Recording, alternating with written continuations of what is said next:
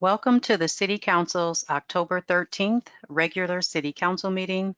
This is a teleconference meeting with the City Council, city staff, and members of the public participating remotely to ensure proper social distancing in this federal, state, and local emergency. First, I will take roll call, introduce the staff and City Council members present. Vice Mayor Drew Combs, City Council Member Kat Carlton, City Council Member Betsy Nash, and City Council Member Ray Mueller. Staff present include City Manager Starla Jerome Robinson, Interim City Attorney Cara Silver, and our City Clerk Judy Herron. Ms. Herron, would you please provide instructions to the City Council and members of the public on how the meeting will proceed? Thank you, Mayor Taylor and members of the City Council, and again echoing the welcome to the October 13th City Council meeting. At this time, we will request that the City Council members remain on screen for the duration of the meeting, controlling their own webcams and cameras.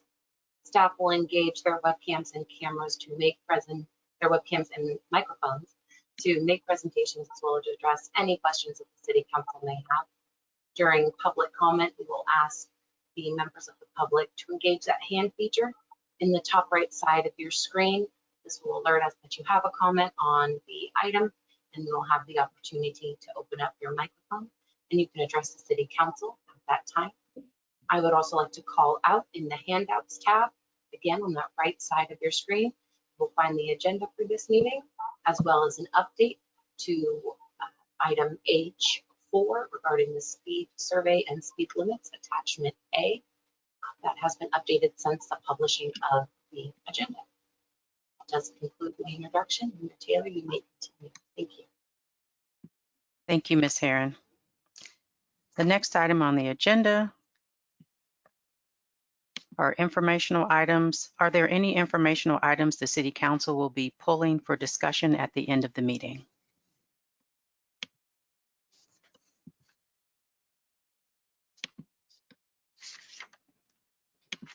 Seeing none, I'll move on to public comment. Under public comment, the public may address the City Council on any subject not listed on the agenda. Each speaker may address the City Council once under public comment for a limit of 3 minutes. Please clearly state your name and address or political jurisdiction in which you live.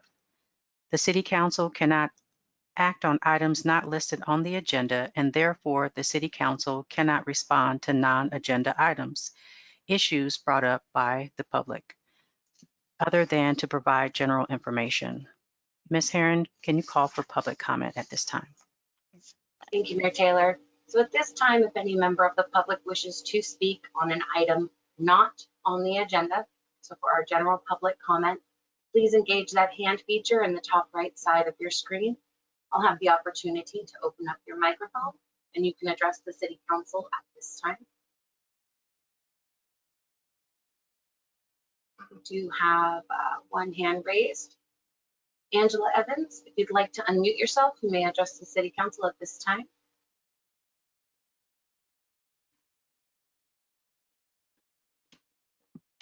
Okay, there we go. Perfect. Can you all hear me? Yes, we can. Thank you. Thank you. Thank you very much, City Council, for all of your hard work.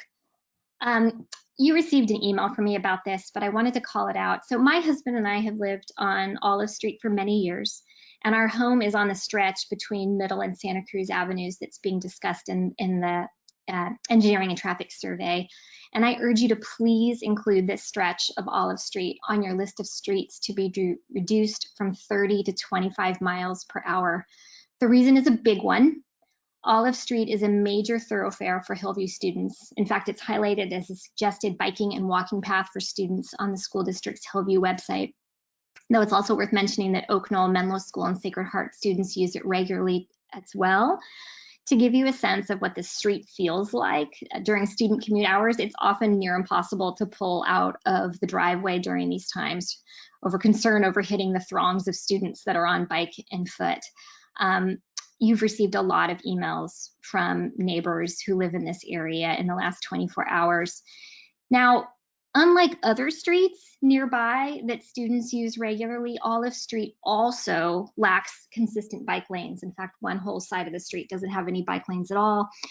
There are no sidewalks, and the public rights-of-way are landscaped over in many places, including at a very critical corner, which causes students to veer well into the street in many locations. So you combine this with speeding cars, and you have this very unsafe formula for the students. A friend of mine urged me to include her son's story, and she put this in an email to you a few years ago. Her son was riding his bike on Olive Street to school, and a car quickly cut in front of him. He fell off his bike and fractured his collarbone. He's okay now, but there have been reports of numerous collisions between cars and students on this stretch, and so many near misses that I've witnessed time and time again. Now, I have read the details of the staff report and the relevant sections of the California Vehicle Code that come into play when setting speed limits. And I know that staff has said that the average speed on Olive measured during the study was 33.4, which rounds to 35, which creates this perceived constraint that the city can't lower it all the way down to 25 and still have it be enforceable by radar. However, when I look at the FAQs on the California Department of Transportation, which I also sent this to you in my email, here's what it says, quote, "What happens when an agency sets a speed limit to an arbitrarily low speed in order to maintain commercial hit?"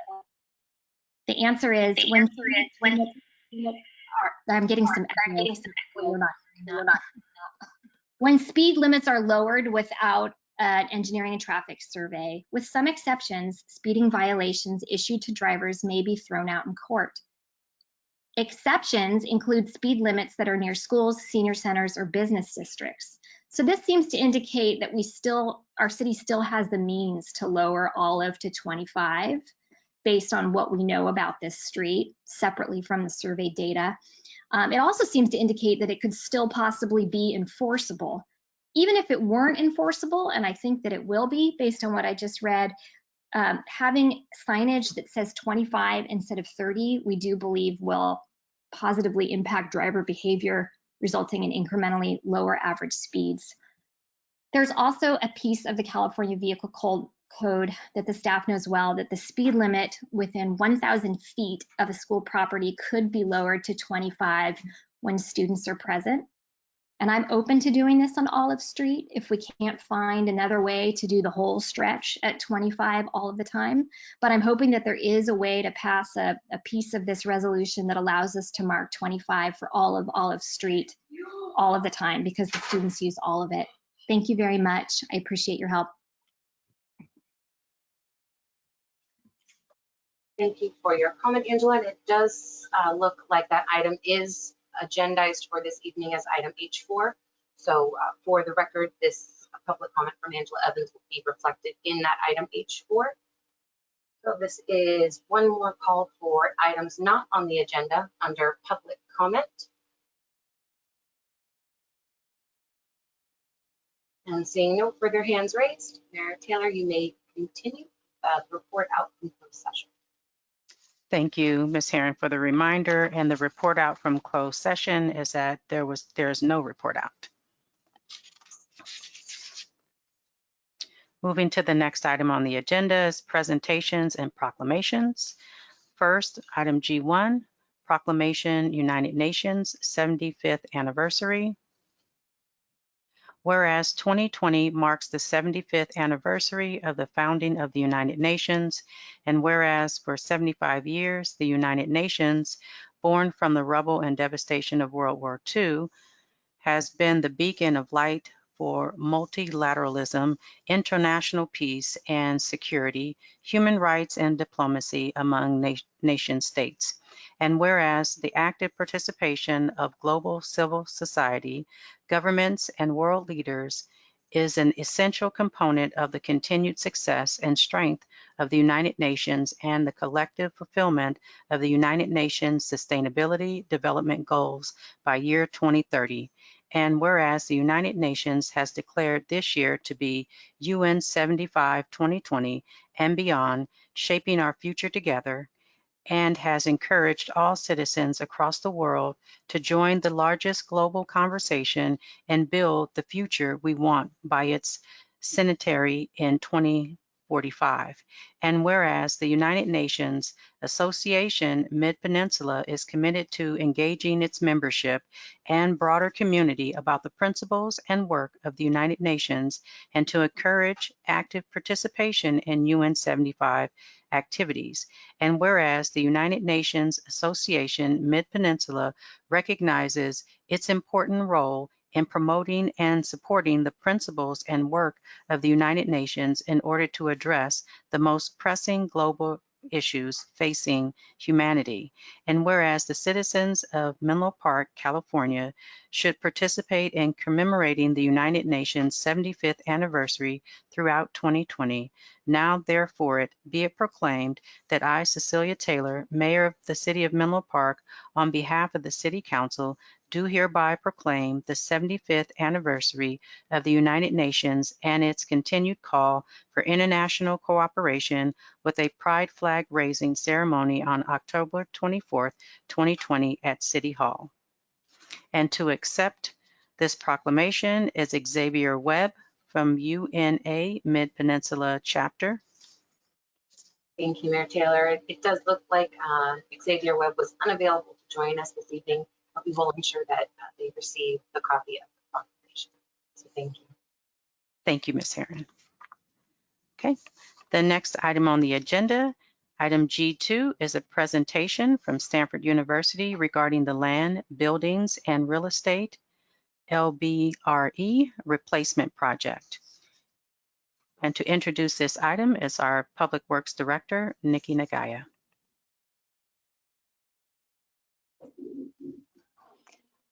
Good evening, Mayor Taylor, council members.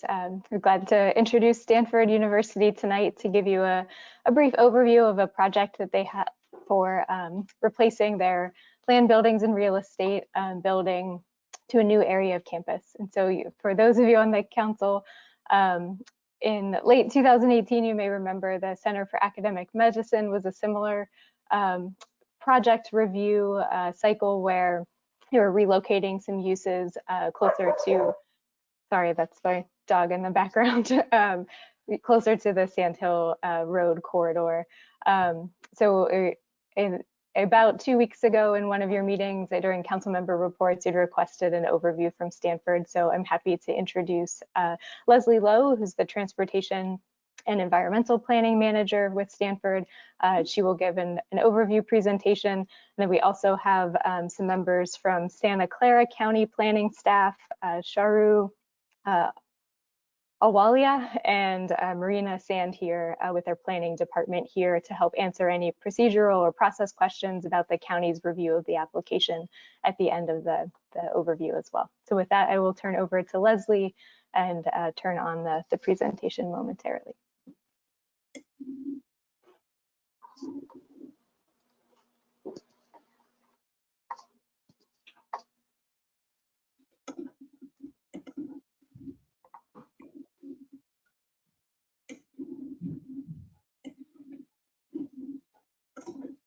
Great, can you guys hear me? Great. So good evening, Mayor Taylor and council members. My name is Leslie Lowe and I'm the Transportation and Environmental Planning Manager at Stanford University. We are here today to check in with you on a project that's near your city border, and we believe there's value in keeping you informed of these activities, such as this project on the Stanford main campus. We met with your public works staff in early March to explain the project and to hear and address their concerns. And we appreciate this opportunity to make this presentation and answer your questions today. The project's called the LBRE Replacement Building, and it's relocating an existing function on our campus to consolidate operations. LBRE stands for Land, Buildings, and Real Estate, and in this presentation, I will explain what that means with regard to our staff and functions that we are proposing to relocate. Next slide.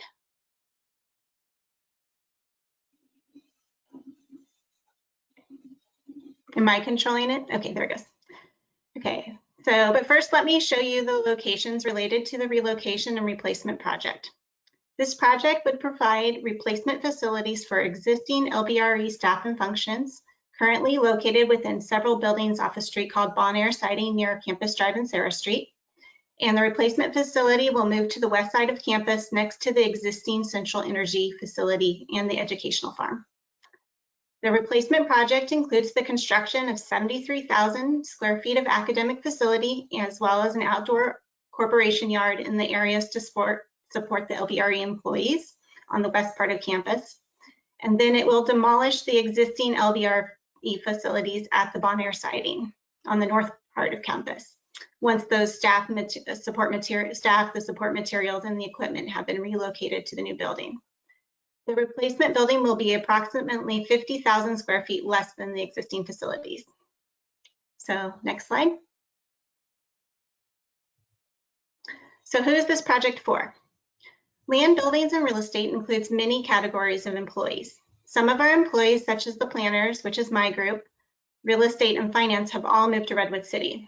The employees who remain on our campus are primarily the essential employees with their work that's physically occurring on the campus. They include staff who maintain our buildings and grounds, for example, staff in our signage shop, carpentry shop, landscape services, road maintenance, and staff that does our construction project management. So in total, we'll have about 295 existing employees who are relocating here. Due to the nature of their work, about 45% of them will arrive early and leave early, and therefore commute in the off-peak hours. Like all our employees on campus, they have access to Stanford's extensive TDM programs. In 2019, our campus-wide drive-alone rate was only 41%, and I will go more into these numbers later. Next slide. This aerial shows the existing uses in the area. You may have visited the tennis courts, golf course, equestrian area, or the educational farm. This project will be located just south of the existing central energy facility, which was constructed in 2015. Next slide. This slide shows the three main components of the replacement project on the west side of campus. The blue area indicates the replacement building, which is 73,000 square feet, 3 stories tall in the dark blue, as well as the surrounding circulation, loading, and landscaping. The green is the road work. Electioneer Road is currently a through road, and we'll be splitting it into 2 parts, such that one part will still have parking and a turnaround, but the portion closer to the proposed replacement building will serve the function of a corporation yard, shown in yellow, which will be moving over from Bon Air siding. There's also some utility work that will be done along the rest of Fremont Road. Parking will be available in the adjacent lot for the relocated employees, as well as the university maintenance vehicles. Next slide. The project will be roughly a quarter mile from Sand Hill Road and will not be visible through the existing vegetation. Sorry, hold on a second. Sorry, something just happened on my side. Okay. Here are the 2 primary elevations of the building facing east and southwest. If you're familiar with the central energy facility, the proposed project will be designed to appear compatible with it. Next slide.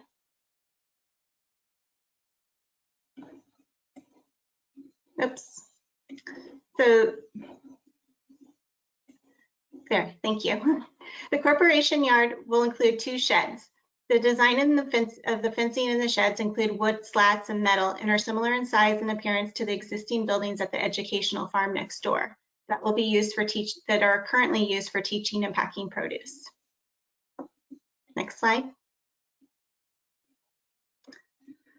The project is subject to the conditions of Stanford's existing general use permit issued under Santa Clara County. The general use permit contains procedures that must be followed when academic square footage is shifted from one campus development district to another, including submission of project-specific traffic studies and approval by the county's planning commission. As mentioned earlier, we began outreach earlier in the spring of 2020 on the project. COVID hit, and then we ended up submitting the project to Santa Clara County in July. We just resubmitted the project to address comments from the county. We think a hearing by the County Planning Commission may occur in winter 2020-2021, after which we'll submit for grading and building permits. Construction could begin in fall 2021 and take 18 to 20 months. So the building will likely be completed more than 2 years from now in early 2023. Next slide. So how do we expect traffic to work for this project? While we have submitted the required traffic analysis to the county, we understand that you would like to know whether this project will bring commuters over to Sand Hill Road. By virtue of its placement here, we would like to provide reassurance that the effects of the relocation of this existing use on Sand Hill Road will be minimal, and explain how we arrived at that conclusion. This map shows the main commute corridors and entry points into the campus. Next slide. As mentioned earlier in my presentation, this replacement project is intended for 295 existing staff. That number is 45% shop employees and 55% desk employees. Due to the nature of their work, the shop employees start work between 5:30 a.m. and 6 o'clock a.m. and finish between 2:30 p.m. and 3 p.m. In addition, several of the desk employees manage construction projects around the campus, and they often arrive at work at 6:30 a.m. At least 45% of the employees are commuting in the off-peak hours and do not affect peak hour commute traffic on external roadways. Further, even though LBRE employees are working at the off-peak hours, their use of the TDM program is similar to our employees that arrive at work during the normal commute periods. Many of the employees who do travel through the commute hours will be traveling along the same roadway corridors they're already using. While some staff may shift routes based on their new work site, many will not, because travel routes are a function of work site, home location, and the preferred travel route. For example, an employee coming from the East Bay will likely continue to travel from 101 to Embarcadero to Campus Drive, rather than alter their route to Sand Hill Road, allowing them to avoid delays at signalized intersections for our more fluid roundabouts on campus. A traffic analysis completed for the relocation project found that the project's trip distribution would be consistent with the 2000 GUP EIR analysis. Based on trip distribution data, we estimate that 10 to 15 commuters out of the 65 who are likely to drive alone during the peak hours could potentially change their routes to Sand Hill Road. We believe this would have a negligible effect on Sand Hill Road commute peak hour traffic, which is over 4,500 vehicles per hour. Next slide. Truck traffic will remain the same as under current operations, with approximately 5 to 15 external truck trips daily, 2 of those occurring during the peak hours. These trucks include pickup trucks, box trucks, and the occasional semi. Like what occurs today, trucks will continue to enter the campus at the different gateways depending on their origins and destinations. While it is possible that some trucks that do not currently use Sand Hill Road could shift, it is expected to be a small fraction of what is already a low number of daily truck trips. Next slide. We hope this provides the key information for your awareness about this project, and we are here to answer any questions you may have. I have with me today Jean McCown from our Government Affairs Office and Ellen Poling, our Transportation Consultant with Fair & Pierce, to help me answer any of your questions. And I know that the county staff is also available. Thank you. Thank you for the presentation, Ms. Lowe. Are there any clarifying questions from the City Council before we take public comment? Okay, we'll move to public comment. Ms. Herron, can you call for public comment? Yes, thank you, Mayor Taylor. So at this time, if any member of the public wishes to speak on item G2 regarding the Stanford University LBRE replacement project, please engage that hand feature in the top right side of your screen. I'll have the opportunity to open up your microphone and you can address the City Council at this time.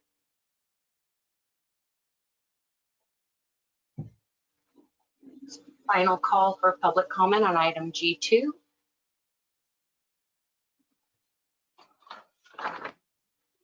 Seeing no hands raised, Mayor Taylor, you may continue. Thank you. Thank you, Ms. Herron. So just following up with the Councilmember Mueller. I was just kind of curious, what function do the trucks have that come to this site?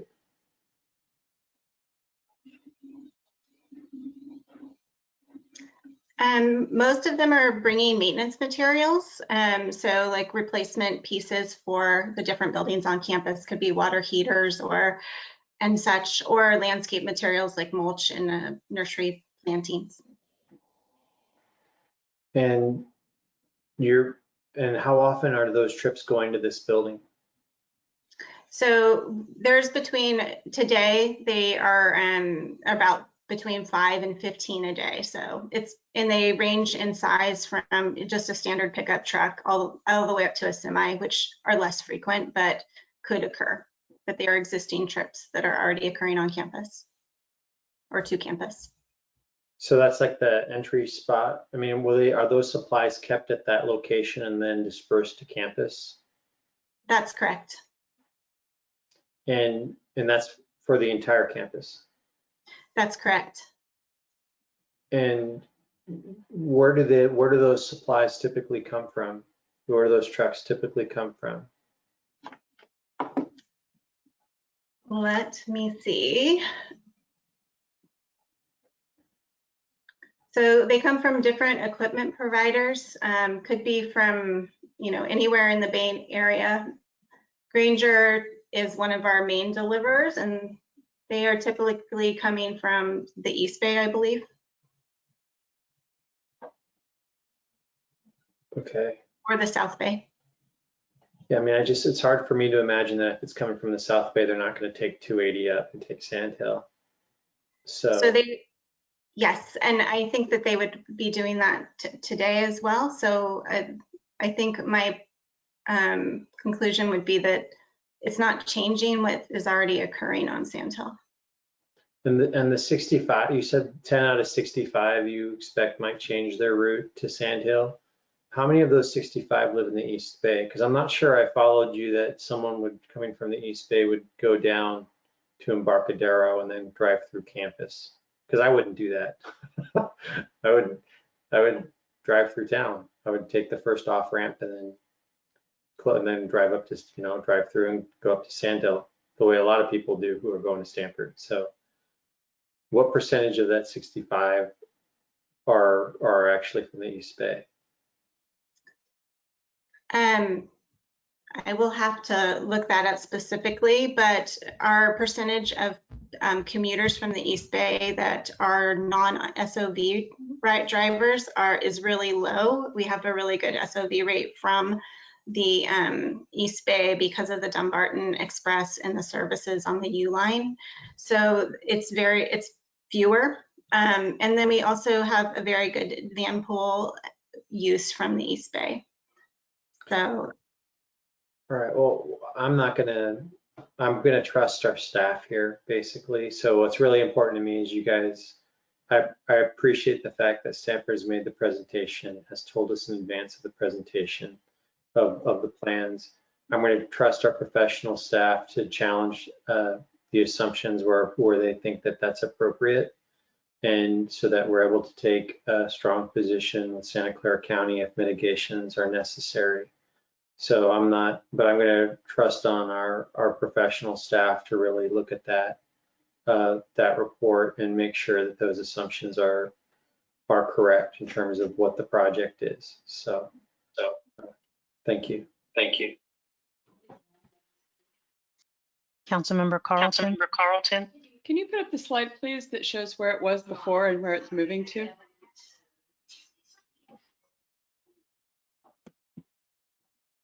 And I ask for this because what has happened in the past when we've looked at things being brought from one side of campus to the other is that you have EIR, you have traffic.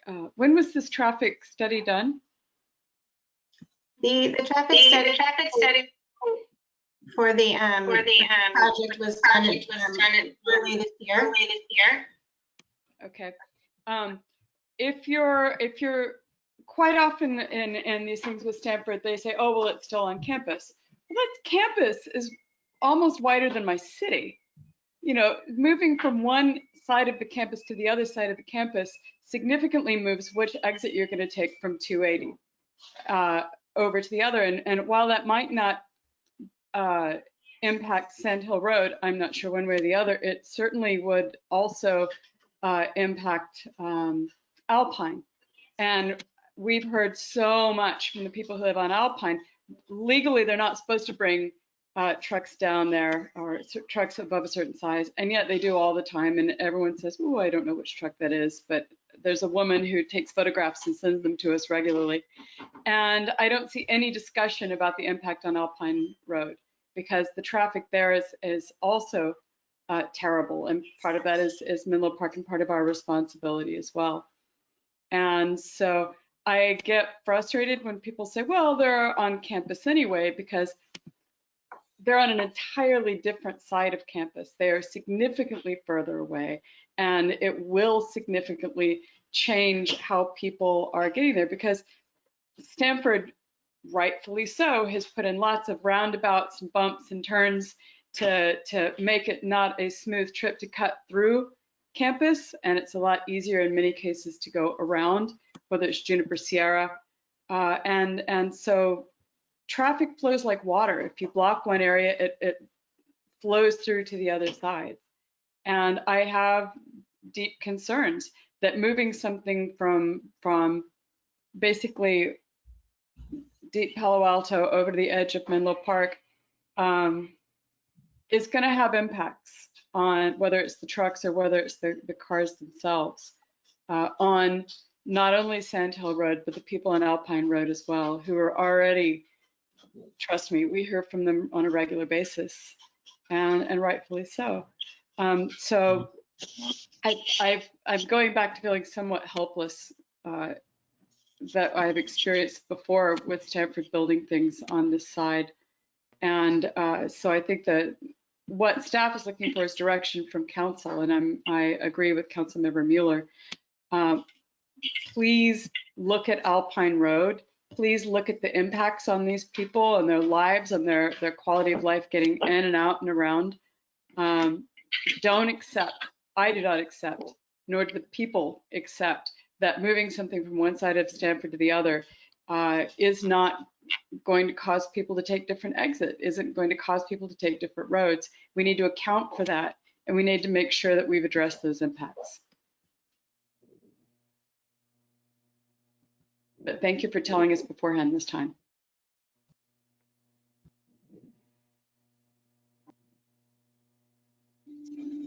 Thank you, Councilmember Carlton. Ms. McGowan? Yes, thank you. I would love to comment on this. We completely understand the comment. The origin of bringing this to you is complete recognition that when we are doing different things on different parts of our campus, and as it approaches whatever that direction is, north, I never can get it right, west, whatever, closer to your border, that we need to be talking to you. And that's what this whole philosophy is about. It came about back when we had a medical facility complex a number of years ago. I think what we're trying to illustrate on this slide is people are coming from around our campus, and what are the logical changes of routes they would take. So if you're coming from the south up 280, are you gonna, maybe you might go all the way up to Alpine or Sand Hill to get to this new location if you're working there? But people are gonna figure that out. They're gonna, and as was pointed out in the Leslie's materials, a good piece of the community that comes to this work site are coming early. You know, they're not really in the peak moments anyway. So we're trying to assess that clearly.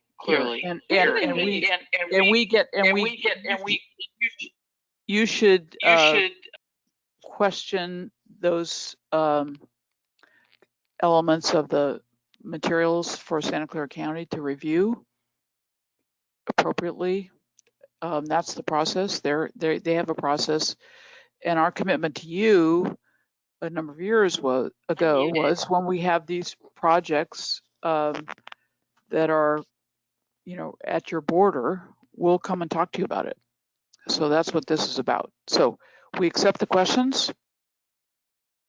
The Santa Clara County will need to assess those questions, and you know, we appreciate that.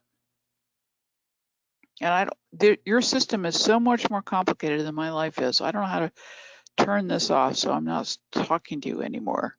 I apologize.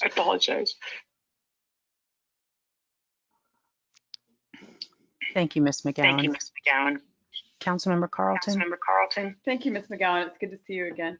I just want to make sure that the people on Alpine Road aren't forgotten, that is brought into the conversation as well, because, you know, they deserve equal respect.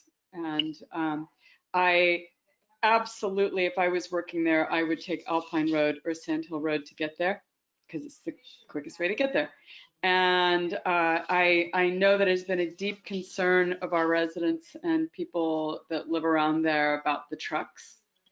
And I'd like to see how that gets addressed, just to make sure that people know we've heard them, and we're addressing their concerns, and we're keeping that road safe. It's another one where we have people walking and people biking, and a lot of crazy traffic on a fairly narrow road.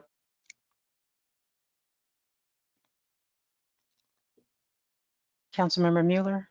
Yeah, I would just say too, and I know that you guys internally look at things like this, but I am a little worried about semis being on the same road as traffic trying to get to the hospital centers there. So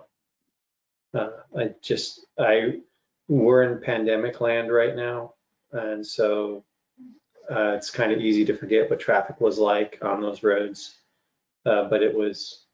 And I also hope that traffic conditions looked at what it was peak before pandemic hit. But I certainly remember what Sand Hill Road was like at peak hours and approaching peak hours prior to pandemic, and adding semis into the mix of that. And I actually have been in the circumstance where I was rushing to get to Stanford Hospital with a child. That does give me a little pause that this is going to be a location now that will have semis going to it as well. So. Thank you. Councilmember Carlton. They keep talking about how everyone's coming to work early. What time are they leaving?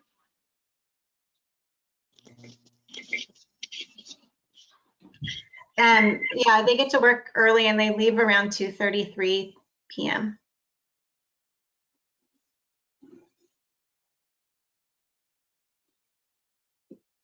Councilmember Nash. Thank you.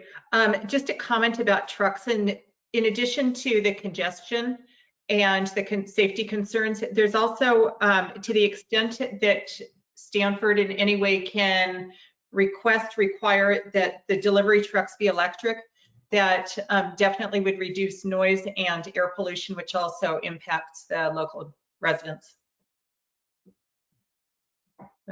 Just a thought.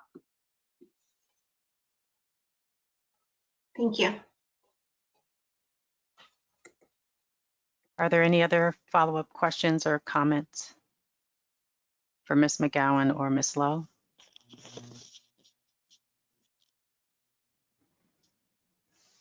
No? Okay, well, I believe, Ms. Nagaya, that you, Ms. Starla Jerome Robinson.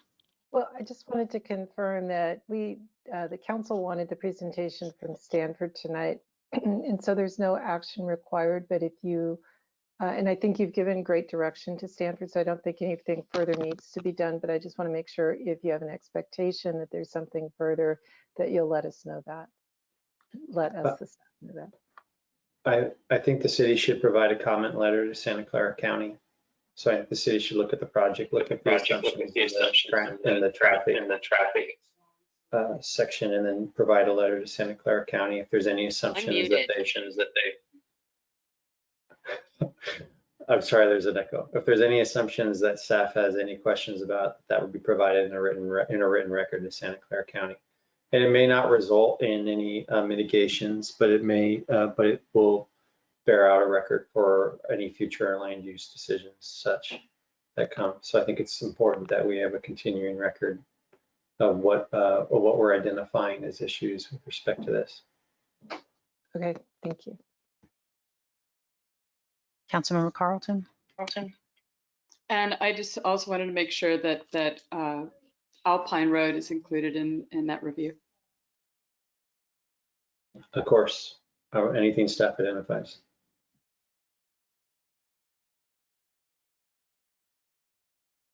Thank you. And thank you again for the presentation on your upcoming project. And if there aren't any other questions and no public comment on this item, we'll move on to G3. A presentation from San Mateo County Flood and Sea Level Rise Resiliency District. To introduce this item is Ms. Nikki Nagaya.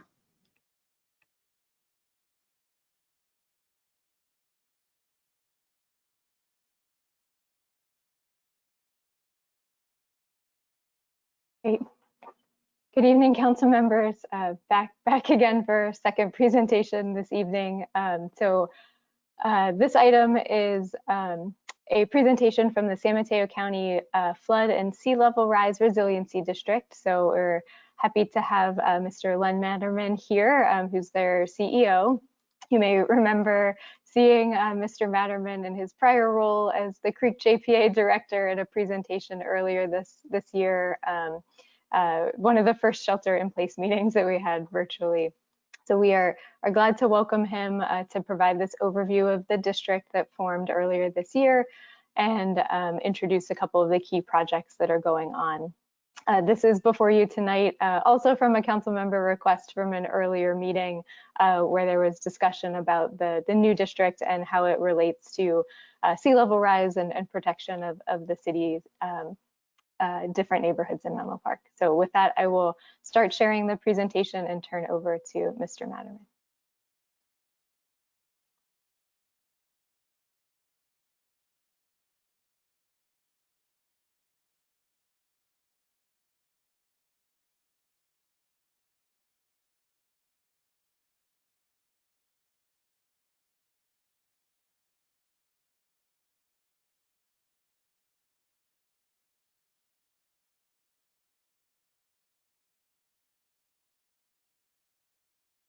Can you hear me now? Yes. Okay. All right. Hi, everybody. Good to see you again. Under a new role, and but still focused and interested in the Menlo Park shoreline. So we'll talk a little bit about that today. But I'll start with a kind of a general description of the new district and what we're up to. Tell you a little bit about what we're doing in other parts of the county, and then we'll zero in on a project that you'll hear a lot more about at your next at one of your next meetings later this month. So the name of the district is the San Mateo County Flood and Sea Level Rise Resiliency District. That is a mouthful. We're kind of transitioning to a shorthand name of one shoreline, and we'll talk about that. Although we have a focus, which is actually unique for a government agency west of the Mississippi on sea level rise, we also serve cities in the county that don't touch the Pacific Ocean or the shoreline. There are 6 of those in this county. And so we really are looking at all the areas of the county, including unincorporated areas. So Nikki has control of the slides, and I'll just ask her to advance it at the right time. So go ahead, Nikki. All right, thank you. So this slide kind of summarizes what we're about and what we're up to this year. We began officially on January 1, following state legislation in 2019. Our board of directors, a couple important points here, which I won't read through this whole slide, but a couple important points. Our board is chosen by CCAG. We have 5 city reps, and then we also have 2 county board of supervisors. The only position, let's say, that's in the statute is the Board of Supervisors position that's on the coast side, because it was thought that we wanted to bring attention to the coast side in terms of climate change issues. Otherwise, the CCAG chosen reps, there's 1 from South County, the North County, and then you could say West County and East County, and then 1 at large. And I can answer any questions about that.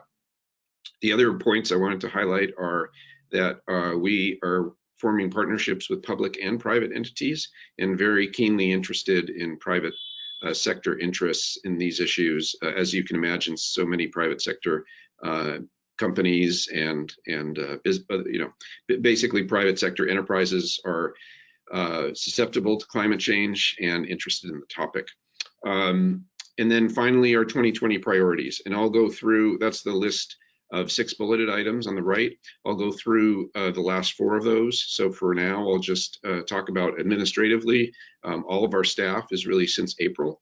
I started there at May 1, and so I've been hiring staff as well as working on our branding. Our tagline is building solutions for a changing climate, and our website. We have a newsletter that's coming out that you'll see, as well as other city council members throughout the county and senior staff this week.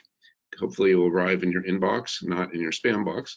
And then also we've been transitioning towards management of our own finances. Before July 1, we were actually kind of under the fiscal agency, let's say, of the county, but now we are independent in terms of managing our finances. So both of those things are important. We're also beginning, as I said, the newsletter, other kinds of outreach. This is part of our outreach program, is meeting with city councils. And also we've begun the process of exploring a stable source of funding beyond our initial 3-year so-called startup period. Nikki? You want to, yeah, there we go. Okay, so looking at kind of some of our activities around the county, the Bay is on the right, Pacific is on the left. We are part of the JPA, the San Francisco Creek JPA, so still very involved with that, which is great. And with that comes the project along the creek, related to Pope Chaucer Bridge and that area, as well as Bay Shoreline. We also have a project that I'll talk a lot more about today called Bayfront Canal and Atherton Channel Project, which is near the intersection of Marsh Road and Highway 101. Here, this shows other projects around the Bay that we're working on, different levels of effort or engagement, and at different stages. So Redwood Shores, Belmont Creek. I'll talk a little bit about the area around San Francisco Airport, and then on the shoreline, working with Pacifica and Half Moon Bay. Nikki?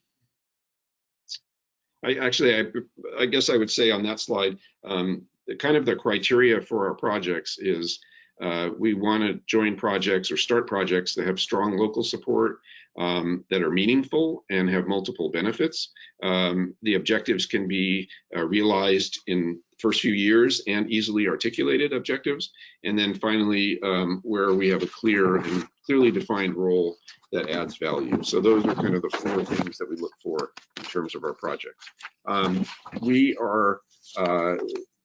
The legislation that created us was really a modification of legislation in 1959 that established a countywide flood controls district. And the objectives of that district were strictly on flood control, and they were kind of what you might think of as flood control in the traditional 1950s, 1960s context. And so we're trying to bring kind of a new approach to that, a holistic approach. So we're looking at a threat that's different, including sea level rise, as was mentioned, and extreme storms brought by climate change. We're looking at objectives that reduce those threats and turn waterways and shorelines from environmental towards environmental and recreational assets that are integrated in communities. So really going away from viewing them as liabilities and trying to incorporate them as assets into the community. In terms of geography, we also are taking a holistic approach and incorporating multi-jurisdictional projects almost exclusively, at least either on the shoreline or in the watershed scale.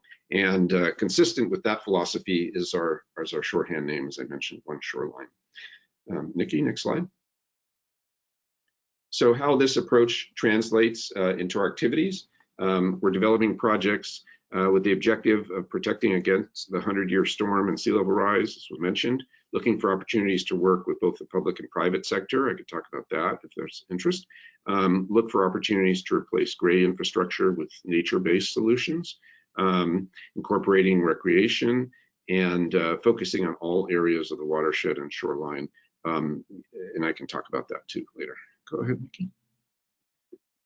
This is kind of in one of the areas we're working,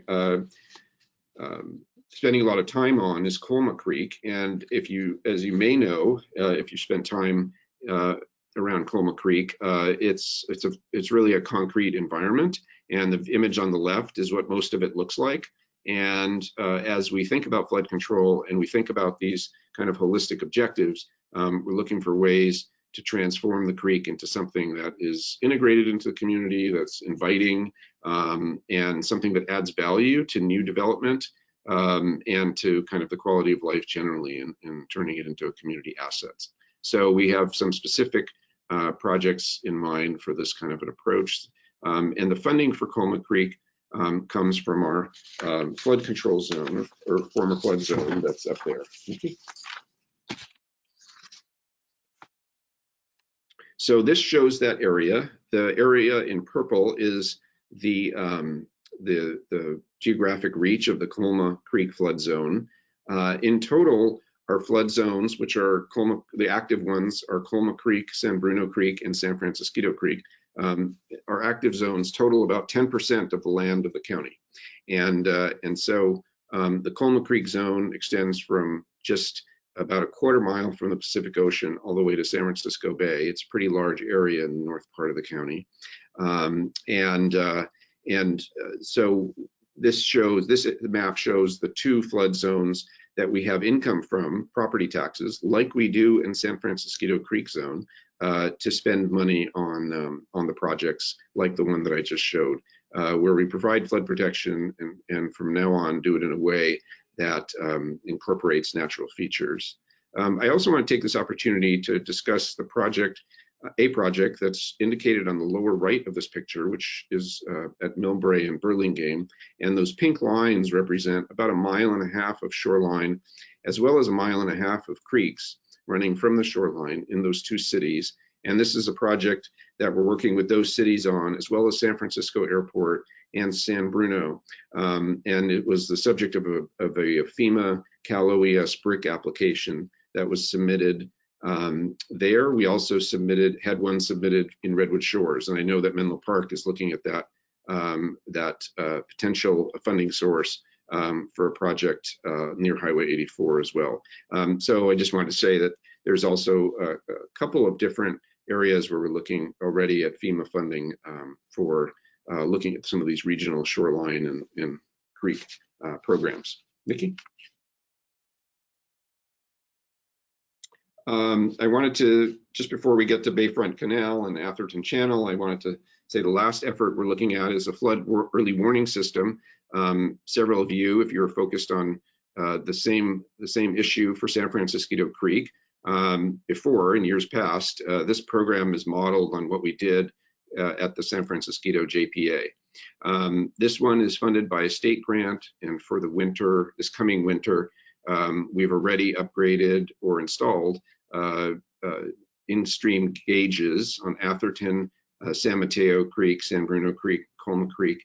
And so by this winter, we intend to have a website that alerts emergency responders and the general public to potential flooding in their neighborhoods, similar to the way it's done in San Francisco. In 2021, we plan to begin and maybe complete 3 multi-jurisdictional, what's called emergency action plans, which get the communities together to plan ahead about how they would respond collectively to disasters. In our context, it's flooding, although they could probably include other items. And the 3 watershed areas that we're looking at for this are Colma Creek, San Bruno Creek is one, and then Belmont watershed and the Bayfront Canal Atherton Channel watershed.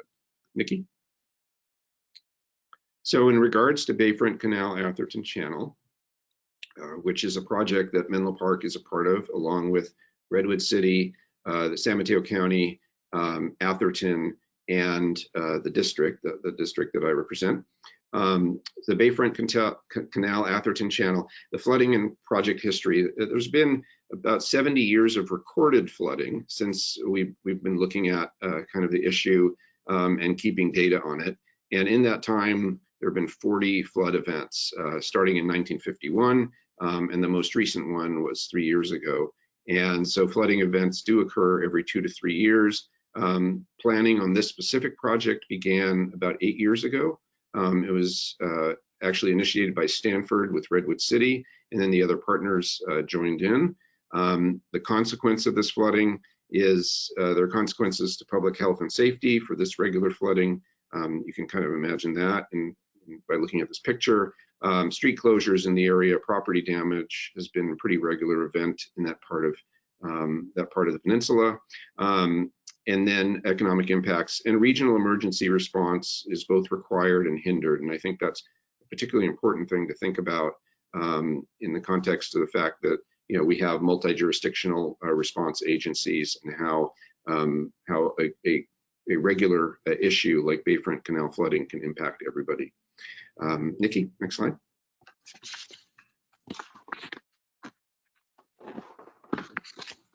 So this is the current, what's called the FEMA floodplain map.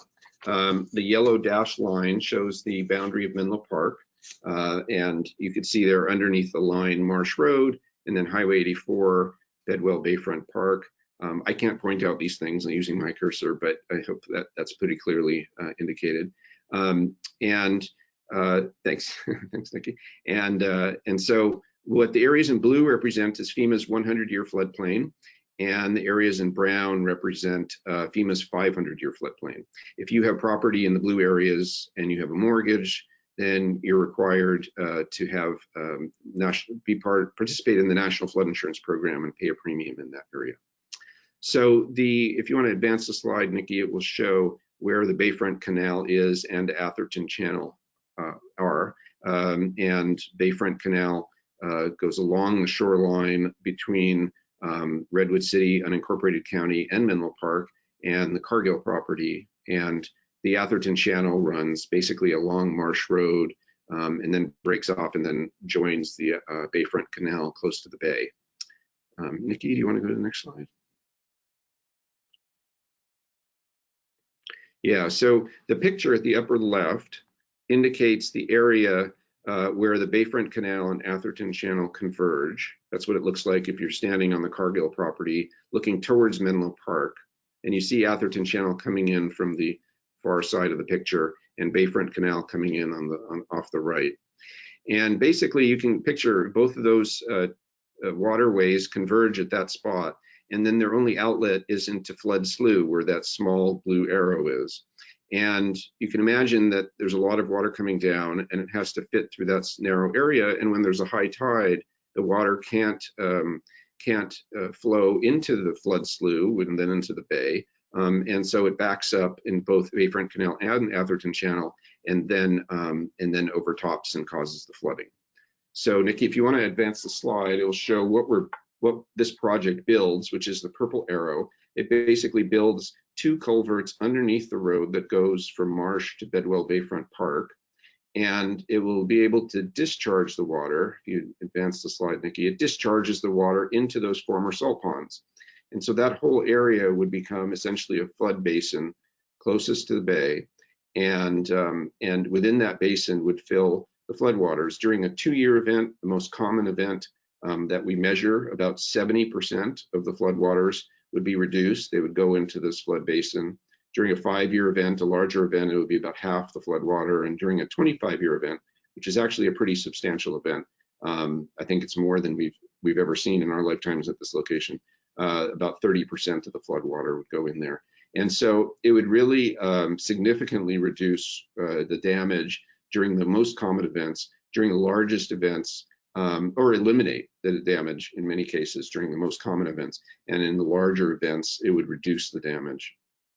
So so this shows the water flowing into that area. Nikki, if you want to advance the slide, it will show 2 tide structures, those 2 yellow circles that will regulate the amount of water that's in those former salt ponds and enable us to keep them as empty as possible so that they can receive this flood water. Obviously, we don't want them filling with tide water and then having a storm come and sending all this water into there. That would kind of contravene the purpose of these areas. And so the city, that circle. Mr. Madiman, just a moment. Sure. Sorry to interrupt you. Councilmember Carlton had a question. Oh, sure. Would you like me to ask while you're on the topic, or would you like me to take notes and ask you at the end? Which would you prefer? It's completely up to you all. Oh. So I know that, especially that just the name Cargill, for those of us who've been around for a while, there's kind of a visceral reaction. And with a lot of these things I've seen, particularly in this area on the environment, it's the old butterfly flapping its wings in Beijing causes all these other unintended consequences. What you're saying sounds good. I'm just wondering, has this been reviewed by biologists and by people who are experts on whether it's nesting endangered birds or all the other things? I just want to make sure that while we're doing the right thing on one hand, we're not inadvertently having a negative impact on something else that we're unaware of. Well, thank you for the question. It sounds like I have an echo now. I'm not sure if that's new, but anyway, what I can say is that the Salt Pond Restoration Project is a partnership of the U.S. Fish and Wildlife Service, the State Fish and Wildlife Service, and other agencies that think deeply about the ecosystem benefits and impacts of various projects in their area, and that they're a partner on this project and quite supportive of it. That they view that the introduction of fresh water into these ponds actually would be a benefit for the former ponds. And they're also a partner because they have other projects, as I think you know, just off this picture on the right, where they're doing work to the larger areas of the former salt ponds. You know, I can't sit here and say that there are no unintended consequences, because almost by definition that would be impossible to predict. But certainly we're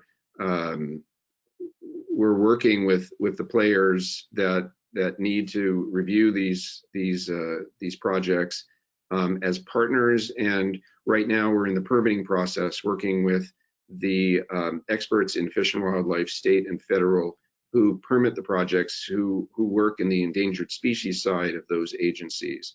So I have to think that, and those permit processes, as I think you know, can be extremely rigorous and lengthy. And so I would have to assume that they've covered all their bases in terms of looking out for those issues.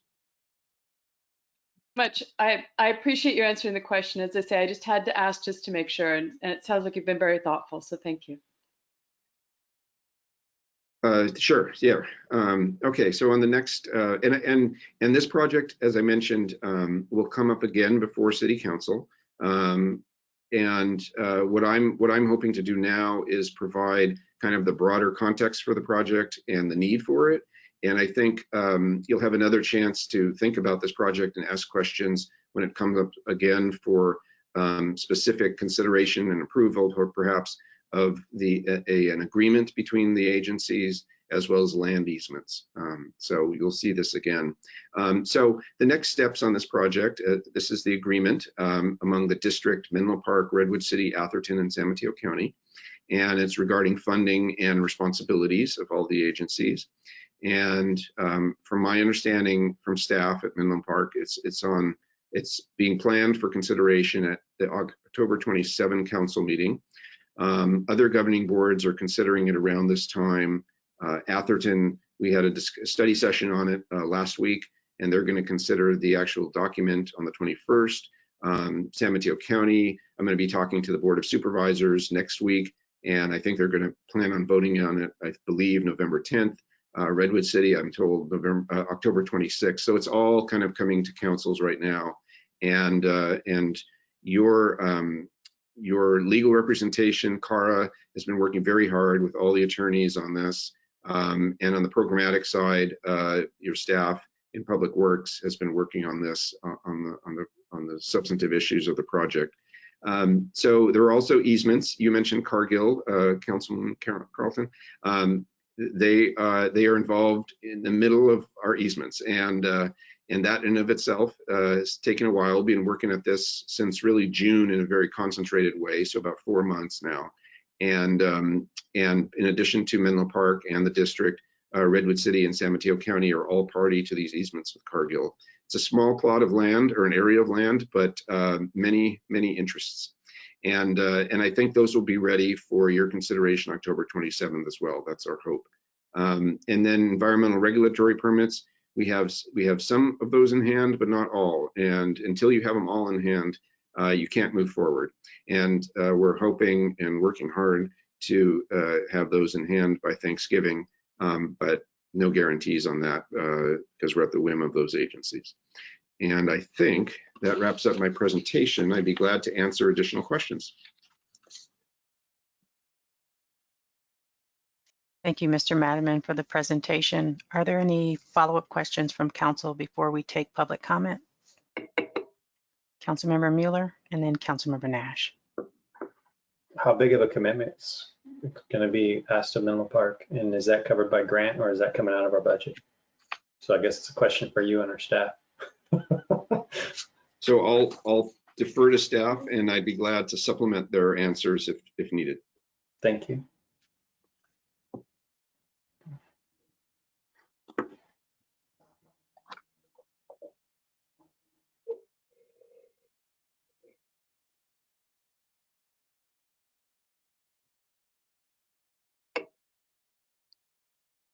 Oh, there we go.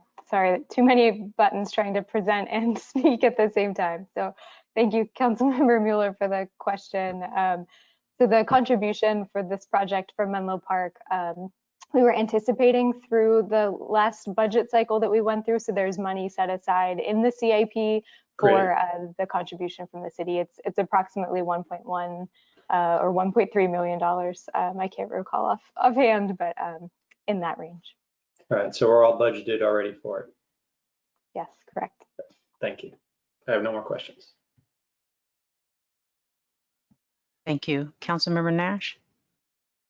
So I'm wondering how far out you're planning for, and with sea level rise, what you're looking at for 2050 and for 2100. How many feet of sea level rise? Yeah, so thank you for that question. The project at I assume you're talking about the Bayfront Canal project, right? I'll step back and say that our design objective for all of our sea level rise projects is 10 feet above today's high tide. That is equal to 6 feet above the 100-year tide, according to FEMA. And that's the objective that we had at the JPA. That's the objective we built at the JPA in the San Francisco project between the Bay and Highway 101. And that's the objective that we are taking, that the JPA has taken to move forward north from there. And that's what the district is doing as well. So 10 feet above today's what's called the mean higher high water tide, which is the average highest tide of the day. And in the Bayfront Canal project, it's not a tidal project really. It's really a project to get fluvial water that's coming down creeks from the hills from rain out into the bay. And so there would be a separate effort along the shoreline of Menlo Park, Redwood City, San Mateo County, between, let's say, Marsh Road and Woodside Road, and or Seaport Boulevard, I guess you could say, on that side of the highway, that would need to take into account an assumption about sea level rise. And we are thinking deeply about what that shoreline would look like, could look like, if the current use of the Cardinal property were to change from salt pond production to a use that was, let's say, dictated more by the Fish and Wildlife Service, like the other former salt ponds. If that transition occurs, then we may have opportunities. We will have opportunities, I believe, to deal with the sea level rise question. But the Bayfront Canal project is helpful in the context of sea level rise, but it doesn't address water actually overtopping the shoreline and coming into the community. Thank you. Mm-hmm. Are there any other questions or comments from council before I take public comment? Just Vice Mayor Combs. one quick question. I think we've seen this before, but Mr. Madiman, can you tell me how the funding for the Bayfront Canal Atherton Channel project, what's the funding formula? It's not every party contributes equally, right? Or is it? I remember it being something else. It's not. So let me just ask Nikki. Nikki, do you want me to take this question? I'd be glad to, but I'd also be glad to defer. We kind of said that on specific questions about the MOU that's going to come to you in 2 weeks, that I'd give city staff the opportunity to answer first. So I just wanted to check with Nikki on that one. Sorry. No, please go ahead. Okay. All right. So right, it's not across the board. Not everybody is sharing equally in the contributions. Basically, what we did was, this is what's coming. What will come before you soon is the second agreement between these parties on this project. There was an agreement back in October of 2017, which funded the design and the environmental analysis for the project. This agreement is almost 100% construction and operations and maintenance. Okay, so the way that the first agreement was fashioned and the way that this agreement will be is generally speaking based on flow contributions, flow of water contributions into Bayfront Canal and Atherton Channel. Now, in this agreement, the one coming up, and we'll have a chance to talk about this in 2 weeks, the city of Atherton has capped its contribution, and we can talk, and you guys can talk more about that, or we could talk more about that. But that contribution is capped at $1.35 million. And so even though Atherton is providing a higher percentage this time than last time, and Menlo Park is going to be asked to provide a lower percentage this time than it did last time, there is this cap, which kind of, I don't know, for lack of a better term, jiggered the numbers a bit and caused a lot of internal discussions about how this would work. So I think the most important things to think about are it's being shared by everybody, that the contribution of Atherton has gone, as a percentage basis, has gone up from the last MOU to this MOU. Menlo Park, Redwood City, and San Mateo went down by the same percentage, which is about 0.5%, not a large difference. And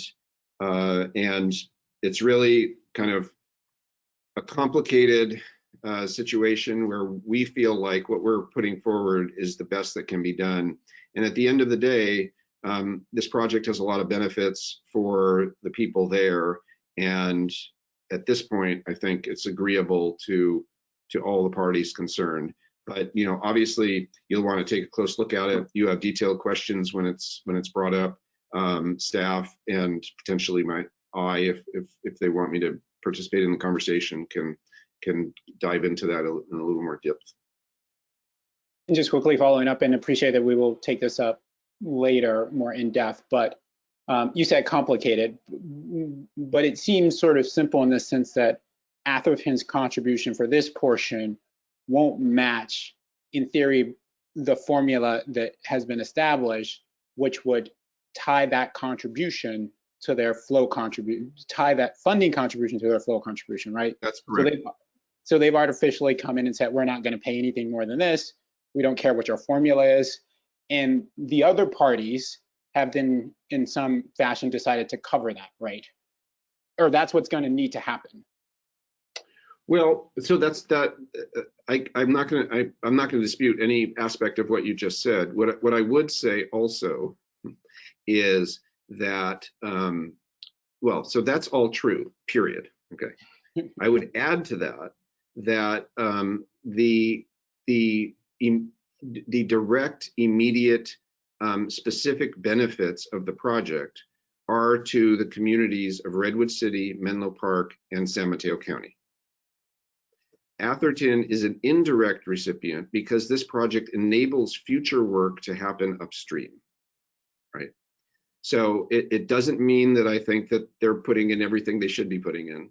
It just means that there's a broader context here to just say flow contribution is one way to look at it, but I think that there are other ways to look at it in terms of who benefits from the project.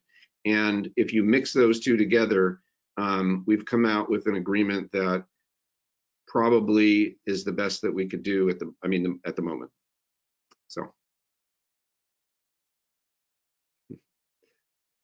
Nikki, help me out. Thank you. That was a great overview. I was just going to add one more piece of information, which has been critical in factoring into how staff has been approaching this project as well. And while the city is making a contribution to the project, if the agreements are approved, that we talked about a little bit earlier tonight, there's also grant money that Redwood City has obtained that has an expiration date. So we've asked for an extension, but there is a sunset to that grant money. And so we have to weigh the trade-offs of moving forward with the funding arrangement as it's been negotiated versus then potentially not being able to meet the grant deadlines for the funding that we have from those third-party grant agencies. So that's part of the calculation that we're trying to weigh as well. If we were to lose that grant funding, we would expect then to deliver this same project that the city's contribution would be even higher than what's proposed as part of the MOU that's coming in a couple weeks. Good point. Well, and if I could just add, I did want to sort of dig into that issue a bit, but completely understand that this is an important project that is much needed.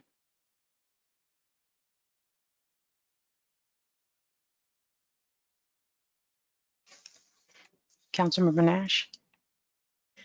Thank you. So will those numbers be available to us when we actually see this again? All the details will be there? Yes, we will bring forward the MOU terms as well as the funding contribution breakdown that's listed in the MOU. And whatever we know about the future contributions and what, so we get as complete a picture of this as possible. Yes, so the MOU would outline the funding for the project that's expected to be needed to see it through construction. And then the outstanding question that we'll be working through with all the partner agencies going forward is the maintenance of the system going forward. But that's a much smaller dollar amount than the construction of the project as a whole. But we can fill in those details when we bring back the agreements in a couple weeks.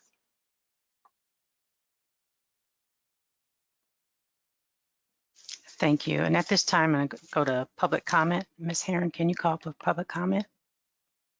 Thank you, Mayor Taylor. So at this time, if any member of the public wishes to speak on item G3 regarding the San Mateo County Flood and Sea Level Rise Resiliency District, please engage your hand feature on the top right side of your screen. I'll have the opportunity to open up your microphone and you can address the City Council at this time. So final call for public comment on item G3 regarding the Flood and Sea Level Rise Resiliency District. Seeing no hands raised, Mayor Taylor, you may continue. Thank you, Ms. Herron. Mr. Matterman, thank you so much for the presentation. I have a couple questions, and we've actually talked about this before. Considering the number of Safer Bay, Bayfront Canal, San Francisco Creek JPA, the flood district, is there a comprehensive map that shows all of the different activities around flooding and sea level rise that's happening specifically in Menlo Park? I would say that there is not, but that could be pretty easily produced. I mean, essentially, I could work with city staff and we could produce something that addresses the shoreline, all the projects in play currently on the shoreline or ones that are proposed right now. Okay, I'd appreciate that. The reason I'm asking is because I want to make sure that each one of these agencies or JPAs are talking to one another so that there's a comprehensive approach to flooding, sea level rise, specifically around the Dumbarton Bridge in District 1. I've had constituents reach out to me where their flood insurance went from $500 to $14,000. And so I see a I see a better use of funding other than paying a high rate for something that may never give you any return, or at least you don't know when. But I just want to make sure that there's a comprehensive approach. And later on our agenda, we have an item under, I think it's I2, that is an opportunity to join PG&E for a grant for FEMA. And I know that there is a grant that East Palo Alto received to build a wall, I believe. So I just want to make sure that we're looking at the area comprehensively, so that one area isn't building a wall and then the next thing it floods another area, but just that there's a comprehensive approach. And I know there isn't one agency that's looking at each piece of that, but I know that there's one man tied to a few of them, which is you, Mr. Matterman. So I just look to you for some recommendations to make sure that everything is working cohesively and that one agency is talking to the other. I don't believe, other than the San Francisco Creek JPA, we specifically have Vice Mayor Combs on there, but I don't think that we have anybody on Bayfront Canal or the flood district. Well, let's see. So do you want me to discuss the representation on the flood district, or tell me? I know that you broke it down earlier in the chart, but I just, because of how much is happening and how many different agencies, and Right. if we don't have one person on all of them, just trying to make sure that everything is working cohesively, that one area isn't doing something that the other area doesn't know about. Right. I mean, I think for the shoreline in Menlo Park, there's really three fundamental things going on, and each of them is led potentially by a different agency. So the JPA has the project called the Safer Project, which runs from Marsh Road to San Francisco Creek. So it includes East Palo Alto, as you know. There is the potential, as you mentioned, of the city applying for a project that would protect the PG&E substation, which is in the middle of that Safer Project. And I know that the San Francisco Creek JPA has been involved in those conversations recently with the city and with PG&E, and that's good, because that project is in the middle and it needs to take into account the plans and assumptions that the JPA is making on its Safer Project, which has also already received, I should say, funding from FEMA from a similar program. So those are two things. And then the third thing is the work of the district, which is leading this Bayfront Canal project, which will send water into the salt ponds in the area that is around the Safer Project. So it's really three things, three agencies: the city, the JPA, and the district. I would say that our communication is good. Are all the projects aligned? I think probably, but it's a very fair question to say, is there a cohesive approach? And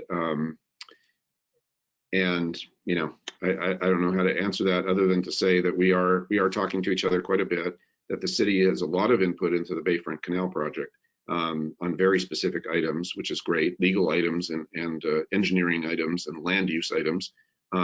That's critical. So that's kind of the lay of the land from my perspective. In terms of the city's representation on the district, I laid out, as you mentioned, kind of how the district board is assumed. The district is new, right? This is our first year, and there will be, by definition, opportunities for different cities to have city council members on our board. And so I would just, you know, encourage staff or council members to keep a lookout for that turnover as it occurs, like it does on the JPA board as well. Thank you, Mr. Matterman. I appreciate your time. And those were all of my questions. Were there any follow-up questions or comments from anyone on council for Mr. Matterman? All right. Well, thank you again for the presentation and providing all that information. I appreciate it. Thank you. Bye. Bye.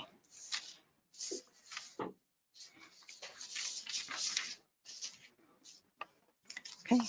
The next item on the agenda is regular business. Under regular business, the City Council considers recommendations from staff on policy matters or administrative actions that require City Council approval. And I have taken one of the items out of order. So we will start off with item H1, consider which city requested work to accompany Facebook's offer to rebuild the community center. The next item I will take after this is item H4. And so to introduce item H1 is our Deputy City Manager, Justin Murphy.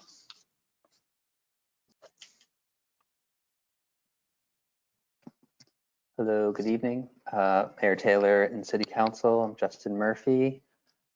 I'm just double checking if I have the ability to share my screen. Okay, here it comes. Thank you, so just a minute.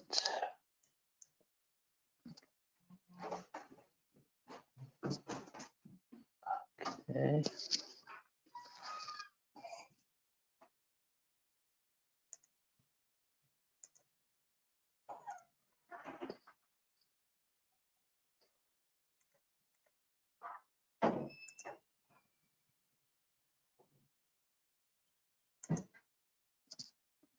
Okay, so can everybody see my screen now with the slide deck? Yes, we can. Thanks. Okay, great. Okay, so tonight's item H1 is related to the Menlo Park Community Campus Project located at 100 to 110 Terminal Avenue. So for tonight's item, the staff report outlines 3 things for which we're seeking council direction. One is regarding the city requested work to include. The second is direction on potential funding sources and strategies for that work. And then the third item is related to a design fee reimbursement to Facebook. So as many of you know, but just to kind of set the stage for it now, the majority of tonight's discussion is indeed related to the city requested work, and it's our understanding that all 5 council members can participate in that. When we get to the point of talking about the design fee reimbursement or anything specific to Facebook, that should be carved off as a separate item so that Vice Mayor Combs can recuse himself at that point. So if that works for the majority of the council, happy to, with the city attorney's help, happy to help guide when we'll be differentiating between things that are specific to Facebook versus the city requested aspects of this project.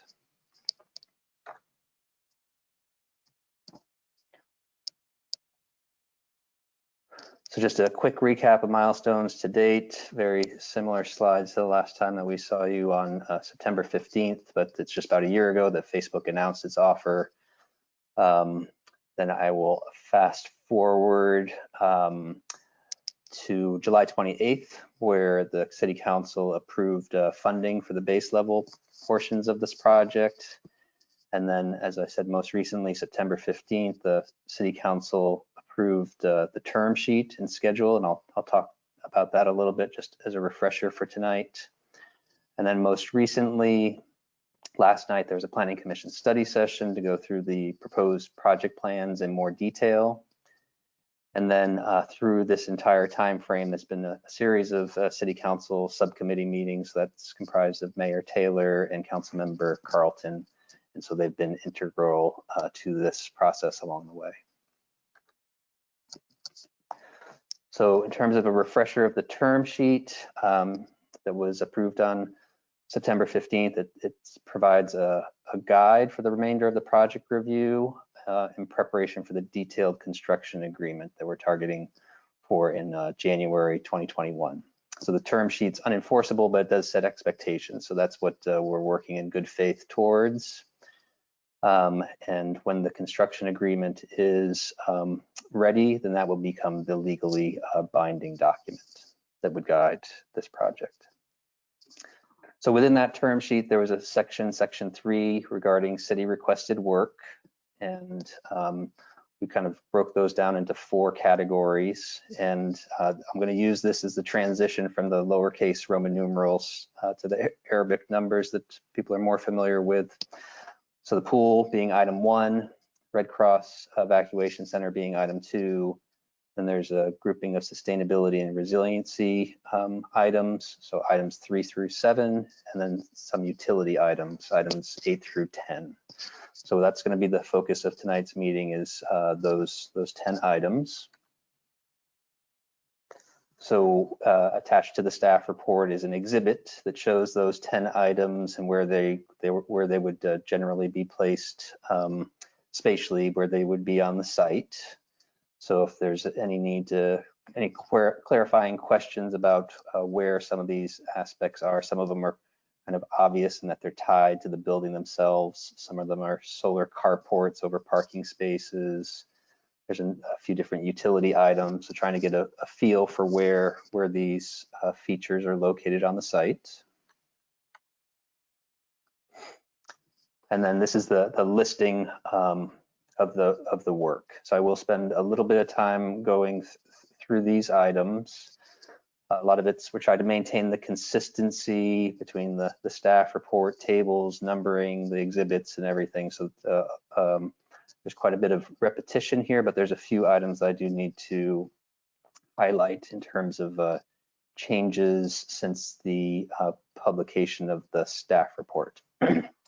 The first one is the new swimming pool, $7.4 million cost estimate. That's been consistent since January. Facebook, although they're not contributing to the construction of the pool, they have provided assistance in terms of construction cost estimates, and we believe that that is a firm number. Red Cross Evacuation Center, so this is the structural upgrade to the building, and this is kind of a key, what we're calling go, no-go decision, in that we need direction from the City Council to be able to incorporate that. So if there's a desire to incorporate that, we need the decision effectively now, so that's factored into the drawings that are being prepared. Third item, so it's items 3 through 7 are within the sustainability and resiliency mode, or categories that we talked about. So the emergency backup power. So the latest thinking with that is that it may not be necessary based off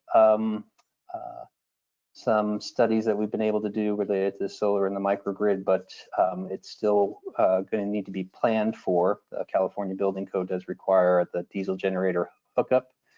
We think the best way to accommodate for this, one way or the other, is through a mobile diesel generator.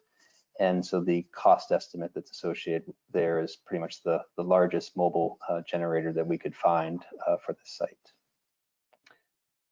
Item 4, solar carports.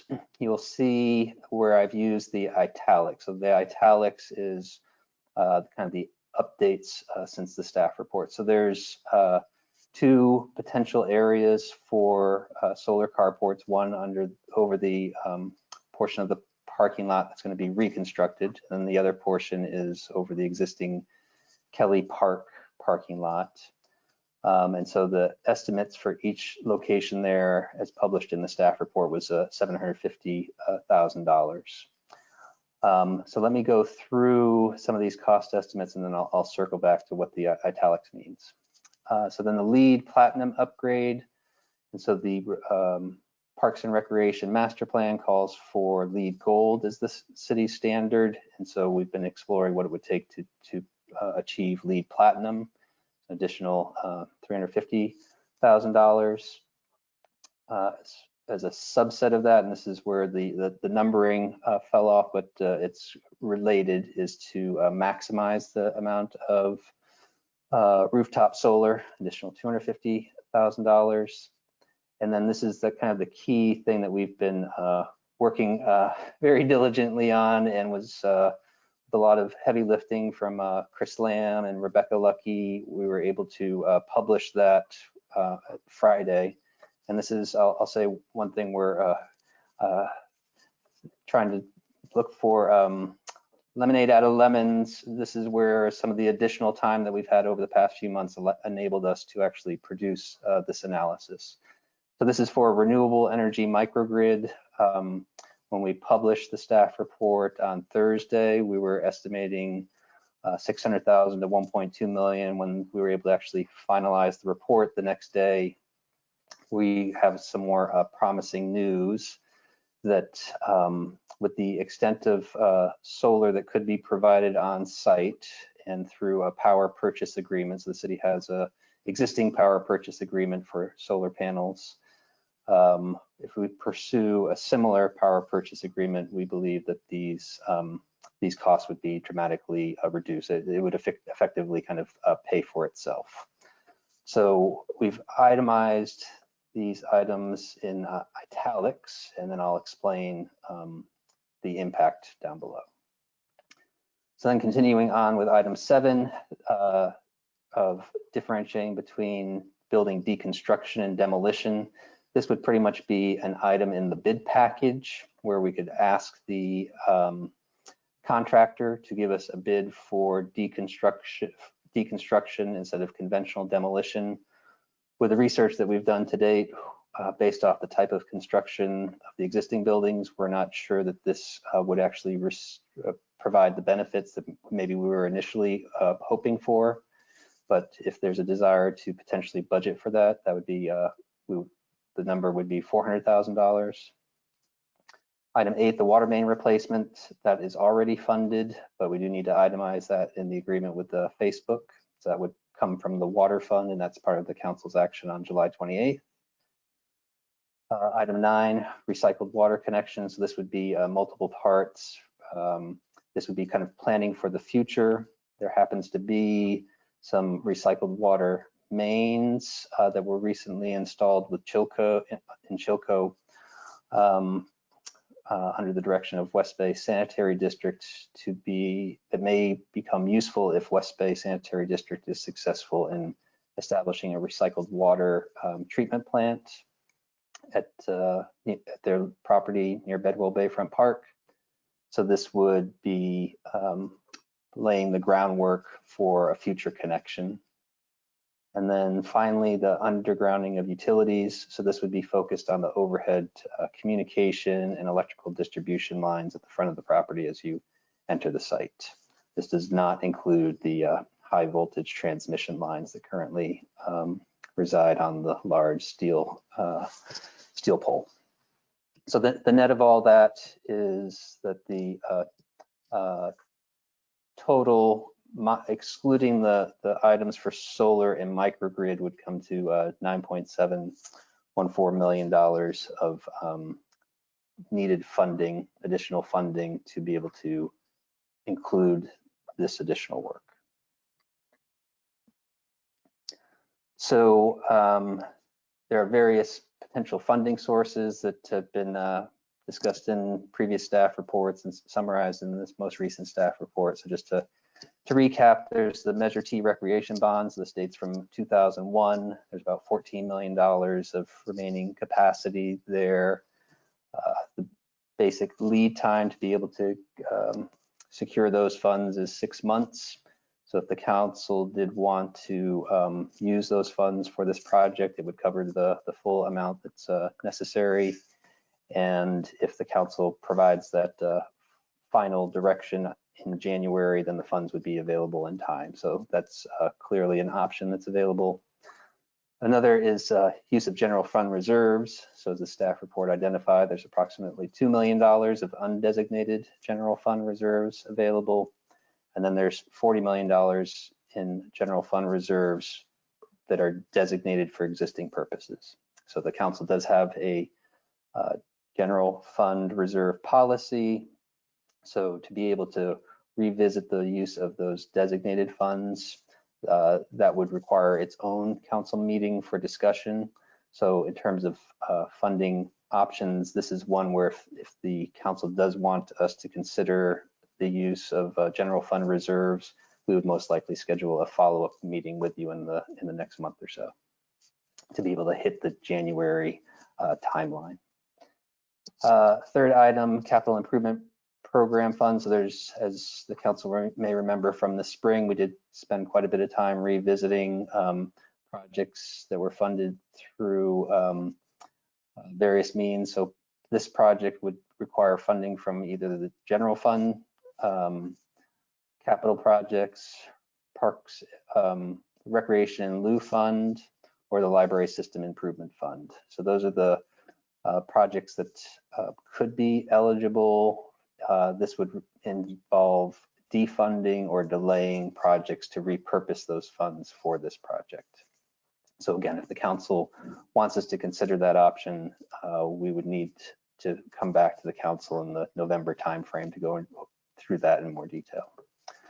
Fourth item listed here is community amenities associated with development projects. So again, the council has had discussions about this in previous meetings.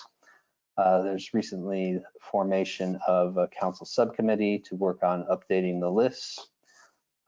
Today, the city did receive a communication from John Tarleton expressing an interest in trying to partner with the city on this particular angle of funding. This again would require additional discussion, so we're looking for council direction whether to consider this further or not specific to this project. And again, it may be an issue of timelines. So happy to field questions or go through that in more detail at the appropriate time. The fifth item here is donations. So it could be frankly large or small. There's various ways of approaching this, but if there are offers to contribute to the project in somehow, there's various ways of considering those. And then we did mention in the staff report that we'll continue to pursue any eligible grants, over the next 3 or 4 months. If there's anything that comes to our attention that we think could be applicable to this project, we would definitely bring that to the council's attention and try to pursue those if it met the objectives and timeline for this project. And then lastly, and this was not mentioned in the staff report, but the power purchase agreement, which I just mentioned, which we think could be a viable option for addressing the solar and microgrid aspects of this project. That's a summary of the various funding sources, and then again, happy to field questions about these, and with this maybe looking for some assistance from others on staff.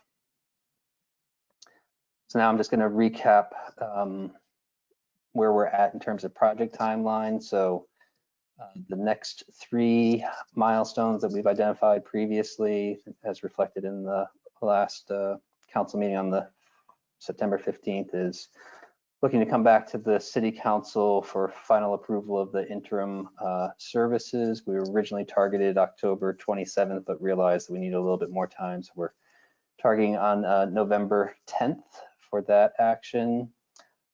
December 7th is the date for the Planning Commission public hearing. I think did have a productive, constructive meeting last night, so I think we're on track for that. And then, as I've said, we're targeting January for final action on this project, which includes the public hearing on the detailed agreement, the environmental review, and then any final commitments regarding funding. So if we're able to achieve all of that, then this is what we would be looking at for the construction schedule. Again, a number of these facilities are currently closed, but there is a chance that they may reopen it at some point in time. But we would then look to for actual closures in the June 2021 timeframe to be able to pursue remediation and demolition next summer, with the goal of reopening the new facility in the spring of 2023. So to recap the recommendation outlined in the staff report, we're looking for the city council to identify which city requested work to incorporate in the project design. And I have used the term go, no-go decisions. There's a few of them that are critical to be able to maintain the current project timeline. We'd also be looking for the council direction on funding sources and strategies for that approximately $9.7 million funding gap. And then the last aspect, and this is the one for which Vice Mayor Combs should recuse, is related to a request from Facebook to be reimbursed for the design fees for the city requested work. And we're estimating that at approximately not to exceed amount of $500,000 for work that they would be fronting effectively. And they would just like a recognition that they would be eligible for reimbursement for those fees. Those design fee estimates are included in the cost estimates summarized so far. So this recommendation does involve input from the subcommittee. I will let the subcommittee speak for themselves, but as was stated in the staff report, generally supportive of incorporating the city requested work. We did not get to any specific recommendations on how best to go about the funding for it, but there was general support from the subcommittee on including the city requested work. So with that, I will wrap up my presentation, be available for questions, then depending on the type of question, I may seek assistance from the team that's supporting me in this great effort. Thank you, Mr. Murphy, for the presentation. Are there any follow-up questions from council? I was actually thinking of taking our dinner break. So but we could take some follow-up questions. So I saw two hands go up at once. Let's go first.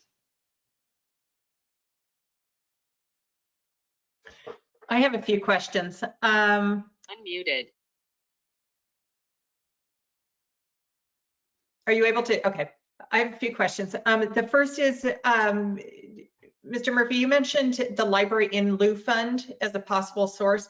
Is that already in the Menlo Park Community Campus? It's not on the chart in the funds for the community campus, or is there some other money available through the library in lieu funds?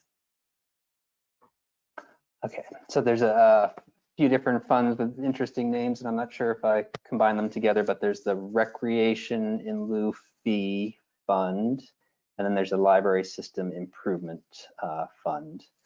My Library System Improvement Fund is definitely eligible for this project, but I think all of the money from that fund has already been committed to this project, so there's no additional money there, but it's okay. an eligible one. Yeah. All right, that was my understanding as well. And then on the deconstructing existing buildings, is that something that's required for projects in the Bayfront area already, or is that not required of other people doing development?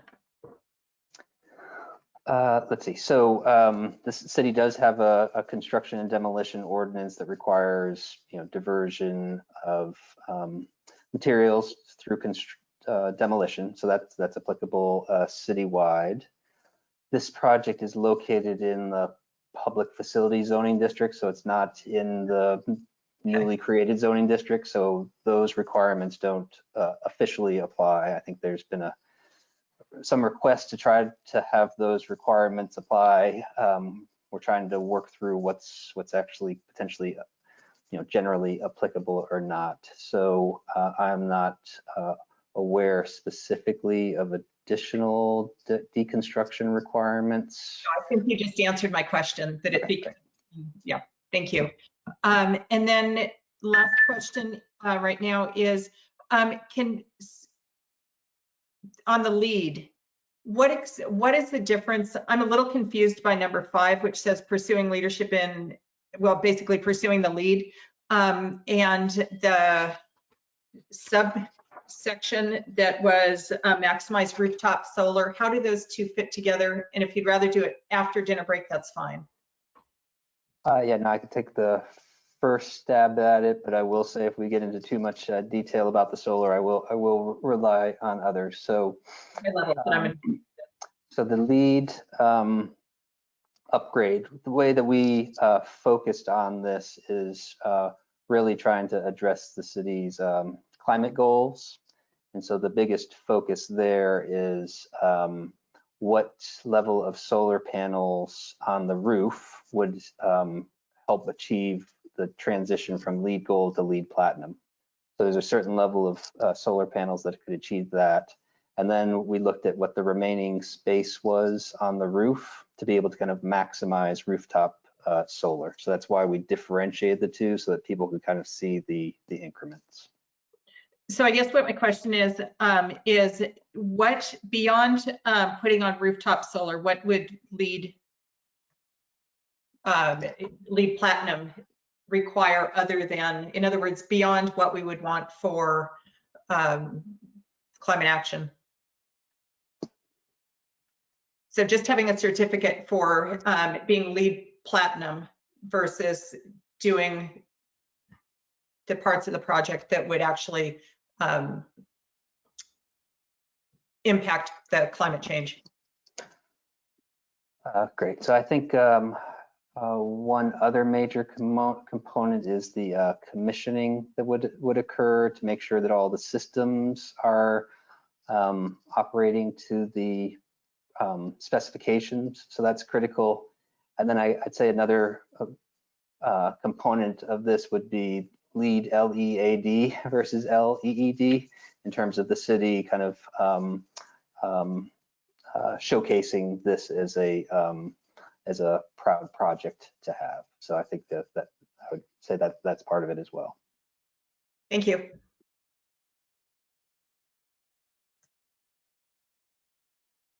Councilmember Carlton? I was really just going to point out that the recommendations we have fall under 3 categories. One is the pool. One is the upgrades and the things necessary to make sure that it's a Red Cross building in case we need shelter. And I think we all know that it's not a matter of if, it's a matter of when. And we thought that was a solid investment in the community. And the other is the environmental leadership aspects. And those are the kind of 3 categories that we discussed. But I won't go into detail because it's dinner time and we can get into the meat of it later.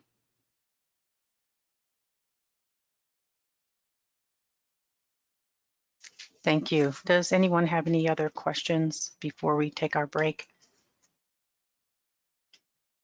Okay. It is 7 o'clock, so we will reconvene at 7:25. Thank you, Mayor Taylor. And for members of the City Council, please disengage your webcams and microphones and only engage your webcams when we return. Thank you.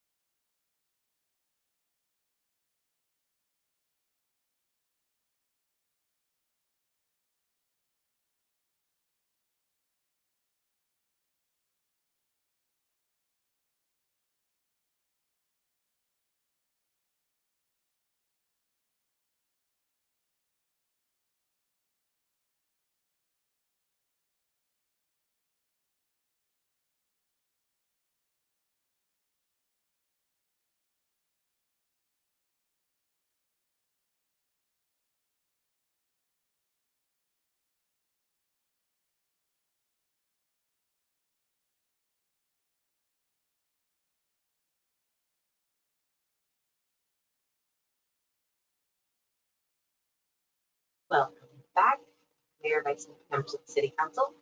With everyone reconvened at our virtual dais. Mayor Taylor, you may continue. Thank you. Thank you, Ms. Herron. And at this time, I'm going to go to public comment. Thank you, Mayor Taylor. So at this time, if any member of the public wishes to speak on item H1 regarding consider which city requested work to accompany Facebook's offer to rebuild community facilities located at 110 Terminal Avenue, please engage that hand feature in the top right side of your screen. You'll have the opportunity to open up your microphone and you can address the City Council at this time. Our first public commenter will be Adina Levin. Adina, if you'd like to unmute yourself, you may address the City Council at this time.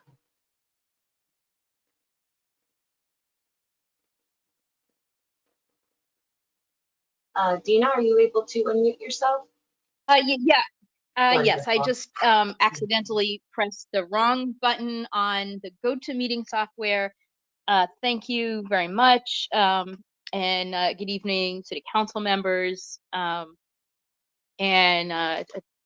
Dina Levin, Menlo Park resident speaking for myself. And a couple of comments on the items for the Belhaven Community Center. One item is I would like to support the comments that have been made by Menlo Spark regarding the potential to have a microgrid and its relationship to the backup needs of the center. So it sounds pretty exciting that there may be a way to have the solar and that whole system and solar and storage to potentially pay for itself over time. And with that, would love to see this minimize the size of the diesel generator as much as possible. It may be needed in the event of a, very extended period where if the solar and storage is not able to completely cover the need, but having it be sized so that it's really minimal and needed as little as possible is going to be the best for the air quality in the community. And then the other comment that I have to make on these items is that I do not have any specific preference for the features and capabilities of the pool, but would encourage the city to do robust community outreach on how to design a pool that best meets the community needs. Thank you very much. Thank you for your comment. Our next public commenter will be Josie Gayard. Josie, if you'd like to unmute yourself, you may address the City Council at this time. Good evening, City Council. This is a really interesting project and appreciate the chance to comment on it. So Josie Gaylor, just speaking as a resident. I have a background in solar and so had a chance to look through the microgrid proposal, which includes a big portion of it is solar. And it's really interesting. I think there are different ways that the project can be structured, but as Justin mentioned, I do think there are ways to structure it such that it basically pays for itself. So, and the reason that is because solar is so cheap these days that it's actually cheaper than the electricity that we purchase from the grid. So that enables you to add batteries and then have all these other benefits basically for free. So the resiliency, the better air quality than diesel generators, and then the environmental benefits. So, sorry about the train. Anyway, so I just wanted to make that point that the microgrid isn't like other things where you make a large upfront investment and you don't make any money back. This one actually, you'll make most of your money back, if not all of it. Thank you.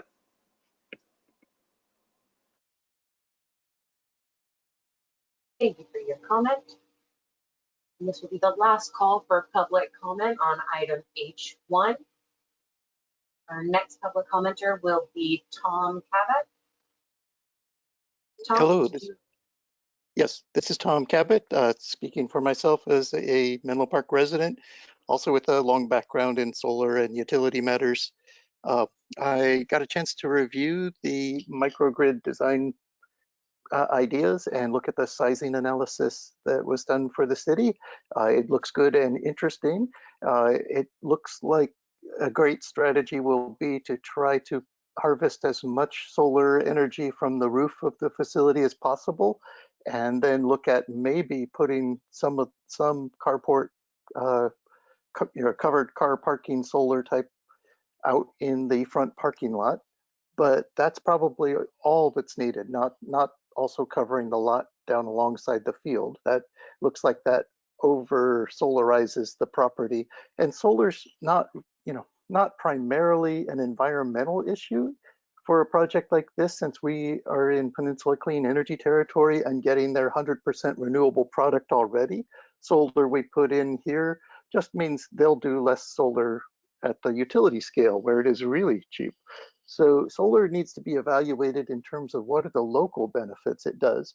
And locally, if you design the project right, size it right, and operate it efficiently, it's a wallet saver. So it is something meant to pay for itself. So the city ought to look at how to go about owning it or writing the PPA in a way that it pays for itself. And then it's also great because it does energize the microgrid for the resilience, so that you don't have to maintain a diesel generator. And so that'll be nice because a solar microgrid will operate for weeks and months if there's some extended outage, but diesel may be hard to come by with everyone else using it up. So I really like the project idea. I think the analysis should go forward on it, and that aspect, it looks like an interesting one. Thanks very much. Good luck. thank you for your comment. And our final public commenter is Cheryl Bibbs.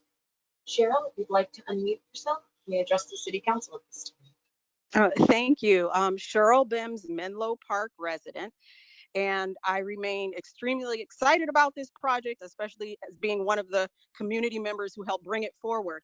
But I do have, I'm hoping we can get more in-depth information when we're considering different options. For example, the Measure T funds. It would be great to know, it's my understanding we've already spent 24 million, but I don't have a record of how it was spent, where it was spent, and how much each one of those projects costs.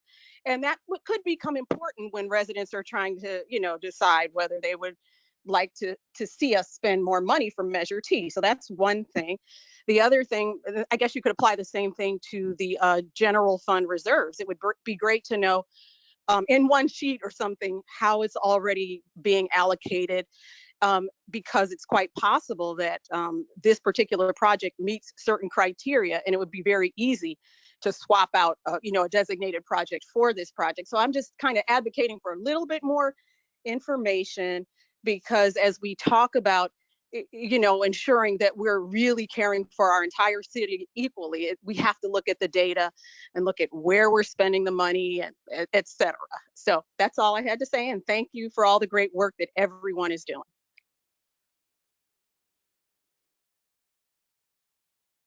Thank you for your comment.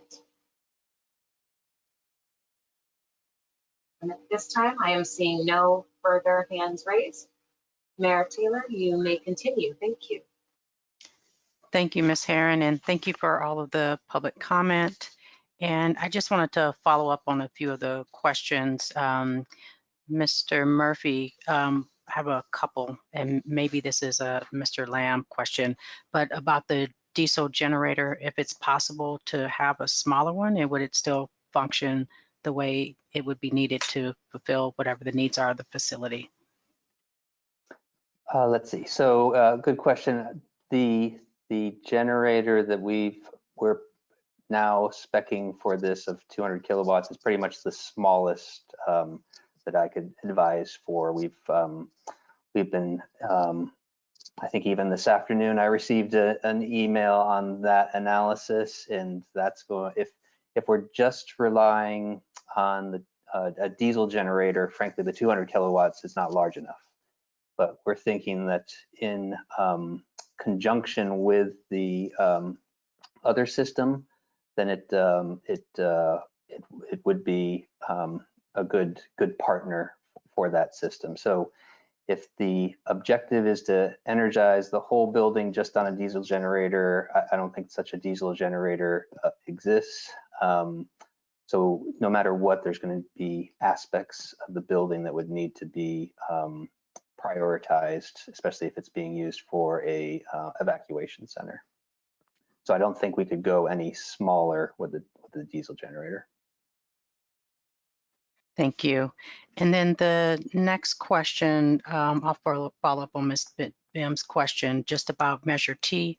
And I know that this wasn't a question in the staff report, so if the information isn't available, but just her questions were, how were Measure T funds used, where were they used, and how much was spent on each project? If we were to move forward with Measure T being a part of the funding for the project, or whether we use it or not, I think it would be helpful to have that information.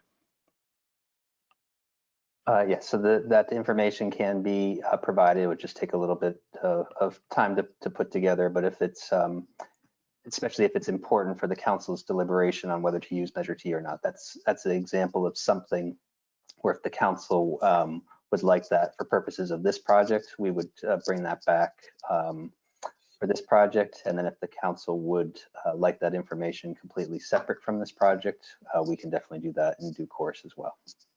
I appreciate that, Mr. Murphy. And for me, it would actually be helpful to know, because one of the things, and Councilmember Carlton and I didn't talk about this explicitly, but I know one of the options is to look at using the community amenity for the pool. And I do not support it. A lot of my constituents don't support it either, because they don't see the pool as an amenity because it already exists. So it would be helpful to know, just to get a better idea of Measure T funds and how they've been used, to understand how they could be used on this project. So it'd be helpful for me. Great. Thank you. We can provide that. Okay. And were there any other questions for council? Mr. Murphy, if you could put up the line items that we need to decide on, all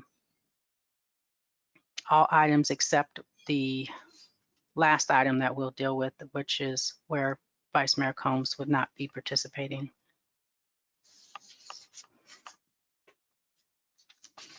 Are you able to, sorry for jumping back and forth. Let's see. We can see your screen. Okay, great. Now can you see the slide? Yes, you're on Okay, recommendation. Great. Yes. So those are the three recommendations. As you just mentioned, the third one we should peel off for the end. And so with the first two, happy to then go back to any of the specific items that, and one way of approaching these items for like item one, if there's anything on the list that you don't want to consider any further, it can be removed from the list. And the same thing could be considered for item two. If there's any funding options that we put forward that you don't want to consider further, but then hopefully we can focus in on the most promising strategies.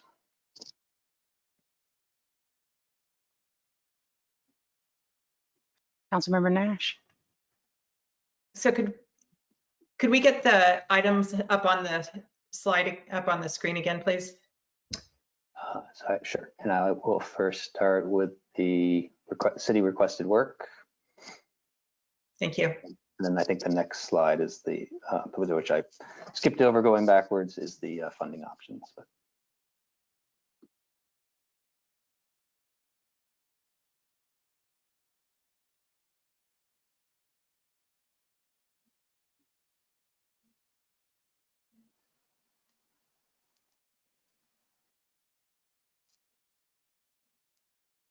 Councilmember Nash.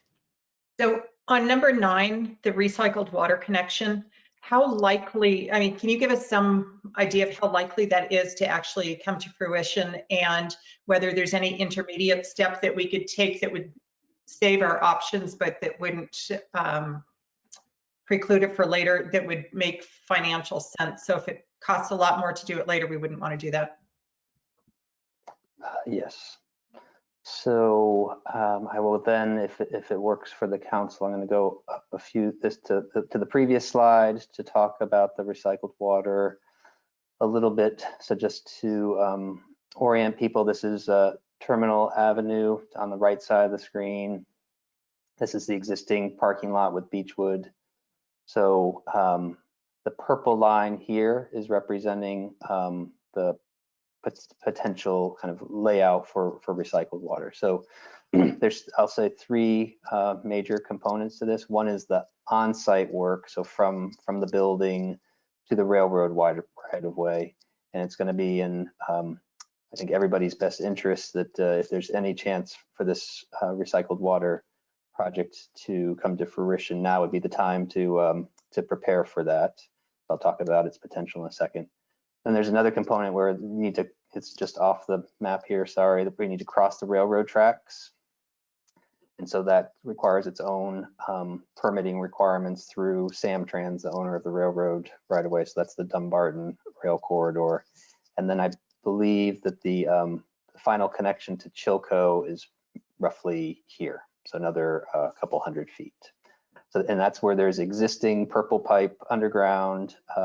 West Bay Sanitary District worked with Facebook to install that as part of all the construction activity that's been going on Chilco over the past few years. So those pipes are in the ground. So what the council may recall is that West Bay Sanitary District recently completed its recycled water facility up at Sharon Heights Golf and Country Club.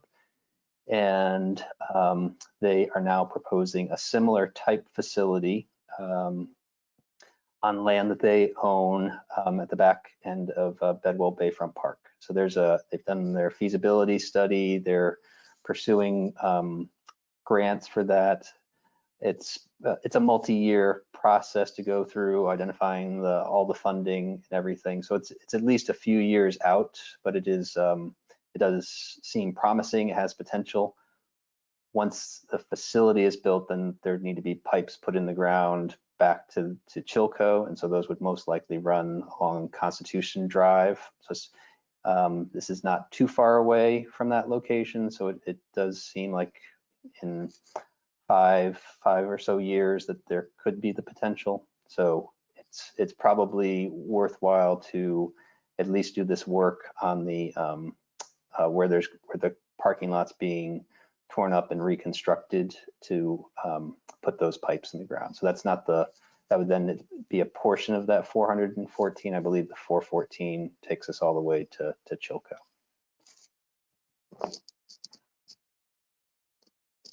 Councilmember Carlton. So like many years ago, back when I was on Parks and Rec, there was a horrible period of gnashing of teeth when there was discussion of putting a well basically in the park by Middle Avenue.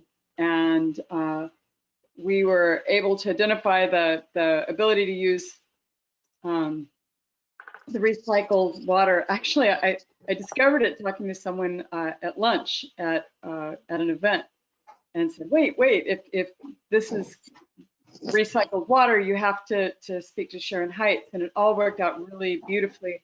We didn't have to think, well, everyone was happy. It's the right thing to do with water. It's the right thing to do with conservation, particularly as we're moving into a new era where they say water is going to become more and more scarce and more critical. It's the right thing to do to use this water for our parks and for Kelly Park as well. And so I'm really excited to see us moving in this area because it helps us on so many different levels. So I can only say I'm pleased to see us moving in that direction, and I hope it doesn't take a decade to actually get it done.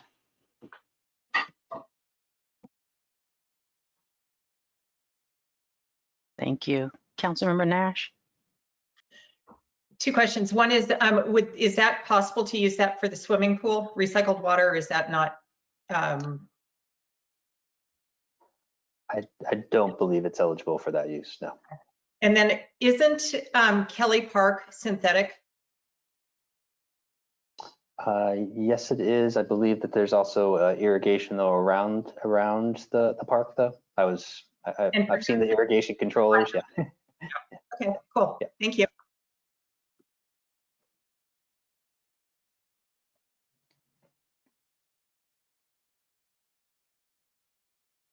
Councilmember Mueller? And I see the list of what we're supposed to comment on, Justin.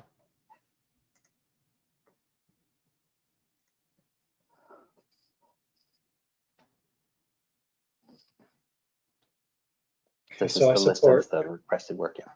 Yeah, so I want to speak real quick. So I support the Red Cross Evacuation Center. With respect to the diesel generator, I think it's important for people to understand that the generator, my understanding of what's being thought of here is not a generator that backs up the facility for like a power outage that would happen with the microgrid, but rather this is a diesel generator that's used during a catastrophic event. One of the biggest things you deal with in a catastrophic emergency is the fact that there are actual fuel shortages that can really affect areas. And so having a place that people can go to for life-saving, basically be evacuated to, have life-saving equipment there.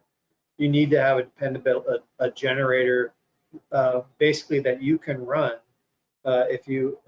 for a specific period of time, because what will happen is even if we're on a renewable energy microgrid, you're going to use, and it has solar power backup, that's going to run out. And then for some period of time, you're going to have diesel generation, and then that's going to run out. And what you're looking at in like a catastrophic earthquake, very frankly, even if you have a diesel generator, is you have maybe 1 to 2 days, period, before it's gone.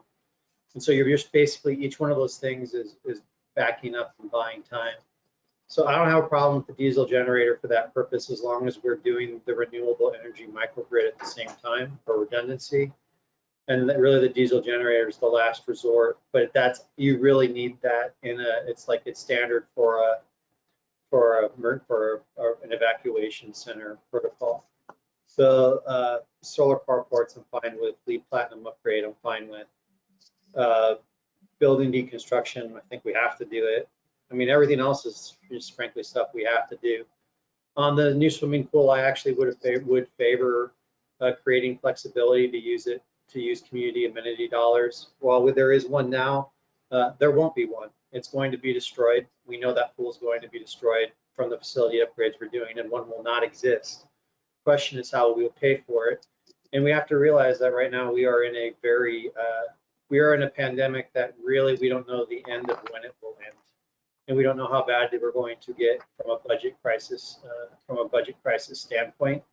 I don't know if you all have been following the reports on the vaccines, but it's not all rosy. And we're seeing reinfections, and we're seeing this could be longer than people anticipated. So I would like the flexibility built in to use community amenity dollars for that process, because I think our budgets may be getting very tight. But if there's a way to do it and not use those dollars, and people can figure out how that can work, fine. But I don't think we want to foreclose that possibility. And that is where I am on these items. Thank you. Thank you. Councilmember Carlton? I know I'm on the subcommittee, but something just crossed my mind that we might have forgotten.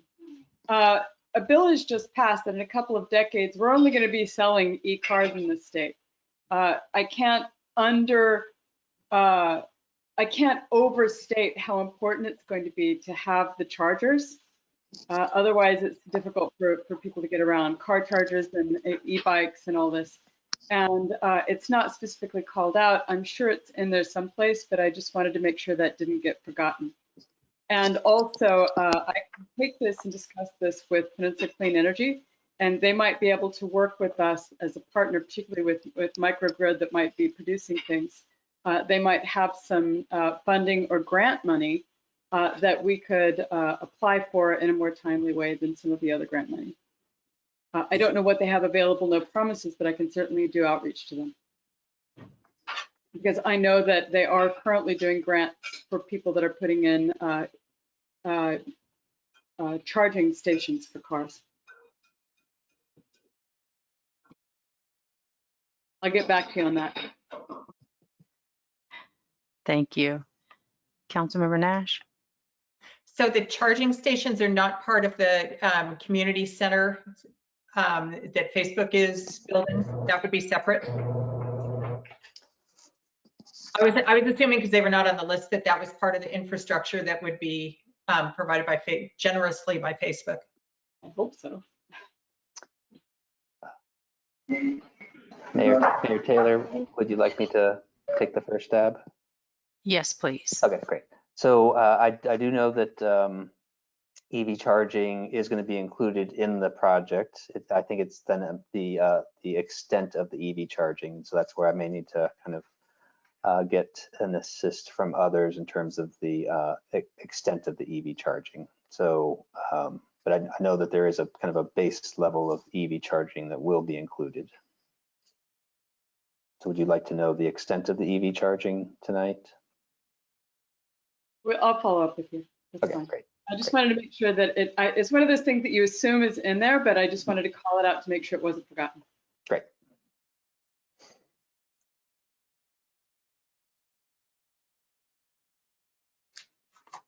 Councilmember Nash? So as far as the city requested work, I am on board with all of it. I actually have a little bit of a hiccup with the LEED Platinum upgrade for their certificate, but I understand that it's good to show leadership. And so that is, I will not, let's go with that. And then the solar carports, it sounded from everything that I've heard and also from Tom Cabot, who gave public comment that we only needed one of the locations and not two, but presumably, you know, it definitely would make sense to pre-wire, as has been called out in the staff report. So I am a go ahead on all of these. The emergency backup diesel generator, to the extent that we can do it as small as possible. I think you said that it was going to be a portable or, and so obviously that's, to the extent that we need it, yes. To the extent that we can rely on the renewable energy microgrid, and let's do that.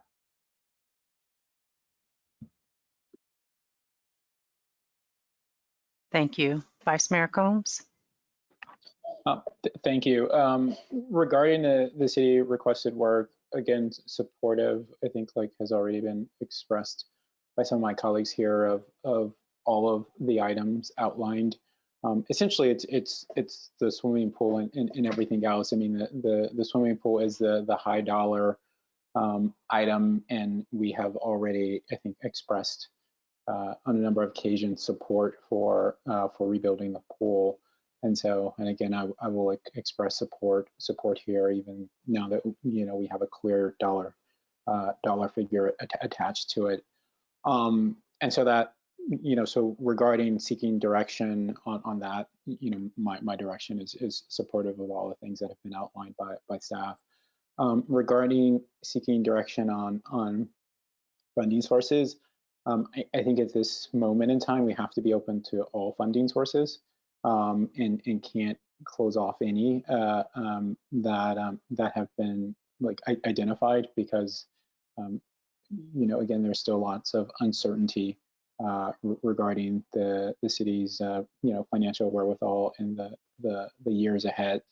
And so again, to that point, I think we have to be willing to consider all our options, especially for what is an extremely expensive project. I think there's no way around it. It's very expensive, and so so at this moment, I wouldn't feel comfortable saying we wouldn't, you know, of any of these sources, we should not pursue one, or you should take one off the list.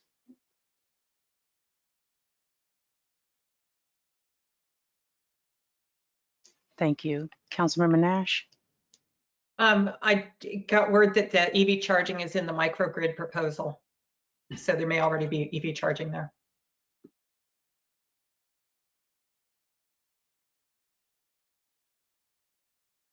Actually, going on to the funding sources, I have a concern about the community amenities in that I do not want to pre-approve any development projects.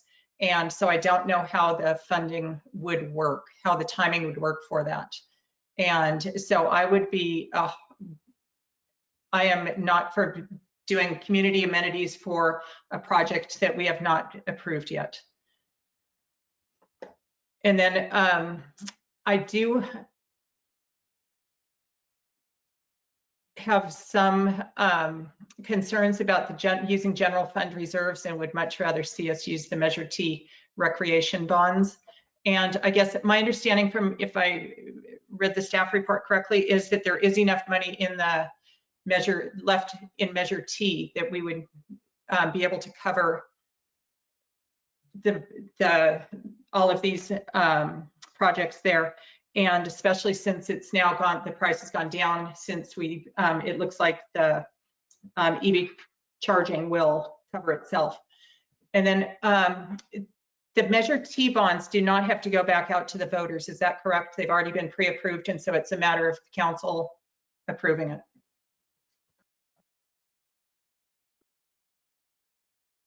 There, Taylor? Yes, please. Okay. Yes. So it is pre-approved, but there does need to be a council action to kind of initiate, and upon that initiation, our estimates are that it takes at least 6 months for those proceeds. Thank you. Councilmember Mueller? Yeah, I don't think it's a binary question of pre-approval for a project for community amenity funds. I think what it is saying that that the pool is included on the community amenity list. If the pool is on the community amenity list and you've created flexibility within project to use community amenity dollars, basically what we're saying is at some point someone could come and refund that. We could say that if community amenity dollars are available, that money can be used toward the project or actually reimburse funding for the project. So I'd like to maintain the flexibility of being able to do that. I'm not suggesting we're pre-approving any project. What I'm saying is we're maintaining flexibility that should community amenity dollars become available, that we can identify those to go ahead and allocate them toward this pool creation. But it's not pre-approval of any project. And I think that's the fair distinction, right? If that project isn't approved, obviously community amenity dollars don't become available from that source, from any one source, and then we're looking at other options. I just don't want at this time to preclude that possibility. And so in the creation of the documents for the city, making sure that ability is retained. Thank you. Councilmember Nash? So how would that work to keep that option open, given that, just how would it work?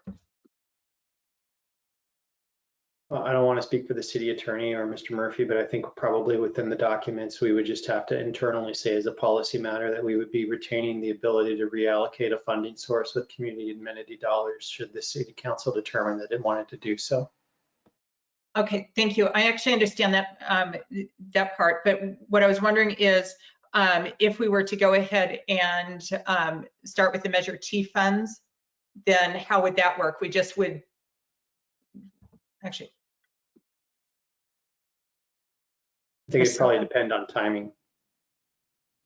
So. Yeah, if I may, Madam Mayor, Cara Silver, interim city attorney.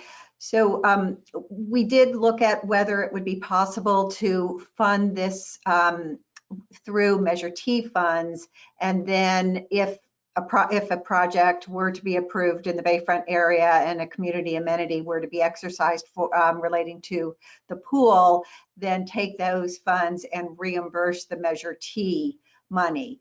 But that's really not possible to do. Once the bonds are sold, there's like a certain time period where you'd have to cash in where you are able to cash in the bonds, but that's not for about 10 years. So I don't think that would be a possibility with Measure T funds, but you could certainly do it with general funds. Thank you, Ms. Silver. One of my concerns about using the community amenities is because it's tied to approving bonus level development.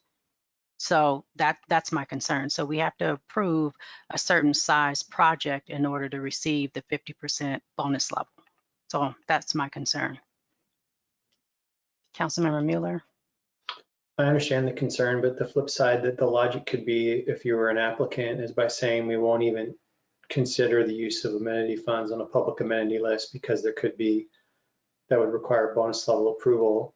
If I were a project applicant, I would think, well, if they're not going to even approve the possibility they could use community amenity funds for community amenities for the city, then there really is no good faith intention to ever consider a bonus level project. And so what I would suggest is, and I think this really also comes down to timing in the project, because my understanding is you can't really start the pool until other portions of that project are already underway and completed.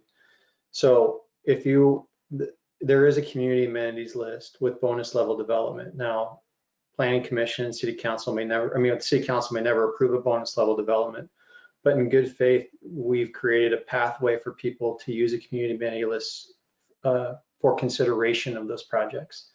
And so I think it's good faith to preserve the intention of that list rather than say we're not going to add items that are that would be beneficial to the community, because the only way that would happen would be if they utilize the list. If we're not going to ever utilize the list, we should just get rid of that and get rid of bonus level development.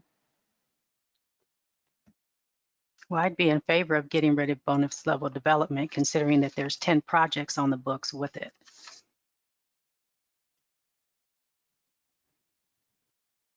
I think we need to be careful though, Madam Mayor, in expressing that, because it would give a predisposition to projects that would be coming before the city that would be entitled to good faith measuring at the time that they were brought forward.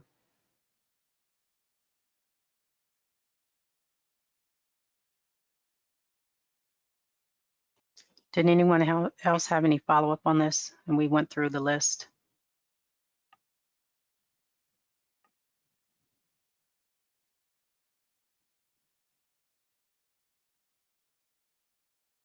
Vice Mayor Combs. I would just sort of close out to does staff feel that they have the direction that they need on this, and then I know you guys then will shift to discuss an item I have to recuse myself from, the potential reimbursement, but maybe just to close out this, does staff feel it has direction, or is there something you think is missing? Again, sorry, it's extremely challenging sharing your screen and trying to be the field the questions. So, are you able to see my slide? Yes, we can. Okay, great. So I think for the city requested work, I believe that my take is that there is the I would say kind of consensus to be able to pursue these items. There were a couple comments and caveats and clarifications, but we can take those under advisement, work towards those. But I think this list is, I believe that there's consensus in that regard. So I guess I could just confirm if there's any council member that believes that there's not consensus, that would be good to hear. Because then I'll move to the next item. Okay, so it seems like there's consensus on the city requested work as reflected in slide 6 from this presentation. So then on slide 7, I definitely heard some different opinions there. So this may be one where we may need a specific motion about whether all of these options are considered, or is there any option to not consider. So that's one where I would appreciate some clarification. So I believe that we would be needing to come back to the city council in probably the November timeframe with more specificity about the Measure T bonds, how money has been spent to date, confirming that of the $14 million that's available, that the remaining need for this project of approximately 9.7 million could be covered by that 14 million. We can provide some more specificity on Measure T. We can provide additional specificity about the general fund reserves. It potentially would be helpful if the council does want to revisit defunding programs, because there's already work required for the first two. We'd have to, we've got the list associated that was attached to the staff report for this one. So again, if there's any additional information needed for that, we can reproduce the list. So that's not challenging at all. But if there's additional research that you'd like, we would appreciate hearing that. Heard the discussions about community amenities, and I think that's where we may need greater clarity for whether the council wants us to consider this or not. Donations, relatively straightforward. Grants, I remember Council Member Carlton talking specifically about the PCE grant, so we can, with her assistance, look into that, and then we can provide more details about the power purchase agreement. So I think specifically it would be helpful for us to know if you need any additional information for the repurposing existing funded projects, and then secondarily whether to come back with you with, again, options for potentially allowing community amenities to be used in some way for this project. Justin, I have a question about the list. Is it possible, and you're speaking about attachment J for the CIP? If that looks if that looks right to you, I'm sure it's right. Okay. I've got quite a few things going on here to check the numbering, lettering. Yes, attachment J. Yeah. Okay. When you bring the list back, will you take the items off that have been completed? Because I think there's two items on there that's been completed. For the most part, so if you want to just flag those specific items, there's some closeout that may need to happen on some things. That's why they're still on the list. But okay. If you want, just let me know what those two are. Well, there's two sidewalk repair program and then Chilco Street and sidewalk improvements. Okay, so good question. So sidewalk repair program is a recurring project. So that kind of, that's an ongoing one. And Chilco is an example of something that's it kind of final closeout. So yeah, but if there's anything that's fully closed out or something that we can confirm that it's closed out and the funds can be repurposed, we can update that for sure. Okay. Thank you. Councilmember Nash. Thank you.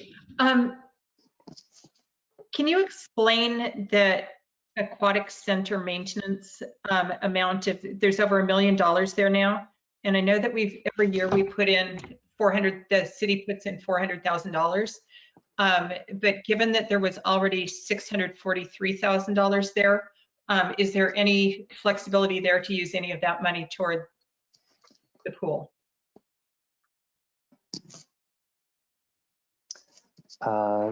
That is a good question. You are right in terms of the recurring saving aspect. In terms of the time frame for spending that, that is something that we can kind of follow up with you on at the next meeting.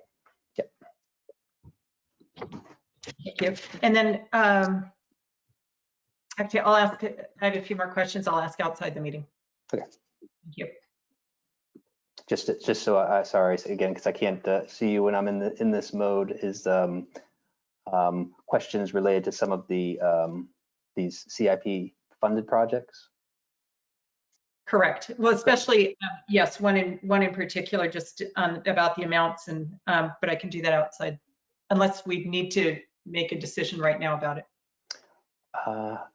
I think if it's like if there are similar questions to what the mayor and you asked, if we can just get those questions posed to us before we come back, I think that would mainly what we'd be looking for. They don't have to be asked tonight necessarily, but it's anything that would require, I'll say, extensive staff research versus fielding a question. So. Okay, well, My question is on the gatehouse fence replacement. In the 2000, I believe it's the 2018-19, I can't find out figure. It used to be $120,000, and I know we haven't done anything yet, and so now it's $50,000 less, and so I'm wondering what that money was utilized for. Great. So if that's as an example, that could be encumbrances and design work. That there need to be a historical analysis done. We've retained a firm to kind of do the cost estimating, the design work. So there's some expenses to a project, even though the construction hasn't happened yet. But we can follow up with the specifics on that for the next meeting. I would love to know more about that. Thank you. Great. Thank you. Councilmember Mueller? Yeah, I mean, candidly, I was thinking about what you said, Madam Mayor, and if the council isn't predisposed, that's just not going to be approving bonus level projects, then it really doesn't make sense to consider the pool as community amenity, because there won't be community amenity. So why go through the trouble? I personally haven't seen the projects yet to really understand whether I would on the balancing test decide whether or not I'd be considered the bonus level or not. But if the council really, if the majority of the council is really already predisposed that they don't want to consider bonus level development, and so there would be no community amenities, then obviously what would be the point of having staff go through that analysis? So I understand that if that's where my colleagues are. I personally can't say that yet because I haven't seen the projects to determine that, and so I would want to retain that flexibility. Thank you. Councilmember Carlton? Sure. I haven't really spoken up on it. I also would like to retain that flexibility. I don't think it's a bad idea to have, whether it comes out of whichever fund, but having that as an option for funding. It's just an option. We can deal with other opportunities if they arise, but I wouldn't want to close that door. And to Councilmember Mueller's point, it's not a good signal anyway, but possibly not legal.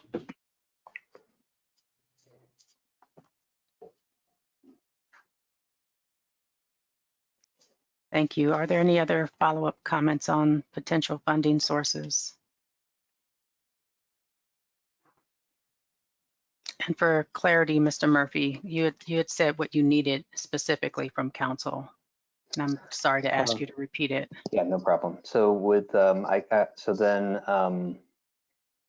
maybe take an attempt. Yes. Do you want a motion regarding the funding part? Would that help? It could be. And thank you, Vice Mayor Combs. And again, I can't see everybody. So I think if the one level staff would bring back all of these options unless directed otherwise. So if any of these are to be eliminated from consideration, then I believe that's what needs the motion.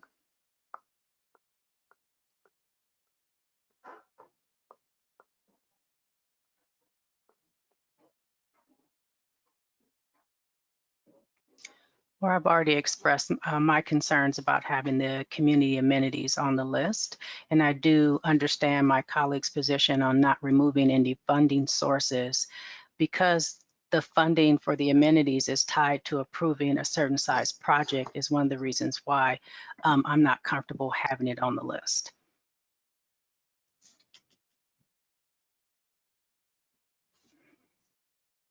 Vice Mayor Combs? Yeah, I'll just add, I completely appreciate where the mayor is coming from, and again, it could end up that like this is not something that we make use of any sort of community amenities associated funds, and it seems like based on the sort of direction of our conversation today, our discussion, it seems unlikely. But I would say that Yeah, at this point, I think I would just, like I said earlier, be in support of keeping all options on the table, totally understanding where the mayor is coming from. But to something that Councilmember Mueller brought up in the sense of like, well, you know, if bonus level development isn't an option, then it looks as though it may not be an option. Then like, let's not waste the time and have it. And again, this may be a dumb question, but if bonus level isn't an option, then it seems like to me that there's lots of time being wasted both on staff and on the developer side regarding projects that we should probably try to provide some clarity on, because there are, I think, to the point, projects that have been submitted that are in some process of planning review, you know, that are bonus level, and they are consuming staff time, right? And so I do think that we need to, since that discussion has been opened, I do think that we need to sort of try to be clear on that at some point soon. And I see the city attorney has come on, so I'll be quiet now. Ms. Silver, you're on mute. Thank you. I was, of course, going to mention that this is not agendized, but it is obviously a very important question. There's probably going to be a distinction between, you know, the SB 330 projects that may have entitlement to some bonus level development and other projects. So it's a complicated question, and we'd be happy to agendize it at a later time. Thank you, Ms. Silver. And actually, if you could come back, and that is just so that we can move forward. If we are, well, I'm the only one that's saying no amenities on, no community amenities on the list, but how do we move forward so that we don't slow the process down around potential funding sources? But with the concern, at least of mine, of having community amenities on the list and making a motion. Is that possible, or? So I think that you can make the motion to keep everything on the list, but in that motion specify that you would like a further discussion on the use of community amenities, and that there are some particular, you raised, in addition to bonus level, you raised some other policy concerns, and Councilmember Nash also raised some concerns about using community amenities for this particular use. So I think that it's appropriate to flag that to the overall development community. Okay. And so you can raise that in a motion. Okay, thank you.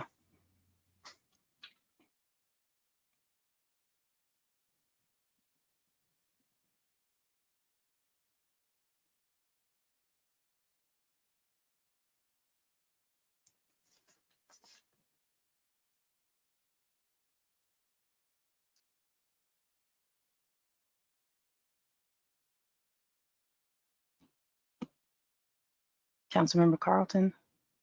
So we're all staring at each other. Would you like me to attempt a motion? Yes, please. And I looked to Judy, to her little box on here, and possibly Cara. I'm not really sure what you're looking for, other than to, I would move that we direct staff to consider all possible funding and return to us with more clarity on what might actually work. Or Justin, do you really need to know now if we're going to be using Measure T funds? Let's see. So I can't say, yeah, let's use the grants, but we don't know what grants are there. We don't know of the list what actually functionally will work. And once we have that, then we can say, great, well, we have this much grant, so we won't need that much Measure T. So we won't need to do that, put it in this other bucket. But are you able to come back and give us that information before we need to move on some of the other things that have a time constraint to them? Let's see. So, Mayor, would you like to need to respond? Yes, please. Okay, great. So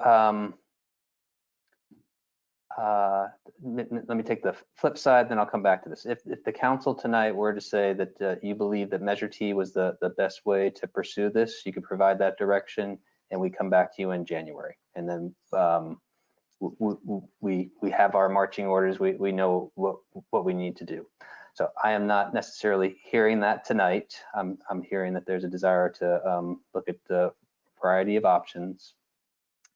So, but we will need to kind of have that direction in about a month from now so that we can come back in January to identify the appropriate mechanisms to be able to fund this project, to be able to maintain the schedule that we're working towards.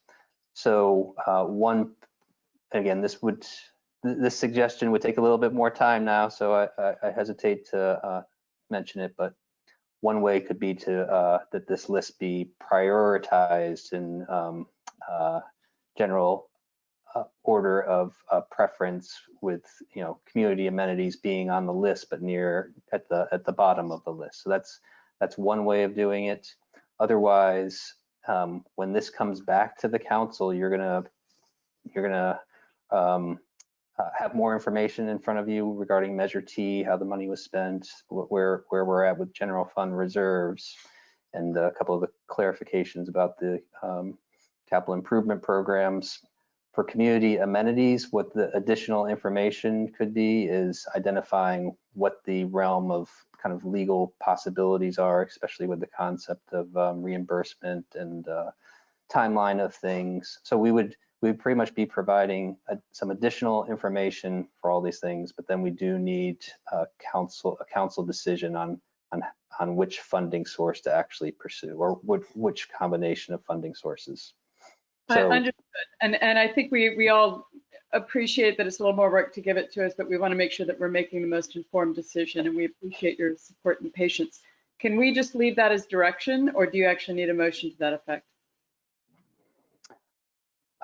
If I believe, and I can't actually see the city attorney, but so I'll rely on her, that I believe we may be at the point that we've got general direction to return with all of these funding options at the next meeting. I mean, the next meeting that we come back to you on this topic. Right. And we understand that we have to make a decision at that point, but I think we would all feel more comfortable with a little bit more background information about availability and some historical knowledge to be able to make because my guess is it's not going to be one or the other, it's going to be a mix. I'm looking to my colleagues. Is everyone comfortable with that?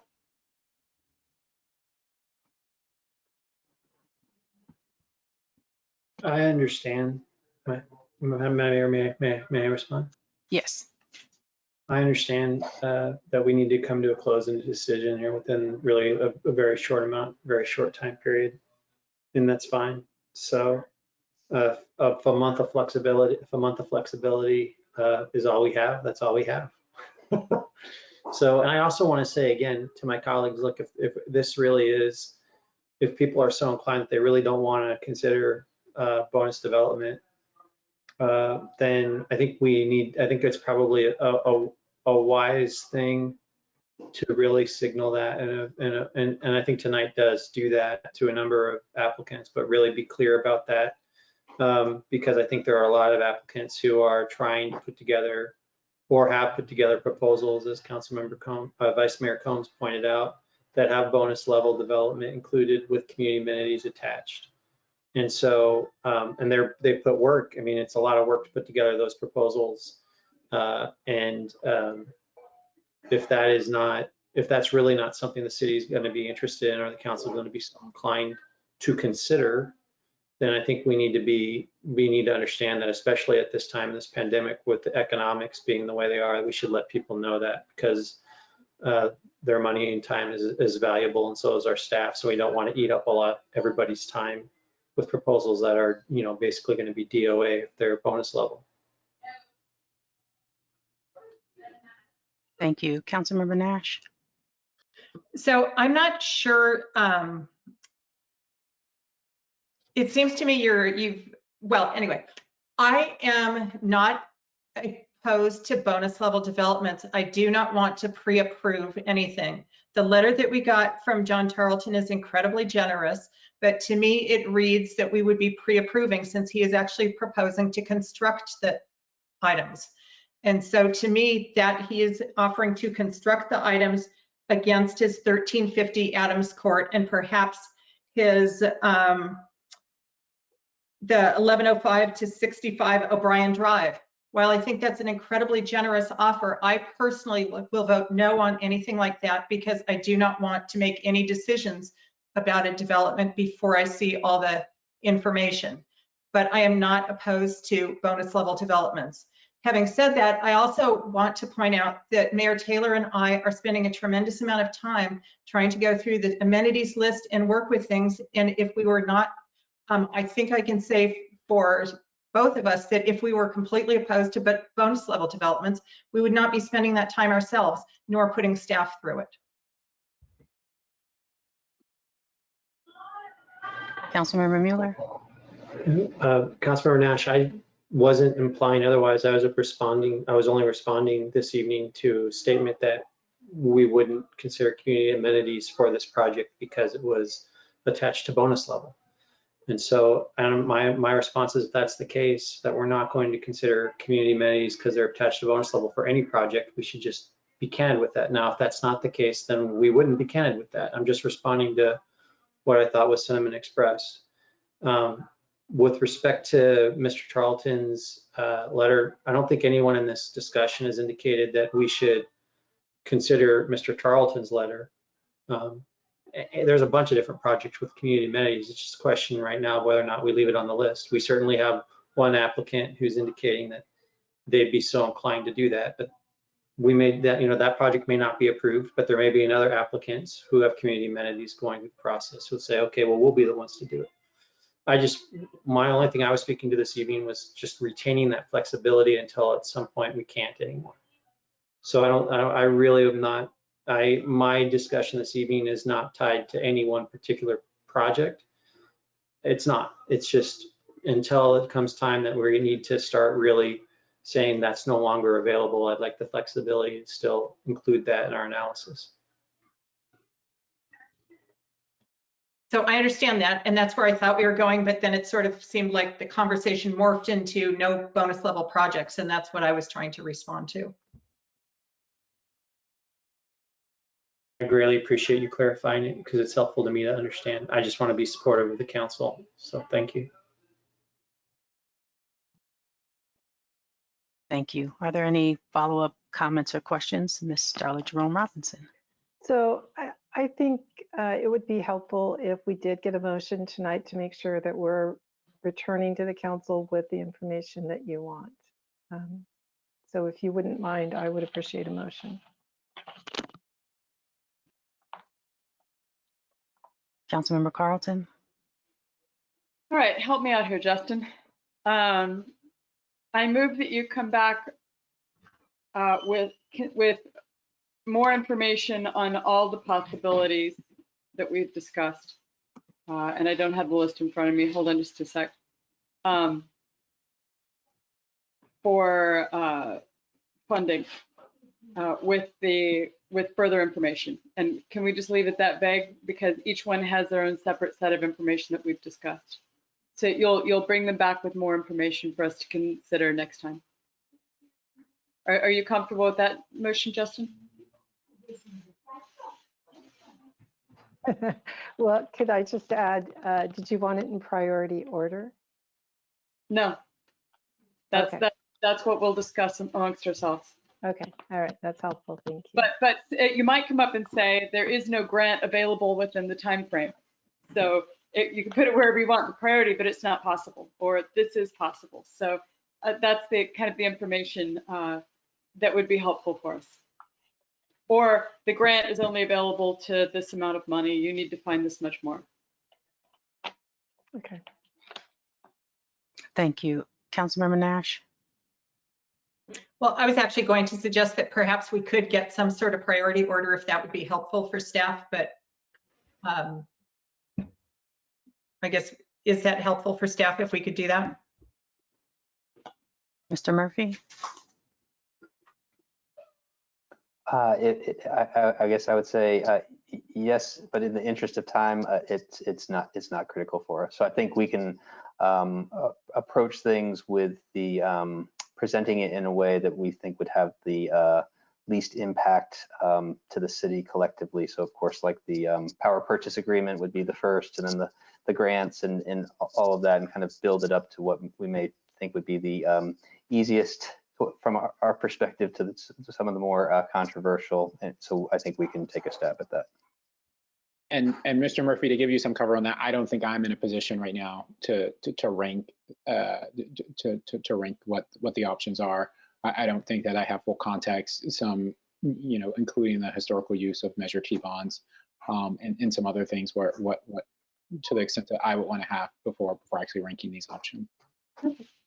I'm fine either way. I was just making a suggestion that it might be easier in putting it together. So I'm good with that. That's fine. So we have a motion on the floor.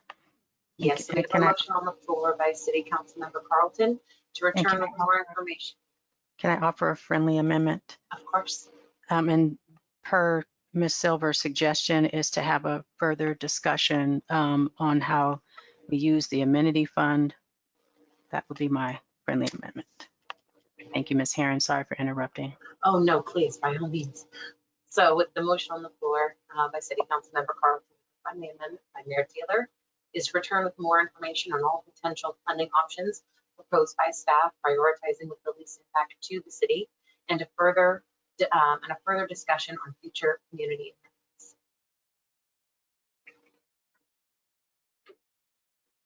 Do we have a second? I'll second.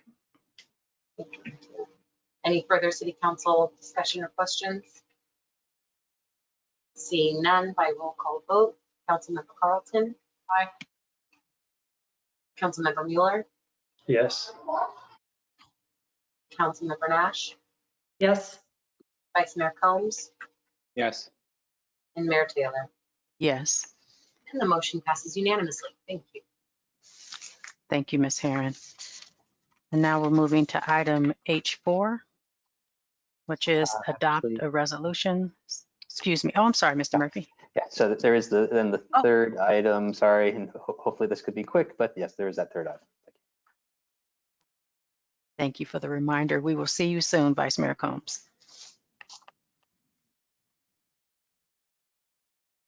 And so for the record, the interim city attorney could return.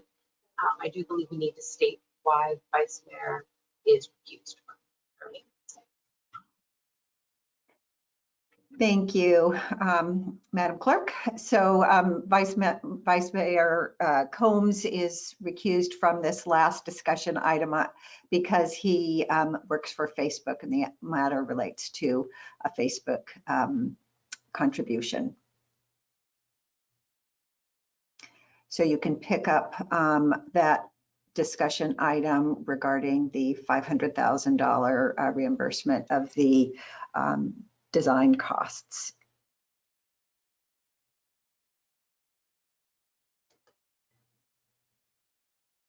Thank you, Ms. Silver. Mr. Murphy?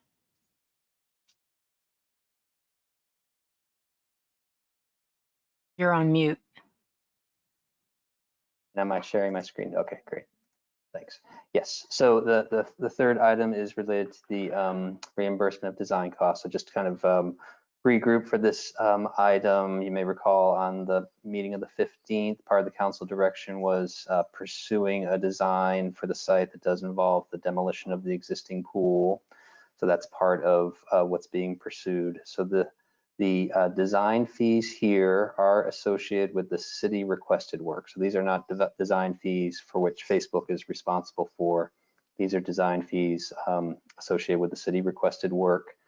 These are these cost estimates are part of what we showed you previously for the overall cost to deliver these features. And so this reflects a not to exceed amount between now and January for the additional work that Facebook and its sub-consultants is bearing. So they're willing to front the money to pursue this additional work. They would just like the assurance from the council through a motion tonight that they would be eligible for reimbursement as part of the agreement that we're seeking in January. Thank you, Mr. Murphy. And this dollar amount is not included in the last list that we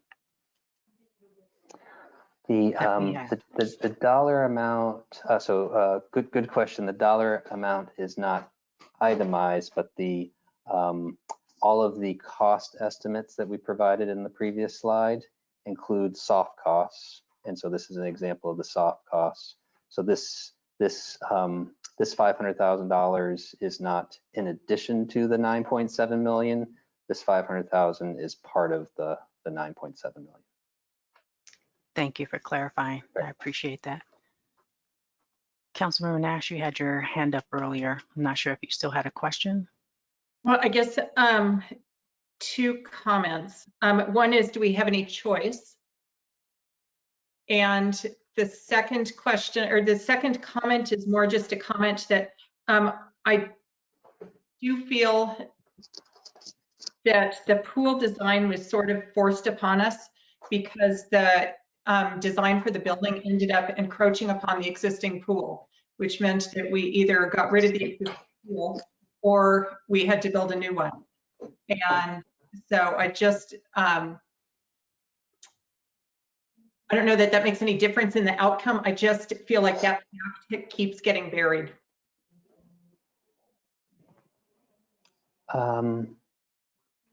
Let's see, so Mayor, do you want me to respond? Yes, please. Okay, so in terms of choice, for sure the city council has choices. So I guess at one level, by not expressing your willingness to reimburse for this, then I guess it would be a matter of the city needing to retain direct consultants to be able to pursue some of these things. So that's one option. Another would be to slow down the project, because it would effectively mean that they wouldn't be retaining the mechanical, electrical, plumbing specialists for the feature or the structural engineer work for the Red Cross facility. So the choice there would be kind of slowing things down.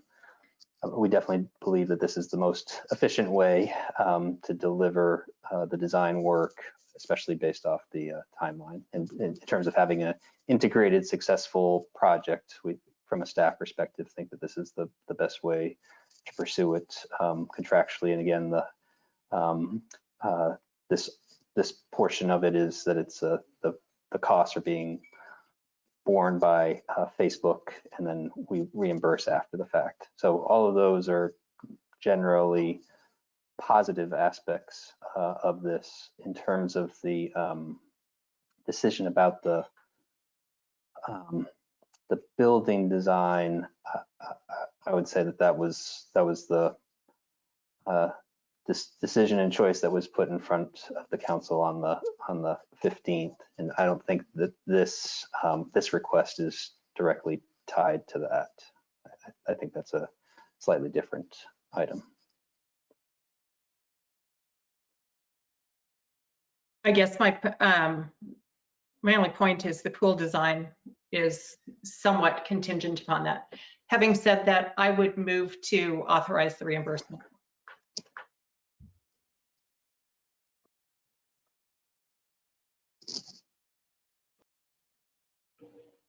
So we do have a motion on the floor by City Council Member Nash to approve the reimbursement of design costs. Do we have a second? Councilmember Mueller? I second. Thank you. First, our motion by Member Nash, second by City Council Member Mueller to approve the reimbursement of design costs by vote, or is there any further City Council discussion or questions? Seeing none, by roll call vote, Councilmember Carlton. Aye. City Councilmember Mueller. Yes. Thank you. City Councilmember Nash. Yes. Mayor Taylor. Yes. And the motion passes with Vice Mayor Combs recused. Madam Mayor, I'm going to step away for a moment, but please continue. I'll be right Thank back. you. Okay.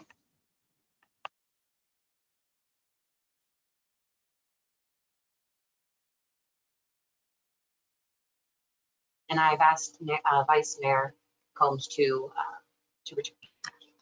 Madam Mayor, while Councilmember Mueller is just out and Drew comes back, I'm going to take a 3-minute restroom break. Okay.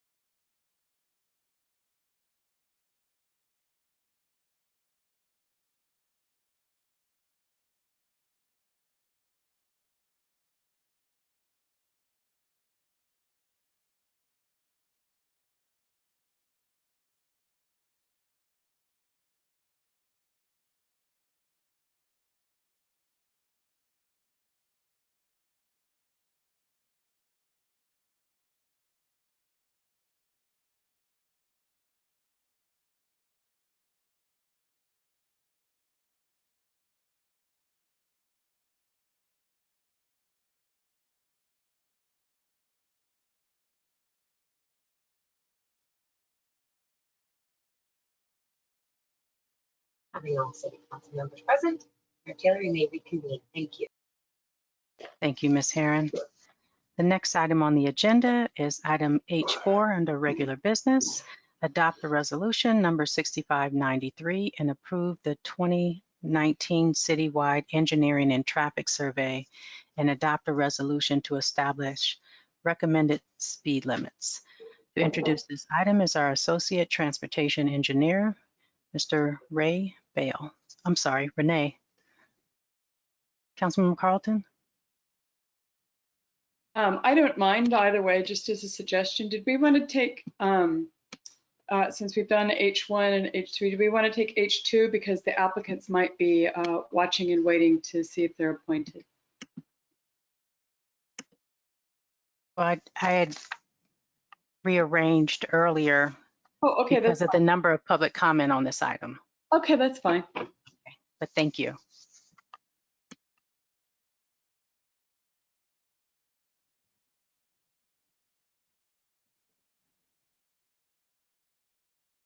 Hello, Mr. Bale. Yes, I have a PowerPoint presentation, so I'm gonna share my screen. Yeah, please bear with me here. This is my first online presentation before council. So I'm trying to work my way around here. Yeah.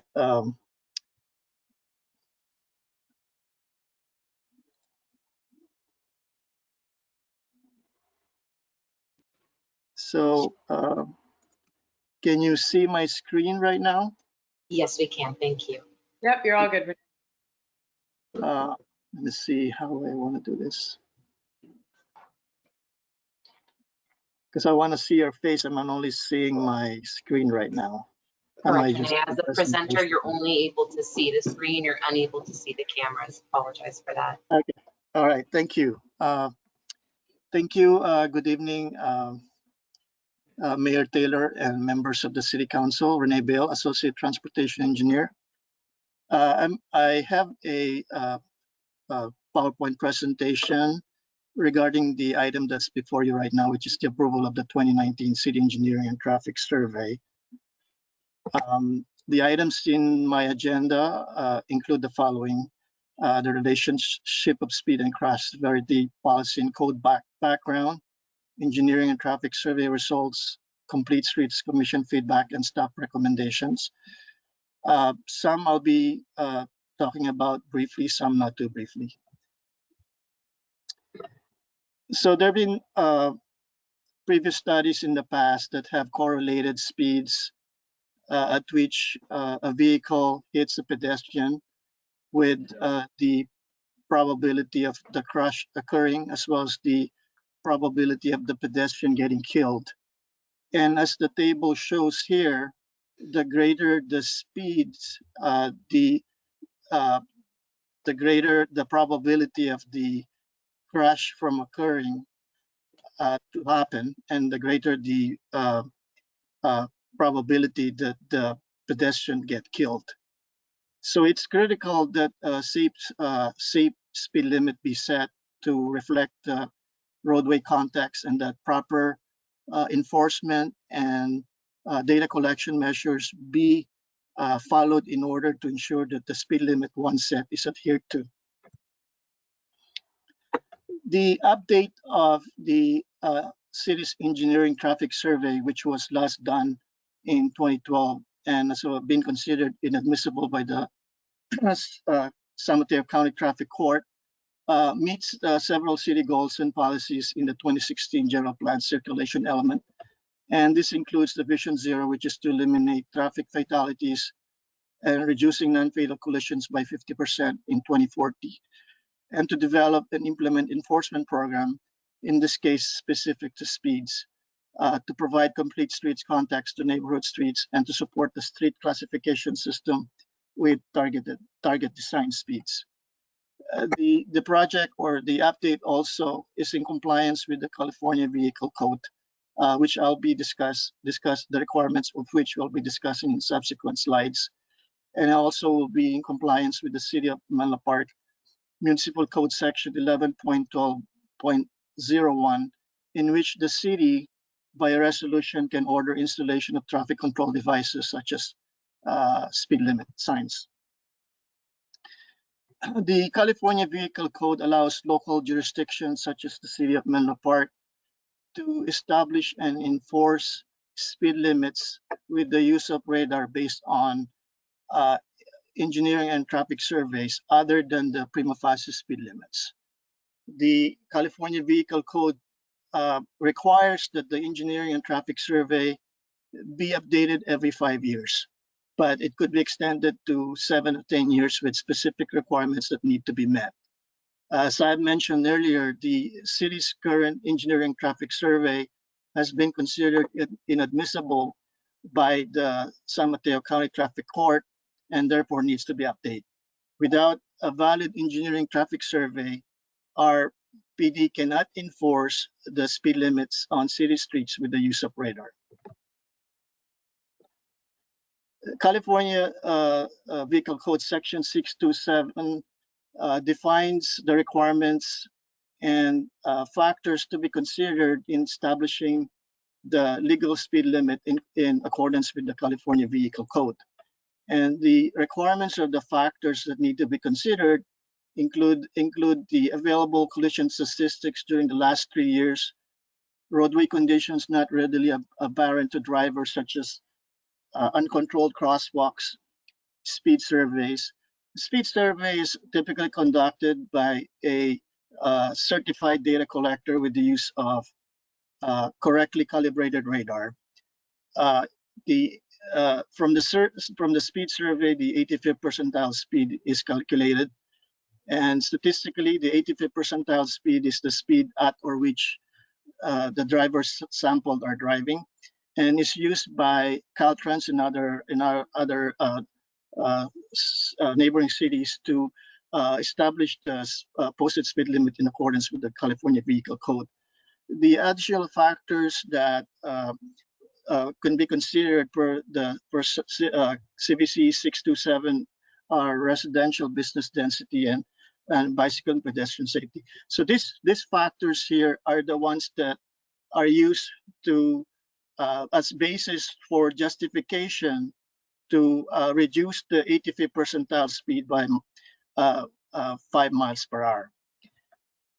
There's a section in the California Vehicle Code that wasn't there when we conducted the last engineering traffic survey in 2012, and that's the California Vehicle Code 21400B, which allows local jurisdictions to round down the 85th percentile speed instead of rounding up when the factors, the factors that are listed in 627 are not applicable. So with these factors and the section 24400B give local jurisdictions latitude to establish the speed limit as low as possible that can still be legally enforced by the use of radar. California Vehicle Section 22358.4 allows local jurisdictions to reduce speed limits to 15 miles per hour on school zones within 500 feet from school buildings or grounds of school buildings. But this is only enforceable when school children are present, which means during school drop-off, pickup, and recess times. And this is also only applicable to city streets that have 2 traffic lanes and the posted speed limit are 30 miles per hour or less. So the flow chart here shows the steps that are typically taken in establishing the speed limit in accordance with the California Vehicle Code. Sometimes when we round down the 85th percentile speed, we ended up at the posted speed limit, so no further reduction is necessary. And sometimes we also need to round up based on mathematical rounding up, and we end up at least 5 miles per hour above the posted speed limit. And with the factors listed in California Vehicle 627 and 2400B, allows the local jurisdiction to reduce the 85th percentile speed by 5 miles per hour. The level of enforcement is based on the data and we received from RPD and from the conversation we had with them regarding this. Approximately 750 speeding citations were issued between 2017 and 2019. 2019 had the most speeding citations issued with 340, and this is the year where the traffic unit had 3 traffic officers that can use speed radar to enforce speed limits on city streets. With the reduction of police service which eliminated the traffic unit, it's anticipated that the level of service enforcement would decrease. But the ability to conduct targeted speed limit enforcement if the community requests will still remain. So we still have the traffic officers who are certified to use radar to enforce speeds, and we still have the calibrated radar that can be used for enforcement. The 2019 Engineering and Traffic Survey, we conducted this, we surveyed the same number of roadway segments and streets that were conducted in 2012. And the surveys were conducted in fall and winter 2019, which is prior to the COVID-19 pandemic. The results of the engineering traffic survey recommended that 7 segments, for 7 roadway segments, the speed limits are recommended to be reduced by 5 miles per hour. And then for 35 segments, the speed limits to remain unchanged. There's one roadway segment wherein the survey recommended that the speed limit be increased by 5 miles per hour. So we're not staff's not recommending that, and we want to do some resurvey or at least work on maybe some traffic calming measures for that stretch. This chart shows the speed limit distribution of recommended speed limits in the engineering and traffic survey. As you can see, 56% of the street survey have 25 miles per hour speed limit. And it shows that the speeds, the posted speed limits in Menlo Park are towards the slower speed limits, with the maximum speed limit being 40 miles per hour, which are on Sand Hill Road. When we met with the Complete Streets Commission on August 12th, they made a recommendation to recommend approval of the 2019 City Engineering and Traffic Survey, with the addition that in support of the Vision Zero, they want the City Council to pursue citywide policy of 25 miles per hour, pursue a design of streets to encourage lower speed limit, and to support legislation to amend practice of 85th percentile speed as the basis for setting speed limits. The staff's recommendation tonight is for the City Council to approve the 2019 City Engineering and Traffic Survey and to adopt the resolution number 6593 to establish these speed limits in accordance with the Engineering and Traffic Survey. We concurred with the Complete Streets Commission recommendation about redesigning of streets and potentially some traffic calming to lower speed limits to 25 miles per hour, but only on city's residential roadways. This is in lieu of the Commission's recommendation of a citywide policy of 25 miles per hour. There's no current or pending legislation to amend practice of the 85th percentile that we know of right now, but we could support that in the future if legislation is proposed. That ends my presentation. Thank you. Thank you for the presentation. Are there any clarifying questions from the council before we go to public comment? Councilmember Carlton. Thank you. I know that we've all received a number of emails from all the people who live in and around Olive and wanted to make sure that that was added to the list of streets that we would lower the speed limit on. Yes. Okay, thank you. I just want to make sure that, just clarifying that. Okay, so that is there. Thank you. Councilmember Mueller. First, Renee, it's great to see you. Same here. Always a pleasure to see you. I have a question for you about, it came to my attention this week through Councilmember Nash, pointed it out, and I actually wasn't aware of it, but in Palo Alto, they have dropped pretty much citywide speed limits to 25 miles per hour. Are you aware of that? Is our transportation engineering team aware of that? And how did that come to be? Because if Palo Alto does it, I want to do it. Yes, I did talk to the traffic engineer. I was told that they don't have a citywide 25 miles per hour policy. But what they have is that when the engineering traffic survey recommended that the speed limit be increased, they took it off. They maintained the 25 miles per hour speed limit.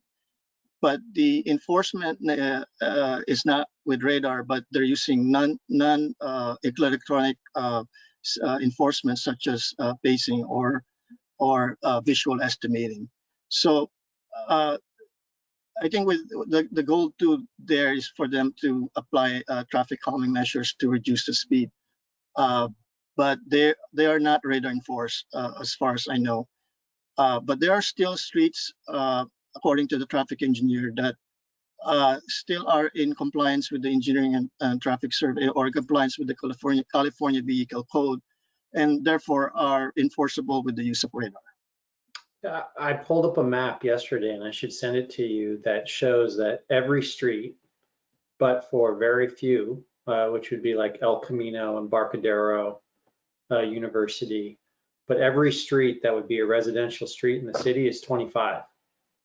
I mean, just across the board. You see the map, it's that way, and they take great pride in the map of showing that there's about, I think there was about 4 or 5 streets that were, could be classified as major arteries.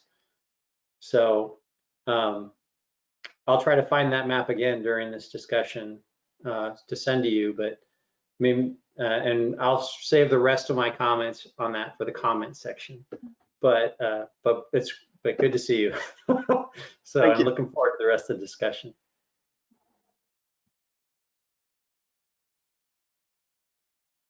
Are there any other questions for staff before we take public comment?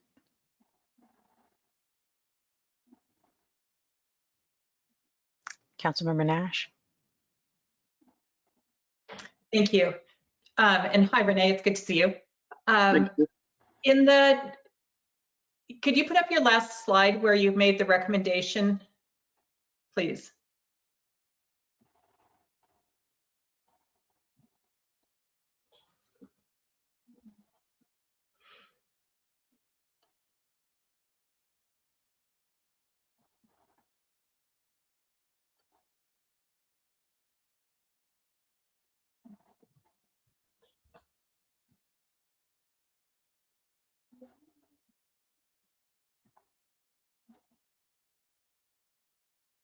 Is this the one you need? Yes, thank you so much. So I was wondering if you could, I was trying to see whether your second recommendation there, where you're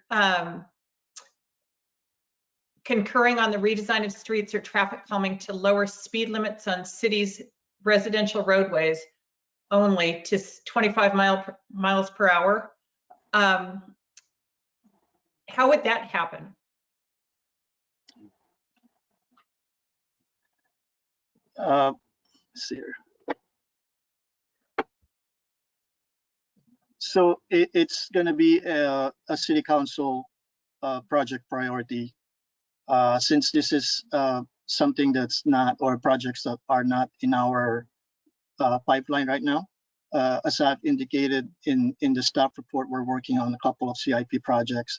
So if we pursue this, that those projects may be affected, but it's the city council's direction whether you want to pursue that redesign or traffic calming measures to reduce the speed limits on the city's residential roadways that are currently don't have 25 mile per hour speed limit. So you, I guess I was hoping is that you were actually endorsing the 25 mile per hour citywide on residential streets, which most of our streets are residential. Yes, I think, excuse me, Council Member Nash, I think that kind of implicitly implies that that's what the intent was, is for all residential roadways to be reduced to 25 miles per hour. Okay, thank you. At this time, we'll go to public comment. Ms. Herron, can you call for public comment on this item? Thank you, Mayor Taylor. So at this time, if any member of the public wishes to speak on our current item, which is item H4, adopt resolution number 6593 and approve the 2019 citywide engineering and traffic survey, and adopt resolution to establish recommended speed limits, please engage that hand feature on the top right side of your screen. We'll have the opportunity to open up your microphone and you can address the City Council at this time. And our first public commenter will be John Bridgen. John, if you'd like to unmute yourself, you may address the City Council at this time. Yes, can you hear me okay? Yes, we can. Thank you. Great, thank you so much to have this opportunity. I know I only got a couple minutes here, and I'm sure there's a lot of other people that want to talk. My wife and I both submitted some statements along with other folks. We live on the corner of Middle Avenue and Cotton Street, been there for 23 years. We've had 2 little kids going to school in the area, and we're deeply familiar with the traffic patterns. And we're very, very concerned about the excessive speeds on Middle Avenue, which have only seemed to be gotten higher and higher. It's pretty routine to see cars going over 50, 60 miles an hour down that road, largely because there are 0 traffic calming measures. There's no stop signs along that whole stretch of Middle Avenue. You've got 2 or 3 schools, you've got an adult senior center, you've got 2 or 3 parks, and you've got all of the children traffic patterns to the schools, bike paths and pedestrian paths in the roadway there. And it's amazing there aren't more fatalities and serious injuries that occur on a regular basis. We witness daily unabated screeching car near misses and literally drag racing up and down the street. We'd like to see speed bumps. We'd like to see stop signs. And we certainly believe it's inappropriate not to drop the speed limit to 25 miles an hour, given all these other indicators. It's also worth noting that it's a significant cut through between El Camino and Sand Hill Road with all the mall traffic and now the construction work going on around Palo Alto and the things being built with the medical center there, Stanford Medical Center. It's only increasing dramatically. This committee and this city needs to take note of this. I'm literally shocked that it's not called out in this study that there aren't more accidents. I'd love to see the accident reports of injuries or near injuries on Middle Avenue. I believe it's quite significant. And so I really would ask you to consider taking more action here. I do drive in Palo Alto, and I do notice that they use speed bumps. They actually reroute streets, and they have dropped the speed limit to 25 throughout that I've noticed, and I think we need to be doing the same here as well. Thank you so much for letting me speak to all of you today. Obviously, a little excited about this topic and very, very concerned about the health and safety of our children on these roads, particularly when you got non-residents zooming through the neighborhoods that aren't aware necessarily of all the activities going on around them. Thanks again for your time. Thank you for your comment. Our next public commenter will be Katie Baruzzi. Katie, you're off mute and able to address the City Council at this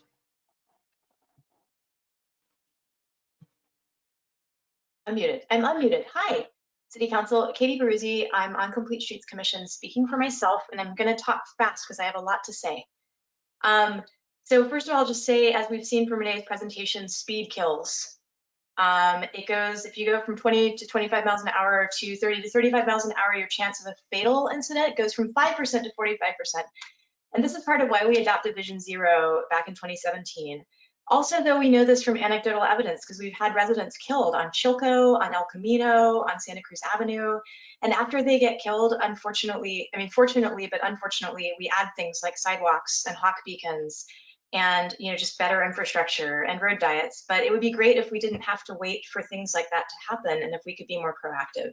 So I would love to see us as a goal lean into what Councilmember Mueller was talking about and go for the 25 miles an hour. And I don't want to just talk about residential streets, because the way our city is designed, we have neighborhoods that are separated by these arterials and collector streets that, first of all, also have residences and destinations on them where people would like to go, and also need to be crossed. So Middle is a residential street, and you also need to get across it.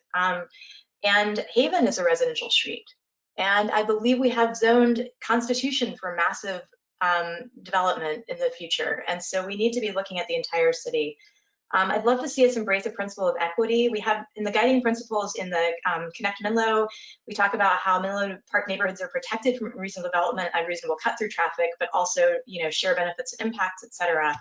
And it's not just neighborhoods that are organized and informed and strongly advocate for their interests. So I want to see us paying attention. I love that people have written in from Olive and Middle, and I encourage some people to connect with you all, but I also want to make sure that we are taking care of everybody in our city equally. So I'd like to see us develop citywide standards. I'd like to also see, we have the tale of two Santa Cruz Aves.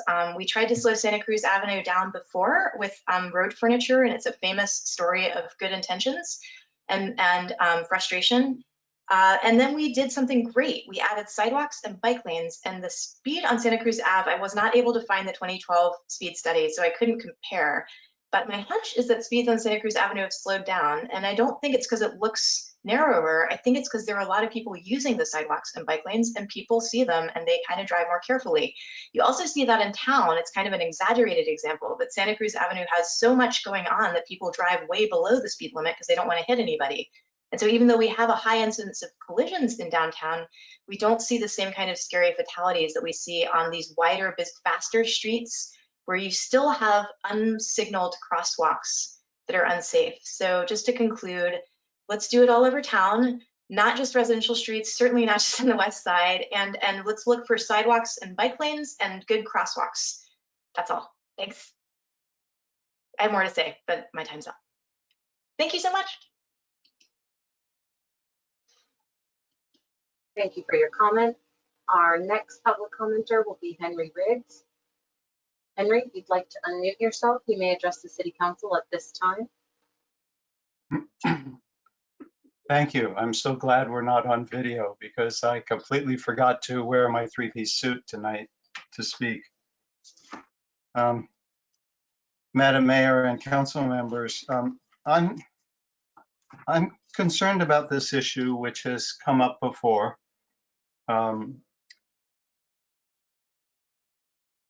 Because it is fully a matter of good intentions, but as we all know, good intentions frequently go awry.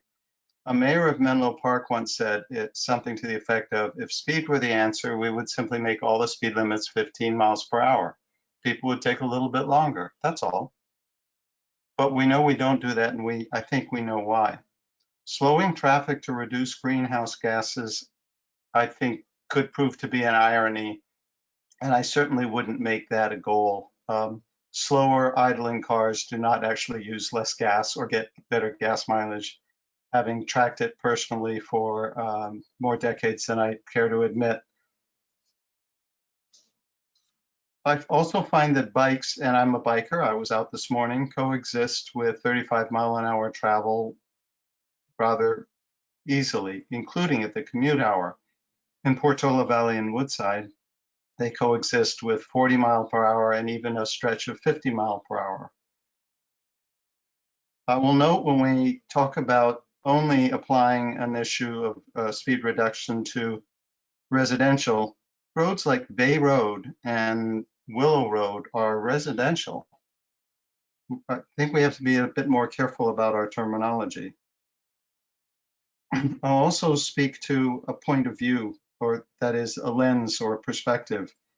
My neighbor Christine literally lectures people, including those who have just moved into the neighborhood, driving 15 miles per hour past her house where her kids like to play in the street. It's a matter of perspective. In 22 years, I don't go to Middle Avenue every day, but certainly every week. I've never seen someone go 50. I've never seen racing. It's not that I don't believe if someone feels strongly that it happened. It's just that it must be very rare. So really what it comes to is speeds should be controlled by enforcement, not capital projects. That's always been the right way of doing things. Finally, I want to bring up an equity issue. When I meet applicants for a small rental unit I have, quite typically I'm told, oh, my husband's in construction and I clean houses. Neither one of those trades can make it to their destination on public transit. I can't make it to my destinations, job sites, suppliers, and clients of public transit. So please reconsider this concept. It's well-meaning, but I don't think it's the right response tonight. Thank you. Thank you for your comment. And this will be the final call for any public comment on item H4 regarding the speed limit survey.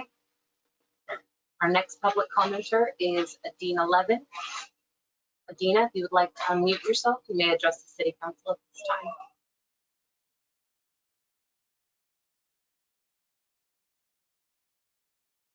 Adina. All right, I got the button quicker this time, slightly. Adina Levin, Menlo Park resident, speaking for myself, but I may also cite the Complete Streets motion that was mentioned in the staff report. And like Ms. Baruzzi mentioned, the data that was shown to City Council today and that was shown to the Complete Streets Commission was really extremely striking, that the chance of someone getting killed in a car crash if the driver is going 20 to 25 is 5%. And if the driver is going 30 to 35%, the fatality risk is 45%. So greatly increased chance of death, not counting serious injury. And as a city with our policy being Vision Zero and wanting to minimize deaths and serious injuries, I think that having slower speeds and designing the streets to make those appropriate speeds comfortable for drivers and all users is really a wise and prudent thing to do that is in line with the policies that the City Council has adopted. On the topic of designing streets, the staff report noted that if we decided to immediately set off to redesign all of the streets, we would need to put, everything else on hold in the CIP. And as a person who made the motion, that was certainly not my intent to say stop everything else and do only this. I think that over time, as we are repaving streets and as the City Council goes through the CIP to prioritize, that this can be one of the topics that get prioritized in the interest of safety and Vision Zero. Glad to hear the interest in potentially supporting laws. There are no laws in Sacramento because the legislature is not in session. But as somebody who pays attention to this kind of thing, this is something that gets talked about. So if there is discussion, the 85th percentile rule was put into place in an era when it was thought that the reason why, one would try to slow cars would be a speed trap. And the safety data that has come forward in recent decades is really persuasive that there's a reason where you have streets that are used by different kinds of users, it makes sense to go at a safe speed. And back on the topic of a residential neighborhood, we're also, the idea of having a mix of uses and multiple destinations is good, and we shouldn't make something street unsafe because it has a store on it. Thank you. Thank you for your comment. And our final public speaker will be Pamela Jones. Pamela, if you'd like to unmute yourself, you may address the City Council at this time. Mayor, Vice Mayor, and council members, Pamela Jones, resident of Menlo Park, Bellhaven neighborhood. I'd like to point out that on Chilco, there is a 90-degree turn in front of the fire station. And there is now a crosswalk there for people to access the paseo that Facebook is putting in, and eventually the catwalk for both pedestrians and bicycles. So at the time that this study was done, that part of the improvement had not been made. So I think it's important that they reconsider from Constitution to Terminal, having that at 25 miles an hour.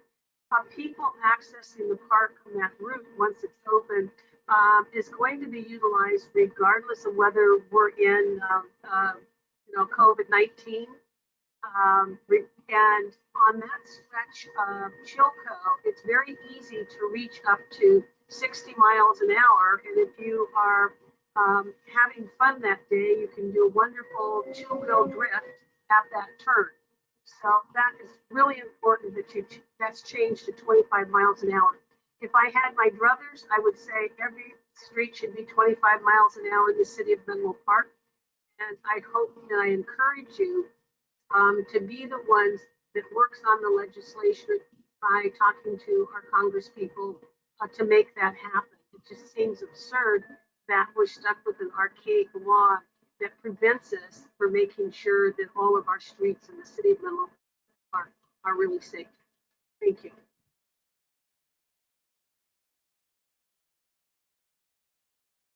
Thank you for your comment.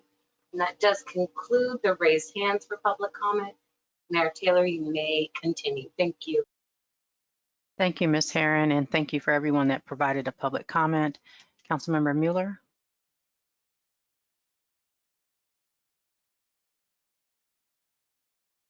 Sorry, wrong button. So I sent you guys all the map from Palo Alto that shows 25-mile-per-hour speed limit through most of the city. There are very few, and it's actually interesting. There are streets that I would actually think in Menlo Park, they would almost be classified as, I'm not sure if they're complete arterials, but they're definitely collector streets that lead to arterials that are 25 miles per hour. And so I think I personally want to get more aggressive than this staff report does.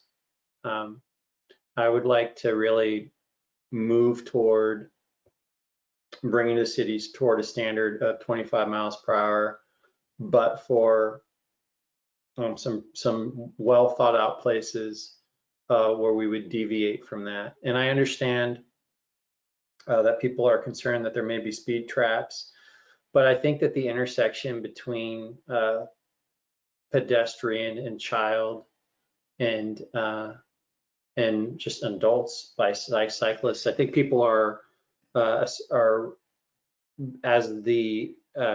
if we go back and we look at what it was like during pandemic period, I think that we had a lot of people who were prior to pandemic. I think we had a lot of people who were starting to interact with the roadways more than just driving, and those speeds are pretty intense going past them. And so I think that this is something that I very much want to be more aggressive on as a city, is moving to bring down those speed limits.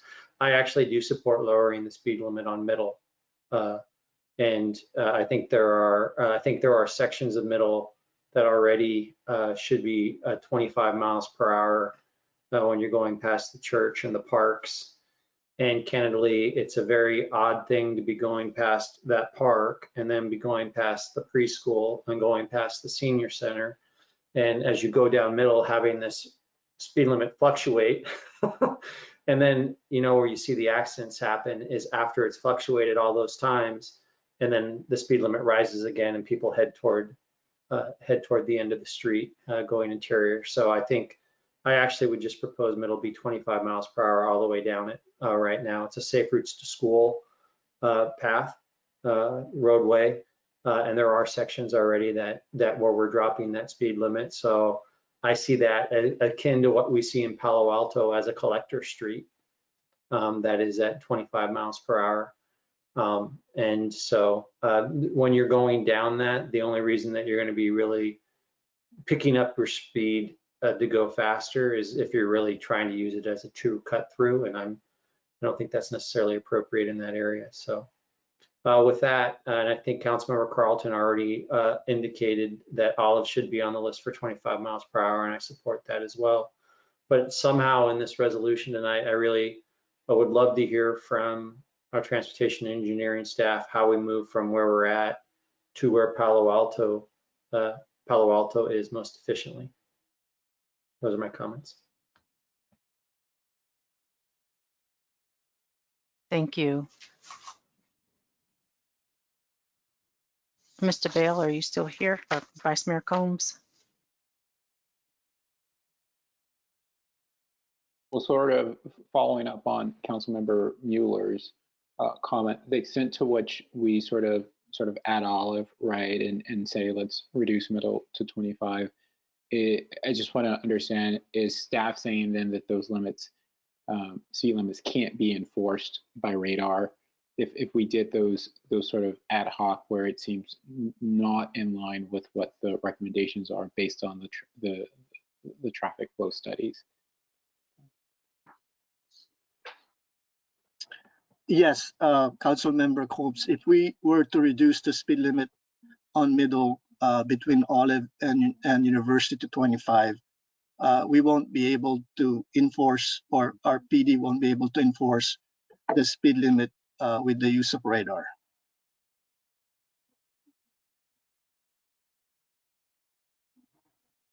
And I see the chief got on.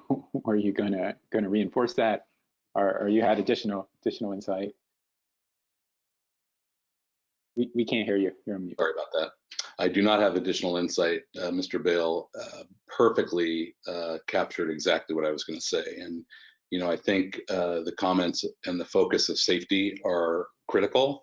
But when we talk about deviating from the survey speeds and the 85th percentile, we're unable to enforce it by means of LiDAR, radar, or those electronic devices. So just so the council understands that.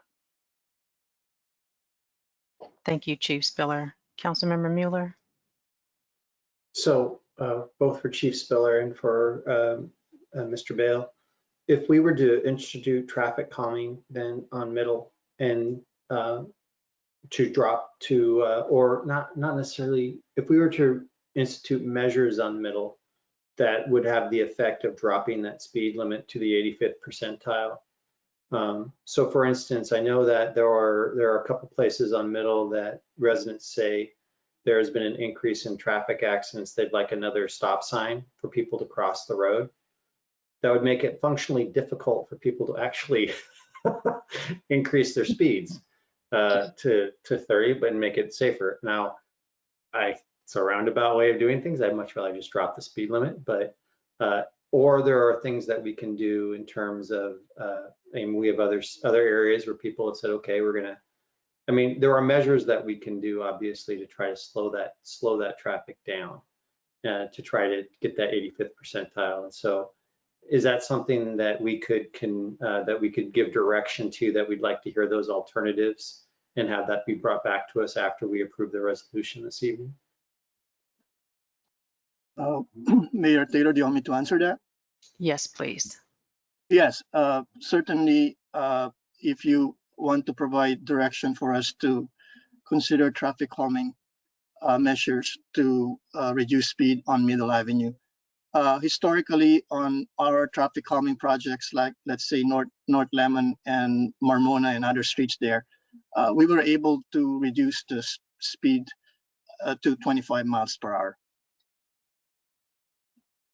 Yeah, so I personally would like us in those areas that we're going to have. I personally don't have any trouble with us doing with Olive tonight, because I think that, you know, I think when people see that traffic posted in that area, that they're going to do it. But with middle, I think you are going to want to use radar enforcement there, and I think that I'd say my direction to staff tonight would be bring it, because we're getting ready to repave it, right? Like that thing is in constant flux right now. So I'd like to really see those traffic calming measures to try to drop that 85th percentile down.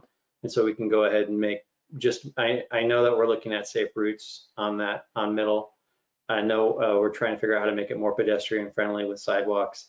I'd like to see us try to figure out how to drop that down, regardless of those other two projects, drop that speed down with traffic calming measures so we can just lower the speed limit there. Because it's fast. I don't think people are observing the speed limit there, just at what it is. Thank you. Councilmember Carlton?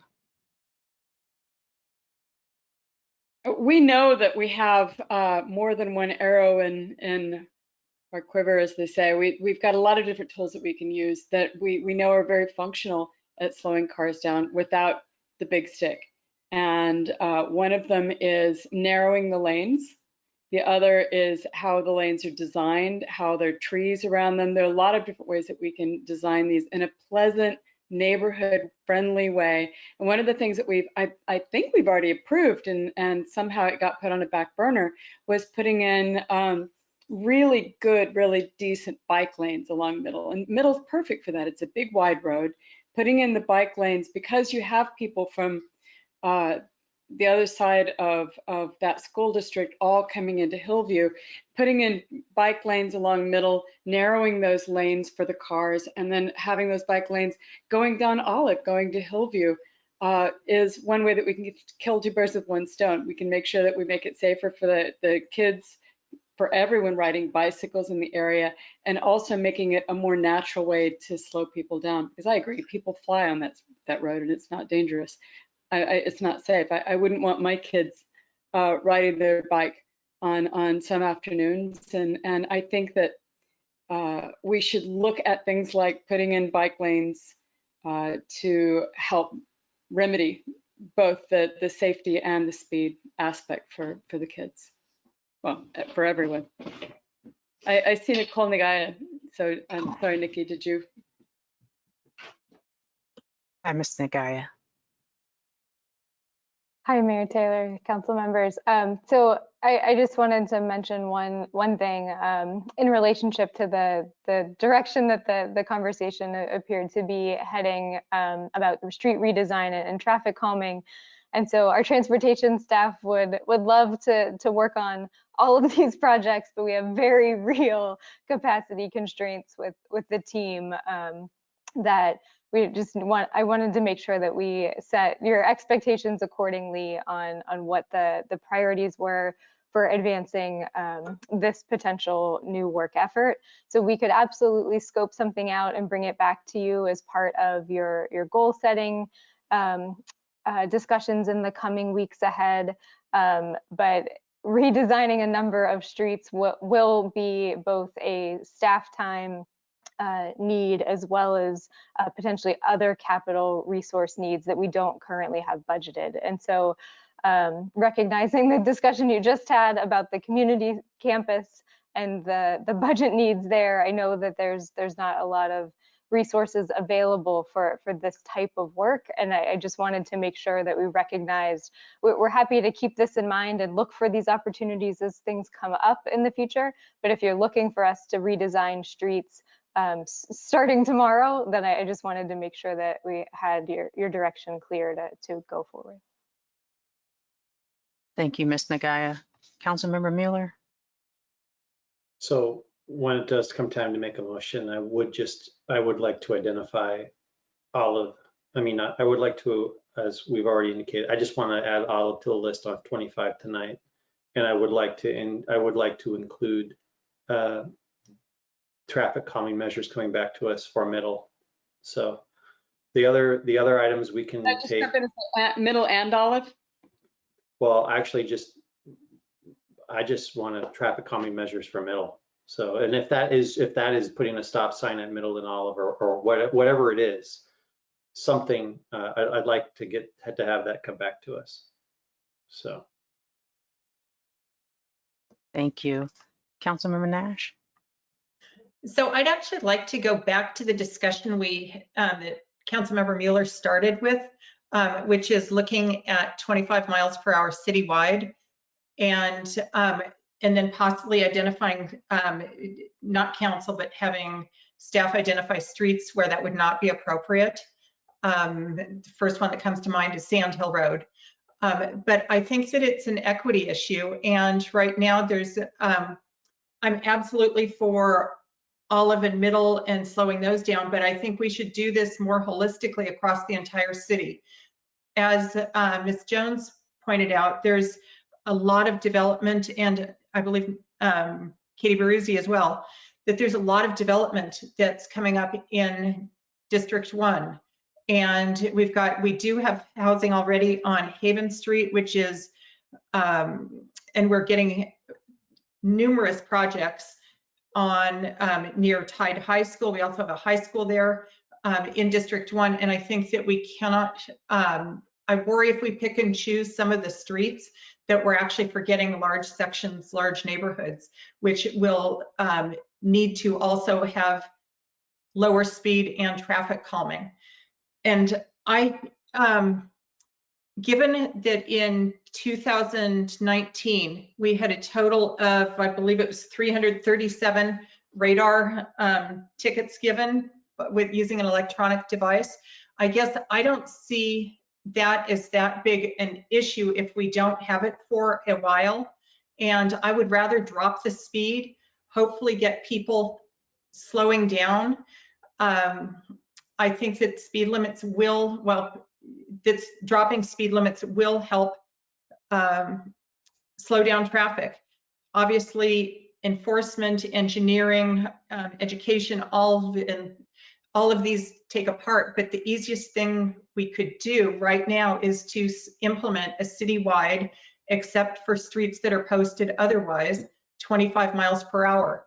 And that would, I think that would make it a much safer and more comfortable place to live. And it really does not increase travel time by much.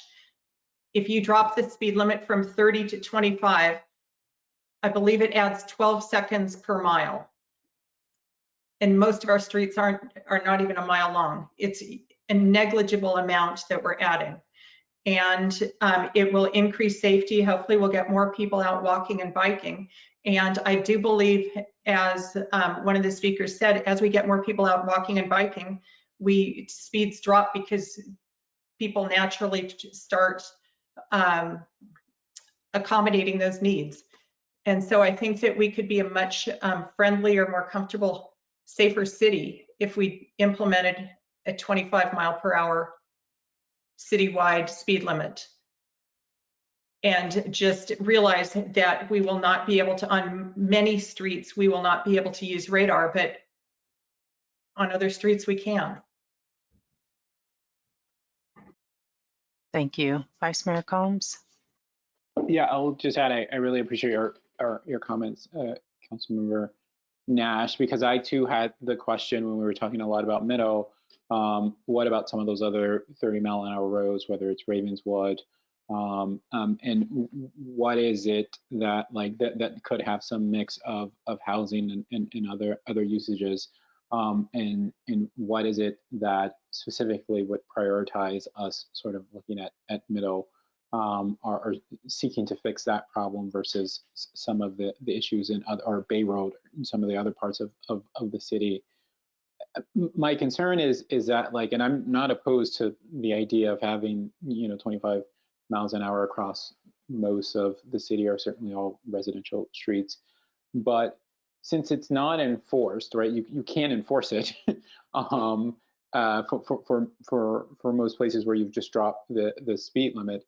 The value is in having that sign that says 25.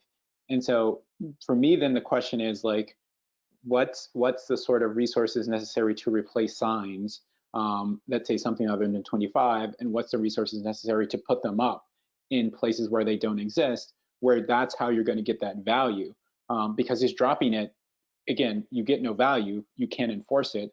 What you're sort of getting the value is them seeing that sign. And so for me, I think the question then is as we sort of look beyond this, how does that happen? I would say, obviously, I live close to Willow Road, which is 25 miles an hour, and I can tell you,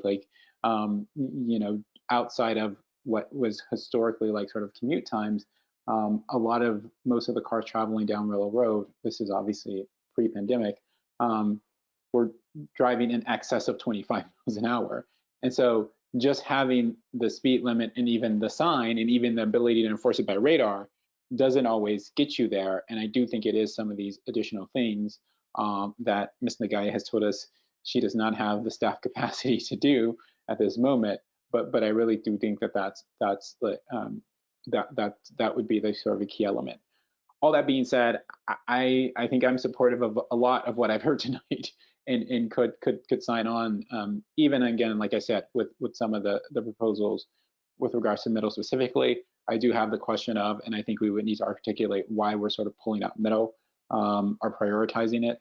But again, like I said, the key thing, if we're dropping it, then the key thing is like, how do we replace those signs that say something about going to 25, and how do we get more signs out there? Thank you, Vice Mayor Combs. Councilmember Mueller and then Councilmember Carlton. So middle is an issue that I think it was last year, or maybe the year before, there were multiple accidents in a row along the same pathway that the students were taking to ride their bikes up middle and cut over.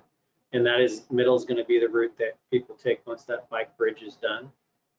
That's going to be the designated route. So that's why I, in particular, want to give that special attention. And I can tell you, there was a petition from residents for traffic calming along Willow that came forward, not last year, the year before. Middle, excuse me. So it's been something that's been outstanding for a while. So that's why I'm like, all right, if we're going to do one, like that would be the place. And especially too, because we also have the Stanford development coming at the end there along El Camino, which could be an increase of traffic going down along middle as well. So I think there's a whole bunch of things coming together there, is why I would say yes to that one. I can see why that would be. So I'm totally fine with that. And that's to the expense of, other streets like Santa Cruz, Bay, I think we should look at the issue that was raised with Chilco as well. But I definitely, I know from just interacting with residents there, and also the traffic accident pattern there, and then what future plans are, what development's taking place, what future plans are for the bike bridge, all of that comes together. And I'm like, yeah, we got to drop the speeds on middle. So, and that was my 2 cents. Thank you. Councilmember Carlton? You're on mute. Excuse me, I keep it on mute because someone was telling me that I was causing an echo problem earlier on this. Can Chief Spiller please come back? I wanted to ask him a clarifying question. Thank you. A few years ago, I had to retake the written part of my driving test. And I'm old, I don't remember everything, but I remember studying for this. And is it not the case that in small residential streets, unless otherwise posted, there's already a 25 mile per hour, and we're not talking about middle, we're talking about like Cambridge, Loma Prieta, Carlton, the smallest streets. Unless otherwise posted, isn't it default 25 mile an hour? Yeah, that's the prima facie speed. So that's the unless otherwise posted 25 miles per hour. Yes. That's what I thought. So it's already 25 miles an hour unless we change it. So, hey, that was easy. And then I look at the map that Councilmember Mueller put forward, and all the prima facie streets are 25 miles an hour, which makes sense until you get into some of the other ones, which they've already thought about. Some are 50 miles an hour, some are 45 miles an hour, some are 40. It looks like the majority of the major roads are 35 miles an hour. So there does seem to be a solid balance there and a thoughtful balance between what are the arteries, what are the avenues, and what has the prima facie of 25 miles an hour. So I just wanted to point that out, that we already have 25 miles an hour across the entire city, unless otherwise posted. Oh, and by the way, Chief Spiller, I don't know if you're going to be on the call later. I got a notice that the police today arrested someone who had allegedly robbed some people with a shotgun, and the police caught the people and got the stolen items back and got the shotgun off the street, sawed-off shotgun. So thank you. Please, I was just say while you're here, not to go off topic, but just for 1 minute, thank the police officers involved for keeping our streets a little safer, getting the sawed-off shotgun off the street. But anyway, I just wanted to bring you up just to make sure I remembered correctly on the prima facie that everything, unless we change it, is 25 miles an hour already in Menlo Park. Thank you. Madam Mayor, if I may. Yes, please. So to address the question, yeah, unless otherwise posted, and you know, the survey calls out a lot of specifics in other areas, other roadways throughout town, and I just want to revisit because very often, you know, traffic is complaint driven in this community, and the expectation when people are frustrated with speeding vehicles or reckless driving, you know, if we're going to deviate from, you know, the survey as presented to the council tonight, that our enforcement is going to be impacted pretty significantly. So I just want to underscore that as this matter is before the council. Thank you, Chief Spiller. Councilmember Nash? Thank you. I actually had a question for Chief Spiller, please. Hello. So if on the streets that are compliant, radar can be used. On the streets where we were talking about dropping the speed limit below what would be met by the ENTS requirements, you cannot use electronic, but one still could use other methods. And very honestly, I think in large part, just having police visible is actually a deterrent, even without having the ability to, even without trying to do more enforcement than just have the visibility. I guess I'm looking for your comments to that, you know, about that. And how far off are we if we do something like that? So as a career-long law enforcement guy, I like the ability to enforce. I like the ability to use tools like LiDAR and radar to determine speed and confirm it with a visual estimation of speed. Things like bumper paces and things like that can be used, but it's very difficult in some of these areas. Of course, seeing that black and white police car sitting on a corner is certainly going to prompt a would-be violator to make that full and complete stop at or before the limit line, and typically would serve to slow down speeders in a neighborhood or any arterial. So yes, what you say is true. Our presence certainly is a deterrent. There are other means of enforcing, but the radar and LiDAR are pretty effective tools in terms of managing speed issues in our community.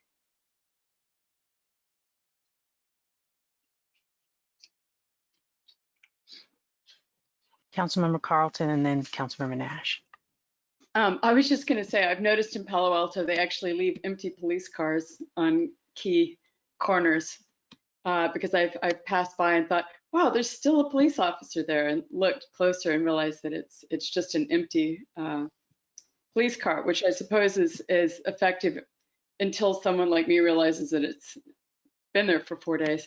But I assume that my assumption is that policemen really dislike going to court to fight when people fight traffic tickets. And so rather than do that, they would not be giving tickets unless they felt strong that the ticket would stick. Is that correct? To each his own. I worked traffic for a lot of years in my career, and it was a regular part of my routine going to traffic court, part of my responsibility, and had no problem with it whatsoever. I don't know that I would blanketly say cops hate traffic court. Maybe graveyard officers don't want to get up in the middle of their REM sleep and go to traffic court, but to each his own.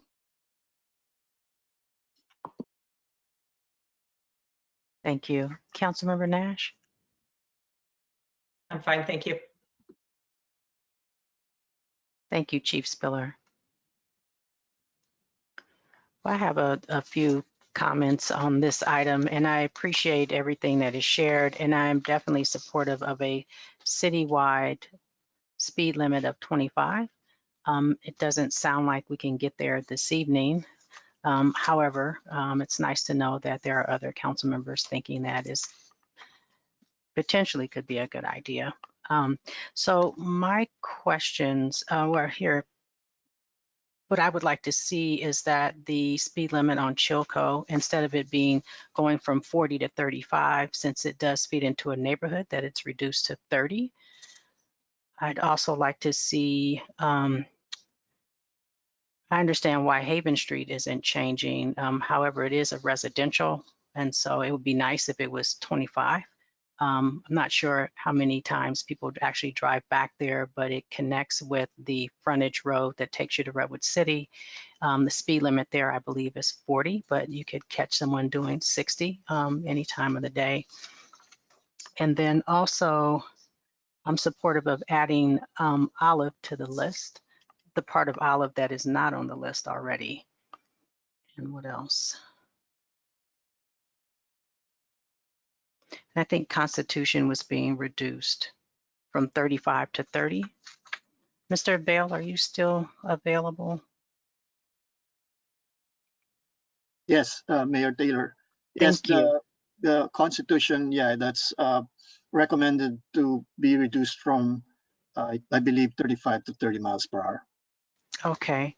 And then O'Brien Drive, because that is a feeder into a neighborhood, even though it's in a different city. So I would like to see that reduced to 25 as well.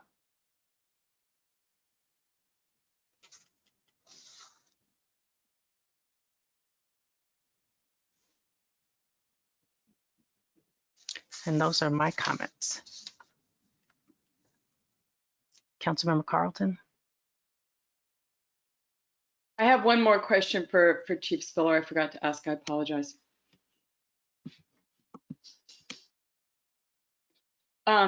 Chief Spiller, my concern on Santa Cruz Avenues is, according to the survey, people are already driving just over 30 miles an hour, which is pretty standard for a big street like that. And we have 25 miles an hour posting for when there's students in the morning and in the evening. I've also seen one slow person, both on Santa Cruz and Valparaiso, because they're larger people getting from one side to El Camino Real.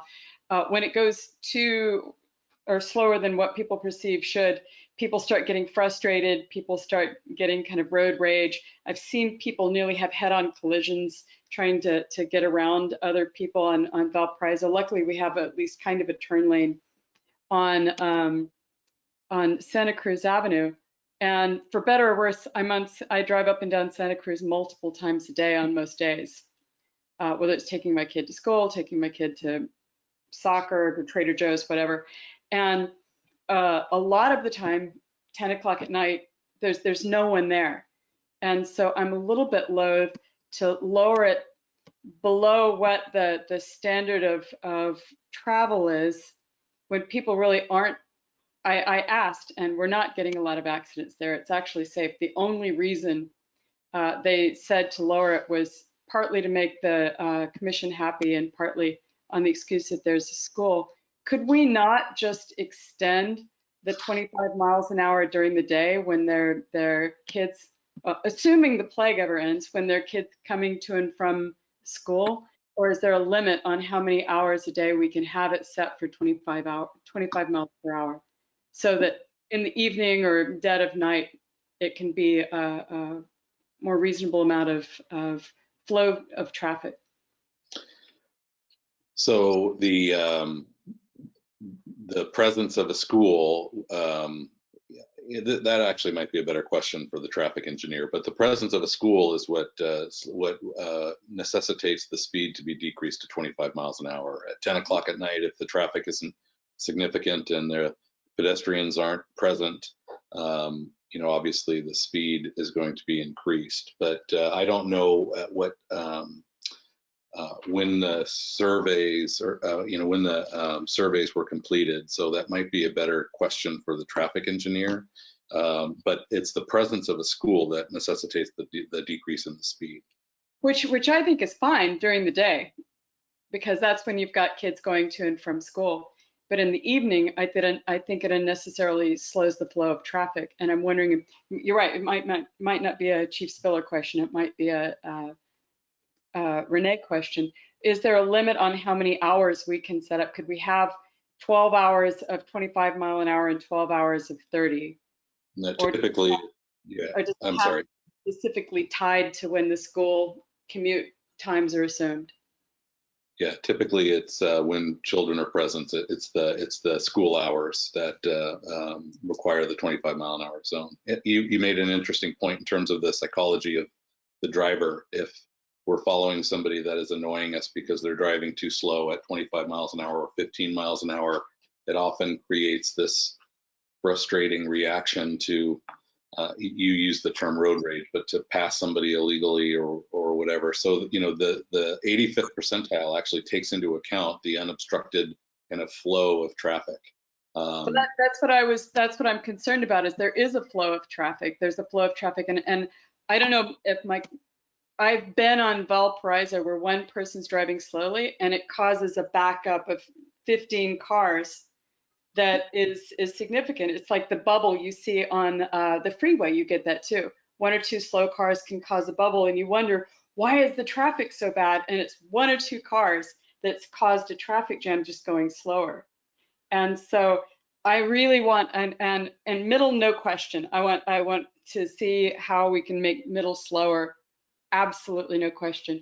On Santa Cruz, when there are kids around, absolutely no question. Valparaiso, I don't think has school hours. I'm trying to remember, but I know that we have school hours posted around Santa Cruz.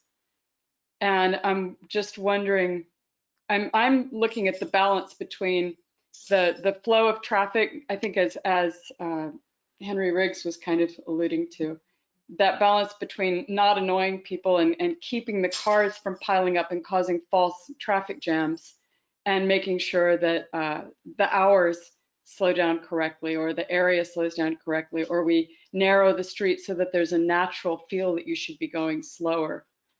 So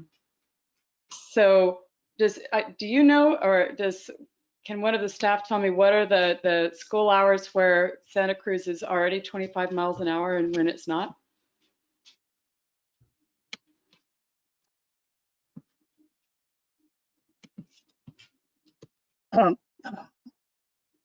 Going back to your question, Council Member Carlton, about just want to talk about Santa Cruz, why it was recommended to be reduced from 30 to 25 miles per hour.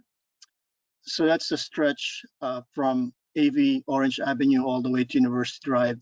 So in addition to being those roadway segment, that roadway segment being close to Hillview School and other school like St. Raymond, there are several uncontrolled crosswalks, like one on Santa Cruz at North Lemon, Santa Cruz at Cotton, Santa Cruz at San Mateo, and other locations that also justified the reduction of the speed limit to I know that. 25 My miles per hour. question is, when are the posted school, when is it posted that the speed limit is already 25 miles an hour? So, for the, if I can, if this is my correct answer or my interpretation of it.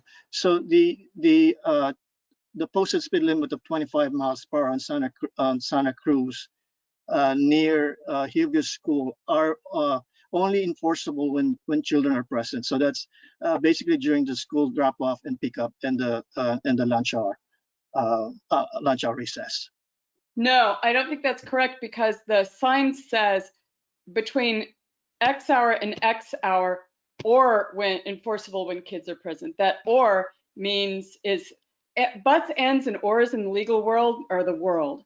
And Okay. when it says or, that means it is A or B, which means when kids are present, it's 25 miles an hour. It's 25 miles an hour between 9 and or 8 and 10 or whatever the hours. I was just wondering what the hours are. Yeah, no, I'm not aware of the hours there. So I was just basing it on what the California Vehicle Code, but this appears to be a special sign that has indicated time restriction when time for the speed limit to be enforced. I'm just saying that there should be ways that we can have it 20, and there is to some degree, definitely is 25 miles per hour on Santa Cruz. And there are times when it's 30 miles an hour is completely appropriate. And rather than blanket, I don't care if it's 2 a.m., you're going 25 miles an hour, which is very slow on that stretch. There are certain times when kids are present, when schools are open, that we have 25 miles per hour. And if it's appropriate, can we not expand those times? Yeah, I think that's a good question, and I don't have the answer for that right now. I mean, Ms. Ngaya might, our director might have. Thank you. Chief Spiller? So, I was just going to try to address the school zone question. So an officer enforcing a school zone, when children are present, it could be 7 a.m., it could be 5 p.m. If there are people present, pedestrians present, children present, it's that officer's articulation of the pedestrian activity in a school zone. There's traditional school hours, but even outside those school hours, a police officer can articulate a school zone speed violation in traffic court based on pedestrian activity. So I'm not familiar with the sign that you're referencing on Santa Cruz Avenue, but school zones can be enforced based on the pedestrian activity. And during the peak of a school day with people crossing and buses loading and things like that, it's clearly, it warrants the slower speed. Absolutely. I'm just saying it's already 25 miles an hour because that's a school zone. Can we not just extend the school zones?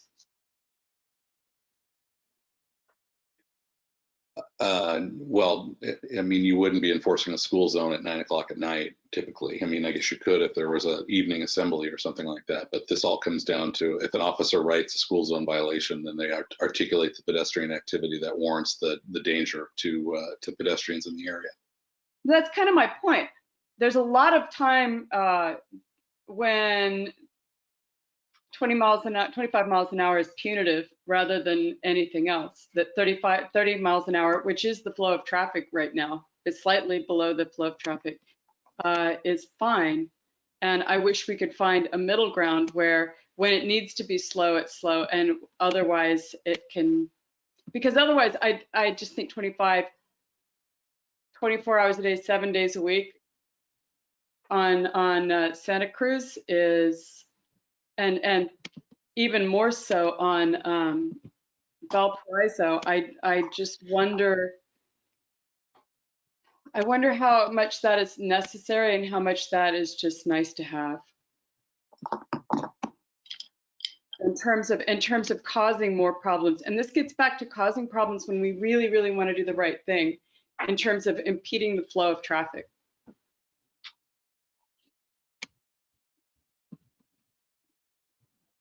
And everything else I'm 100% behind. I'm just a little bit concerned about Valparaiso and that upper section of Santa Cruz in terms of traffic flow. I don't know, I saw Nikki appear. I don't know if Nikki wanted to. Oh, I'm sorry. I'll let the mayor decide who speaks. Thank you, Councilmember Carlton. Ms. Nagaya, and then Vice Mayor Combs. Thank you, Mayor Taylor, Councilmember Carlton. So while Mr. Bale and Chief Spiller were speaking, we verified the school zone signs on Santa Cruz, and they currently say 25-mile-per-hour zone when children are present. So I think there are other signs along the corridor that reference times in relationship to parking restrictions, and so those may be more tailored to the times for pickup and drop off on Elder and some of the other streets near the school, but the school zone signs just reference the time when children are present. So then if I may offer some suggestions to help the conversation. I know Vice Mayor Combs earlier inquired about the cost of the sign replacements.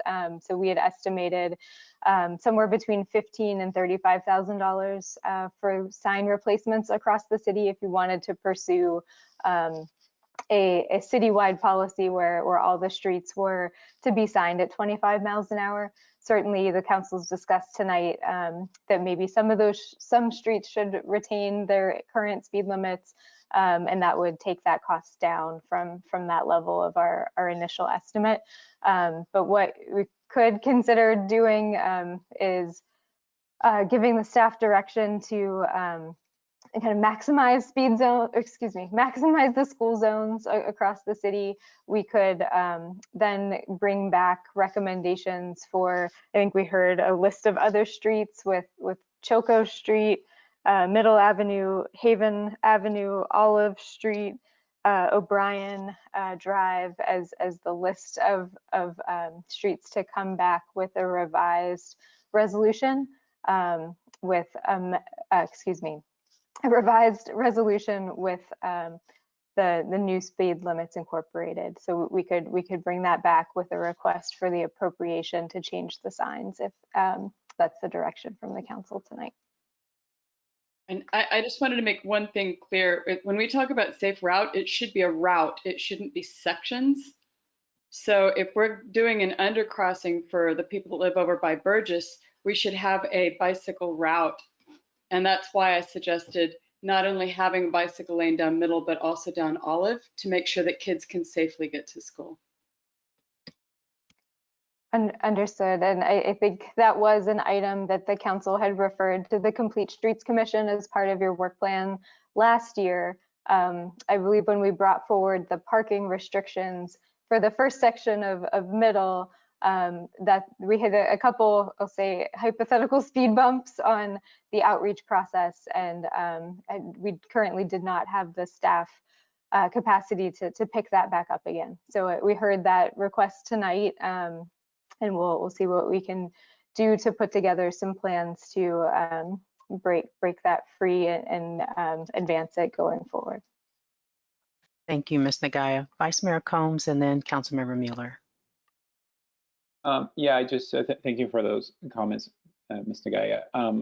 You know, as we have discussed this more, I think my thinking and stance has evolved, and it has evolved to a position of you know, supporting the adoption of the resolution as it's laid out in staff, the staff report. These suggestions seem to me incredibly ad hoc, right? And this is why the state, it's clear why there is state law that requires that these limits be made based on surveys that have to be done on you know, on a regular basis, because this is all very ad hoc to me. It's like Councilmember Carlton is saying, well, you know, during this time it should be okay, it can go faster, and during this time it can go slower.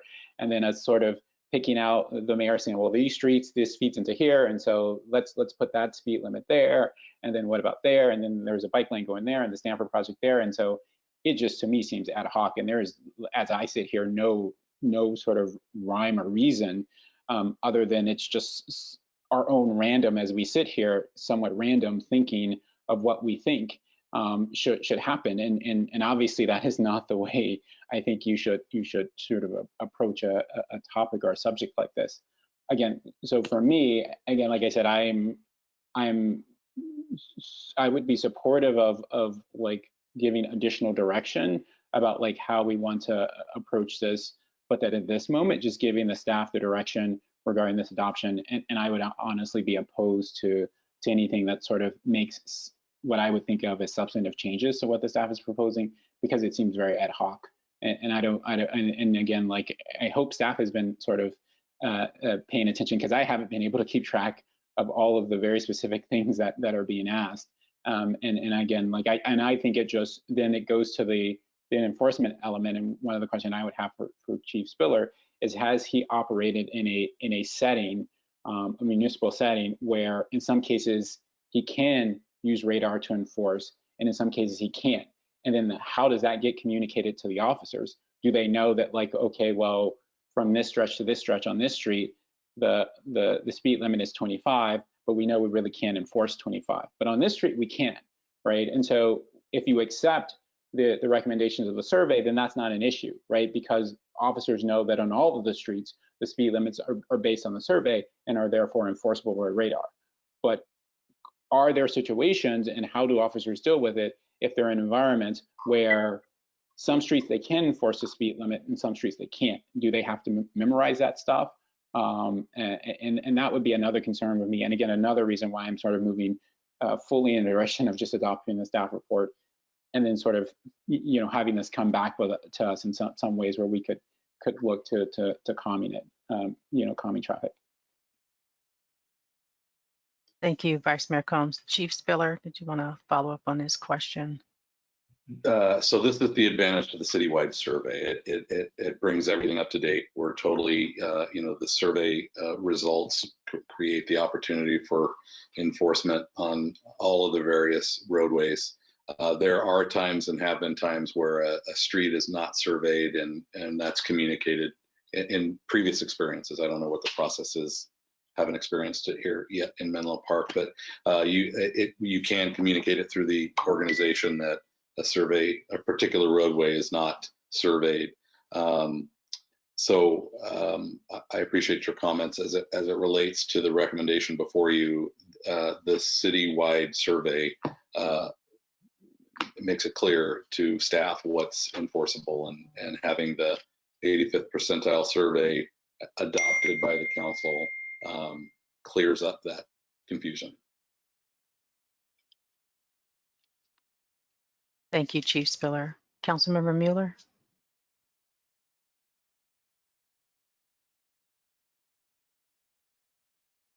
Thank you. I'm just going to make a motion, and I'll explain where I'm coming from, Vice Mayor Combs.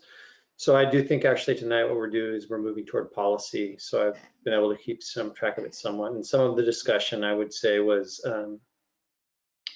I guess the word would be colloquy, sort of expanding on what that policy might be over time.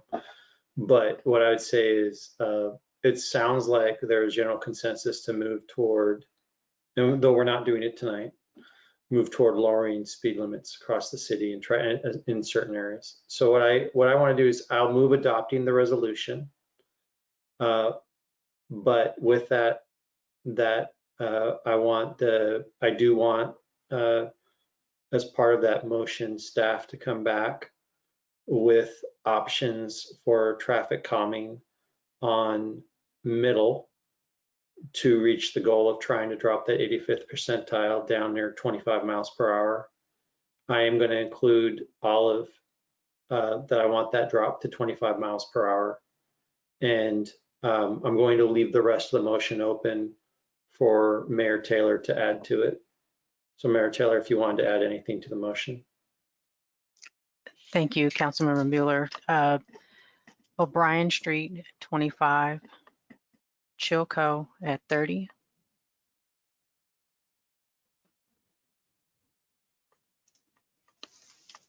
Okay, and so that would be my motion this evening. Oh no, and I'd add one more thing to it, and that was what Ms. Nagai indicated, direction to staff to looking at expanding school zone, 25-mile school zones to the greatest extent possible under the law, which would be a policy direction that they would come back and explain to us how that would be, but that would be certainly legal and enforceable under the traffic engineering management. So with that, that will be my motion. And if Councilmember Nash, if you have a friendly amendment, happy to hear it.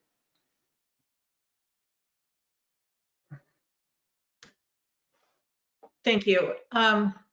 It's more of a comment at this point. I was hoping to actually move for a citywide 25 mile per hour and see if we could get consensus on that. The reason why is what we've just described, no one's advocating for District 3. And we've had, it doesn't feel right to me. To some extent, as Vice Mayor Combs just said, it seems just random, and it does not feel right. I absolutely would like to see some of these streets. We've had a large outpouring of letters for 2 of the streets. And I definitely want to see those changed, but it just doesn't feel right that we're doing some and not others, and that we have one large district. And if you look at the list, many of these streets are in District 3, and no one's advocating for it right now. So I'm actually proposing that instead. I'm not gonna accept the friendly amendment, Councilmember Nash. And the reason being is because we also don't have anyone to weigh whether or not enforcement is going to be necessary in those areas. And I think that tonight we've signaled to staff that we are very interested in trying to move toward that policy in appropriate streets long-term.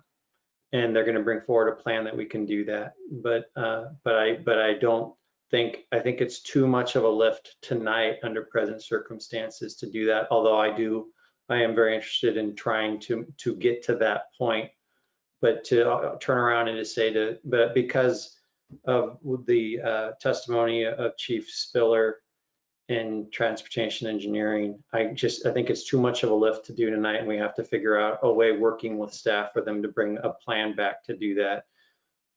So I fully appreciate your intent, but we want to be successful in the areas that we are targeting this evening.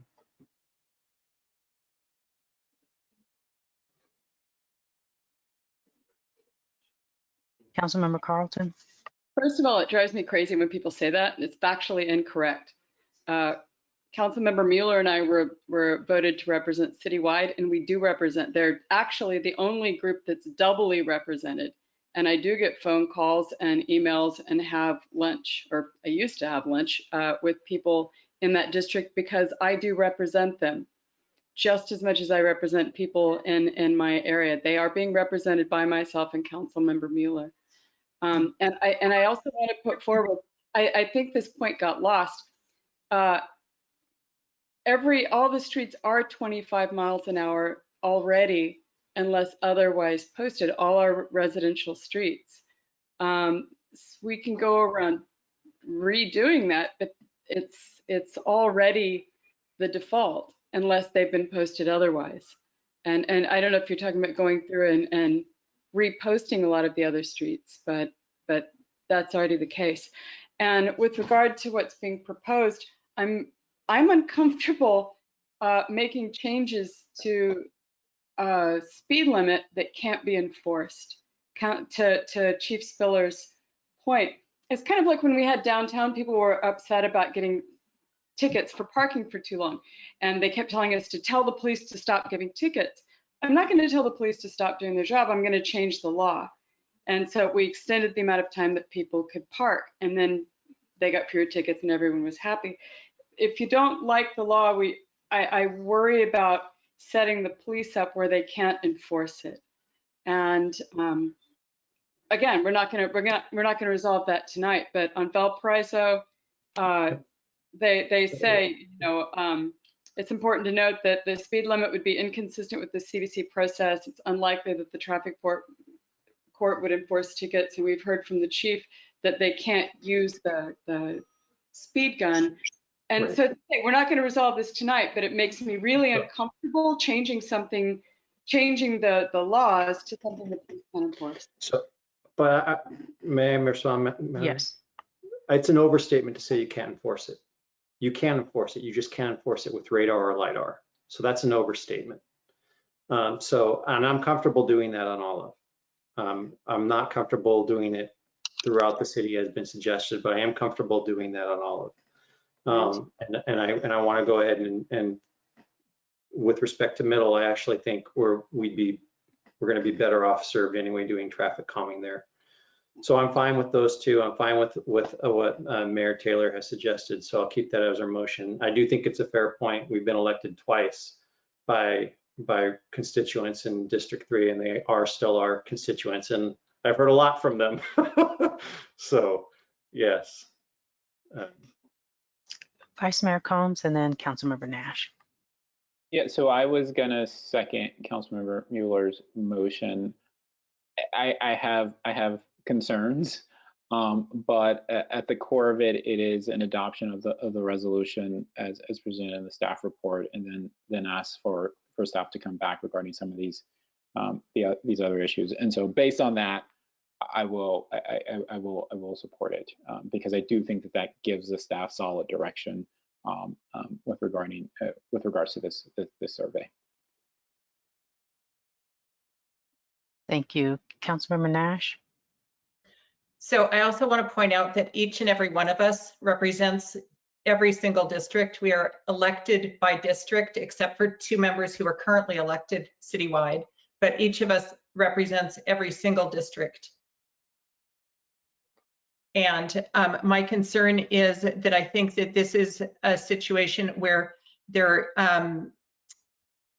someone living in District 3 may have more insight into specific streets, such as has been called out in other districts. And that is my concern. Vice Mayor Combs. I just want to say for complete, I completely understand where you're coming from, Councilmember Nash. I did mention Ravenswood, and so I did mention streets in District 3 and my own district. I just want to say that for the record, but I think you make some valid points. Okay. Thank you. And just to clarify, I made a mistake on one of them. Chilco 30. I think I said 35. 30. Thank you. Okay, so I have a motion on the floor by City Council Member Mueller, a second by Vice Mayor Combs, to adopt resolution number 6593 and direct staff to return options for traffic calming on Middle to get to 25 miles per hour, include Olive to the 25 mile per hour list, reduce O'Brien to 25 miles per hour, reduce Chilco to 30 miles per hour, and look at expanding the 25 mile per hour school zones to the furthest extent of the law. There's any City Council, is that correct? That's correct. Thank you. And any further City Council discussion or questions? Carlton? I'm absolutely in support of what Mayor Taylor's put forward, and of adding Olive and putting in a safe bike lane and reducing things in that area.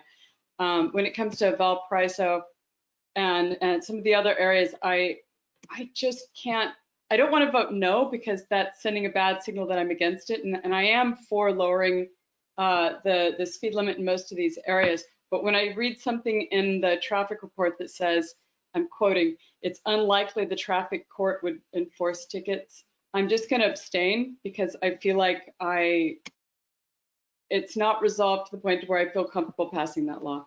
And I don't mean to say anything bad of my colleagues. That's fantastic that you can go there, and that's fine. But that's just where I'm at. So I'm going to abstain. So you're abstaining against, you're abstaining because of what the staff recommendation was in the resolution, not something that was added. Yes. But if I can just, and obviously it's your vote, but in both instances, the issue is that it's unenforceable. So you said you're okay with the unenforceable aspects that have been proposed by council, but the unenforceable aspects with regards to what's proposed by staff in the staff report is a deal breaker. I don't, so it's just sort of. And I want to be clear, can we, guys, I want to be very, and I'm sorry for interrupting, I apologize, but I want to be very clear with when we use the term unenforceable. It would be unenforceable by radar. So Valparaiso is a very long street, and you don't necessarily need to use radar to do enforcement there. So I just want to be very clear, because what I would hate to see tomorrow or recharacterize for constituents is, well, they did this to Valparaiso and there's no more enforcement of speed limit there, which is not accurate. It would just not be enforceable with radar.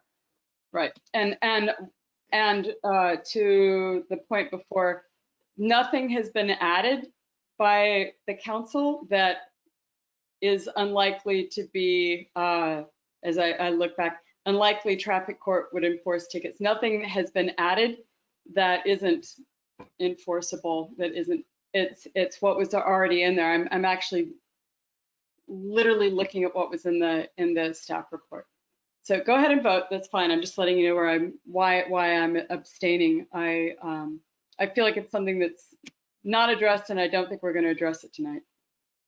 Okay, and I just want to make clear for those who want to talk about 25 miles per hour. Again, I think that tonight the council's indicated they're interested in trying to move toward that as a city, and we'll be looking forward to staff talking about that with goal setting next year. So, but I want to move this forward tonight. So thank you. And so, but are you talking about taking a lot of the other areas where it's 30 down to 25? Because as I said, it's already 25. It's not, yeah, I mean, we'll have that discussion at a later time, Councilmember Carlton. I just want to move the motion right now. That's fine. No further discussion or questions from the City Council. I have Councilmember Carlton's vote as abstaining. Councilmember Mueller, Yes. Councilmember Nash, Yes. Vice Mayor Combs, Yes. Mayor Taylor, Yes. and the motion passes with Councilmember Carlton abstaining.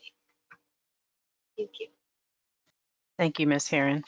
And the next item on the agenda, and just so you know, I would like to get through these 3 items. The first is filling the vacancy for EQC. The second is the Proposition 218, and the third is I3, which would reopen playgrounds. So I'll start with the first, item H2, consider applicants and make an appointment to fill a vacancy on the Environmental Quality Commission. To introduce this item is Ms. Herron. Hello again. So at this time, we have one unexpected vacancy on the Environmental Quality Commission. And we have 7 applicants. The City Council has received the applications as well as any backup information that was provided by the applicants. I will be taking nominations verbally, and then we will go through those nominated applicants, and I will ask you to raise your hand. You can vote for one candidate, and the first candidate to receive 3 votes will be appointed. And that concludes the presentation. Thank you, Ms. Herron. Councilmember Carlton? You're on mute. I wanted to put Jane, and I apologize if I butcher her last name, Ratchie, her name forward. I think it's great that she has served on BOSCA and other committees, commissions, so she's had experience on that level of the environment, but also she has been staff in Palo Alto for their utility company. And I think particularly now it's helpful having a commissioner who understands what it's like to be on a commission, as well as remembering what it's like to be a staff member as well. Thank you, Councilmember Carlton. Before we take any further nominations through the mayor, maybe take public comment on this item. Yes. Thank you so much. So for any member of the public wishing to comment on item H2 regarding consideration of applicants for an appointment to fill a vacancy on the Environmental Quality Commission, please engage that hand feature in the top right side of your screen. I'll have the opportunity to open up your microphone and you can address the City Council at this time.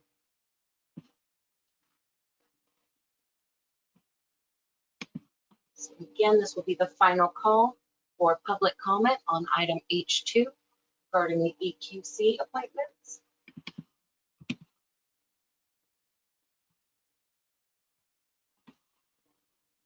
I am seeing no hands raised. So, Mayor Taylor, if you'd like, we can continue with nominations. Yes, please. Vice Mayor Combs. Yeah, I'd like to nominate Leah Elkins. This is, I think, the second or third time that she's applied for a position on the EGC. She's been incredibly involved with city affairs, especially as they relate to environmental issues, and I know has lobbied a number of us in connection with gas-powered leaf blowers. And so I know that a lot of the issues that the EGC takes up are near and dear to her heart, and so I'm so happy to nominate her.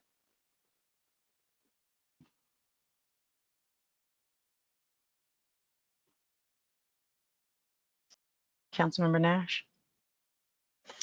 I'd like to nominate Zachary Meyer. Actually, first of all, let me say I was blown away by having these 7 amazing candidates, and it feels like just an incredible opportunity. And I think everyone was really impressive.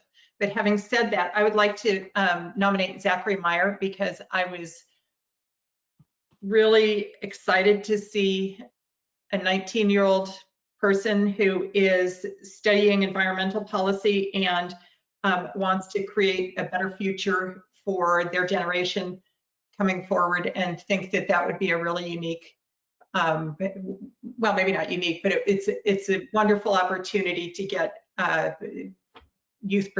younger perspective.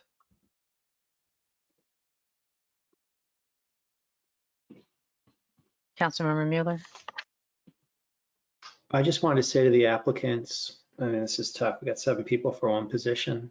But honestly, in Menlo Park, when it comes to this topic, there is a tremendous amount of opportunity to become part of advocacy.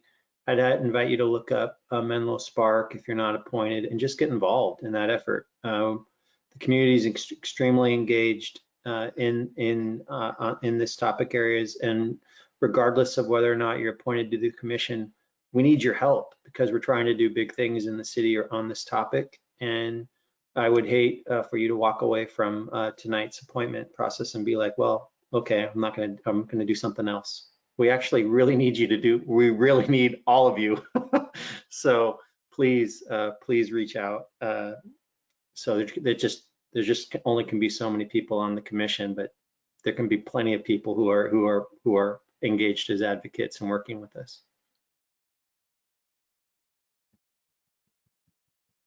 Are there any further nominations? Seeing none, I will again be asking you to just raise your hand as I call each applicant who has been nominated.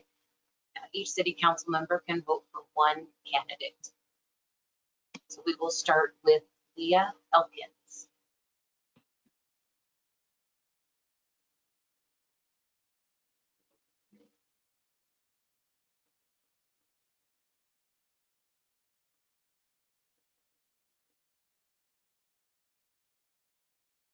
And so just confirming that I did have hands raised from Combs, Carlton, and Mueller, is that correct?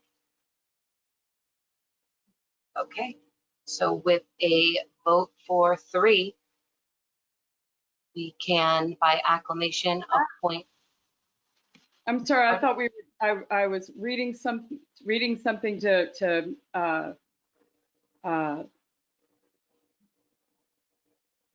remind my memory on leading the people, and I thought we were voting on them in the order that they were put forward. I apologize. So does the, what you're seeing on the screen, is that correct? No, I'm voting for Jane. Thank you. So our following applicant will be Zachary Meyer, and by show of hands.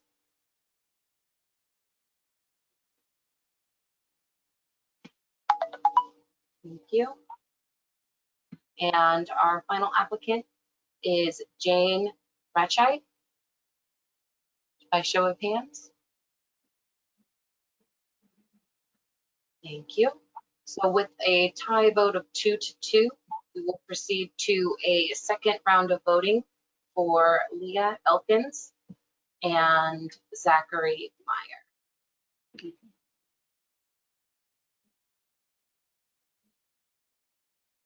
I'll change my vote to Lee. That's fine.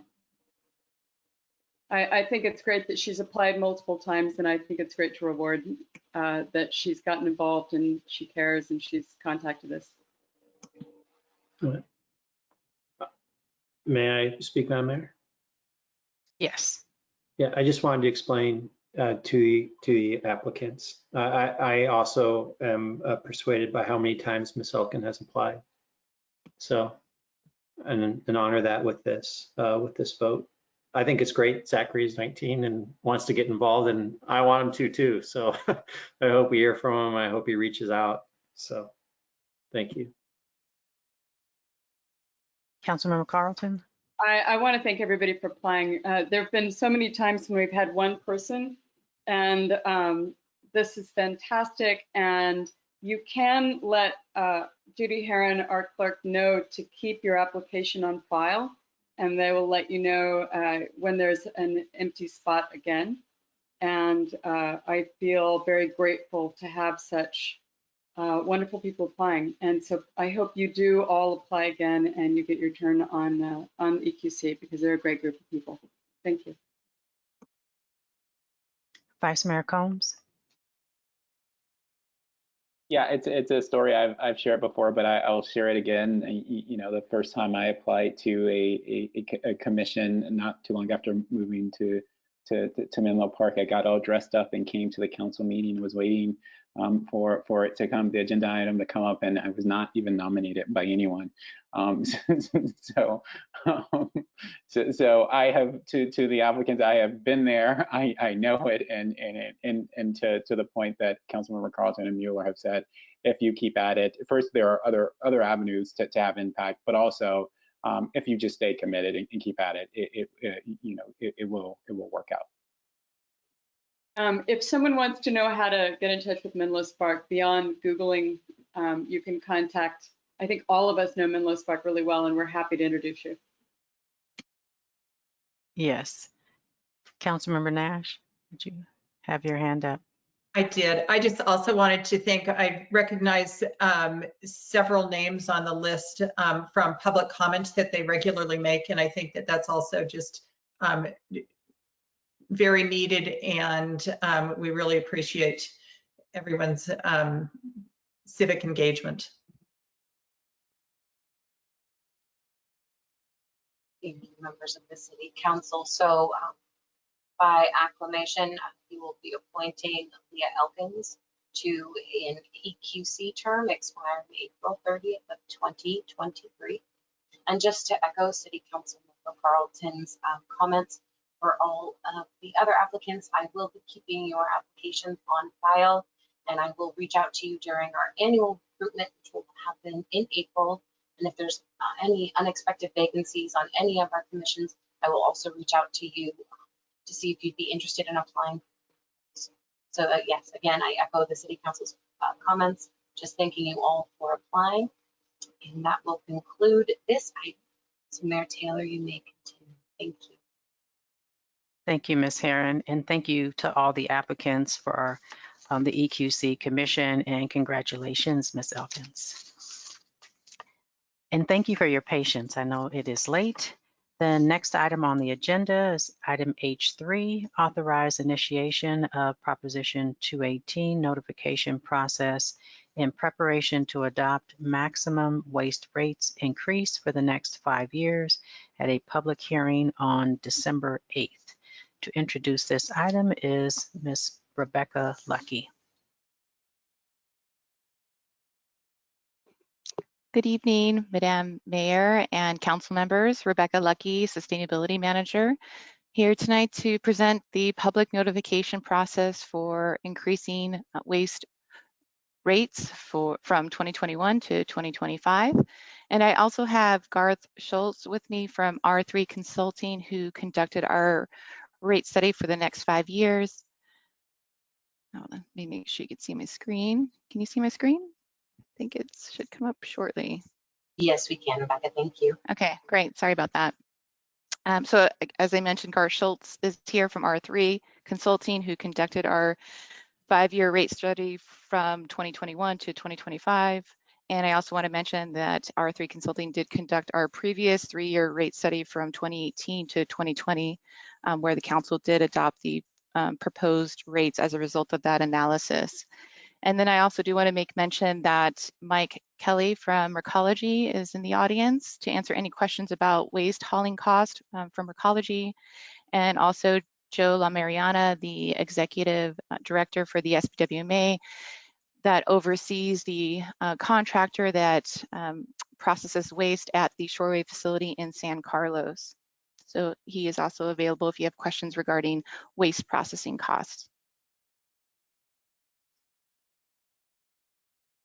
So to get us started, the public notification process is required and is tightly governed under Proposition 218, and the city must send out a notice to all property owners 45 days before formally adopting waste rate increases. And so the city cannot adopt rates that are higher than what is published in the notification. However, the city council can adopt lower rates at any time without having to issue a Prop 218 notice. And so the notification that is being proposed to be sent is an attachment B in the staff report, and it will be sent out to over 20,000 property owners in Menlo Park, both businesses and residents, and will present the maximum limit that waste rates could increase to for each of the 5 years from 2021 to 2025. So no final decision can be made tonight regarding the approval of waste rates. A final decision will be needed on December 8th via a public hearing. So the decision that is really needed for tonight is to authorize staff to send out a public notice that would inform all property owners of the city council's intent to increase rates for waste over the next 5 years. And there is also an opportunity to really review and discuss the proposed 5-year waste rate changes in preparation to make that final decision in December. So it allows not only enough time for property owners to review the rates, and if they protest, they can protest in writing, but it also allows staff time if the council desires to see another kind of analysis done to either lower the rate options or find out if there's other possibilities. But regardless, the advice and suggestion is to really send out the public notification and attachment B as is without any changes to allow the city council the maximum flexibility to adopt rates in December if there is no viable or feasible option available. So what are the main rate changes proposed? And so it's hard to talk about that before talking about cost to dispose of waste in the community for residents and businesses. So costs for waste disposal have increased about 11% from 2020 and going forward into 2021. And that's really expected to increase over the next 5 years. And that part of that is resulting from just labor cost increases. There's other parts of that that are not attributed to Recology, who's our hauler, and SBWMA that again manages the processing of waste at the Shoreway facility. But there's these other external factors that come into play, like unfunded state mandates. That one example is organics will no longer be allowed to be disposed of in the landfill and will be required to be composted to reduce greenhouse gas emissions by the state. And that'll fall into cities to absorb that cost and figure out how to make that happen. And there's other international policies that affect rates as well. So China's sword policy has dropped the value of recyclables, so that decreases our ability to collect revenue from recycled materials. And so what I do want to point out here is that even though rates are seeing increases of about 11% between this year and the next, those are not necessarily reflected uniformly across our customers or across the different kind of programs we offer, like recycling or composting. And that's really due to the changes that City Council has made in the rate setting structure back in 2017 to meet new Proposition 2018 rules.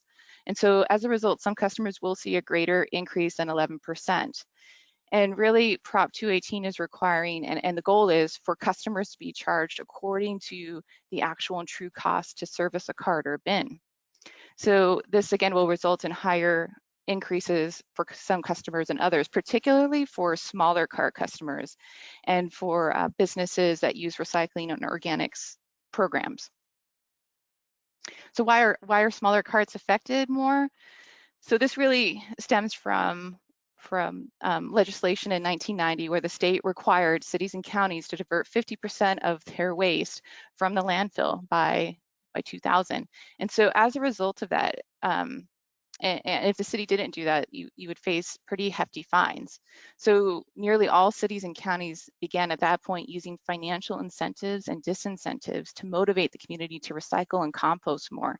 And this really resulted in, making recycling free and composting free, and trying to get people into smaller carts or bins so that they would see the benefit and reduce cost as a result of that. And so now we have rates that are increasing based on that incentive and disincentive program uniformly by the same percentage over 20 years. And so it's really created a rate inequity it's no longer allowed under law. So in 2017, the City Council set to address this by setting foundational principles of coming up with a new rate structure, essentially. And so these 3 bullet points kind of describe the overall or overarching concepts of that. And the first one is to collect revenues to fund the solid waste system. And I just want to say that's something that we've always done. And so we want to make sure that we collect enough revenue to cover the cost of our contract with Ecology, which accounts for about 55% of our total waste disposal cost. And then there's the post-collection or the processing of waste material through the SBWMA at the Shoreway facility in San Carlos, and that accounts for about 30% of the cost, or 29.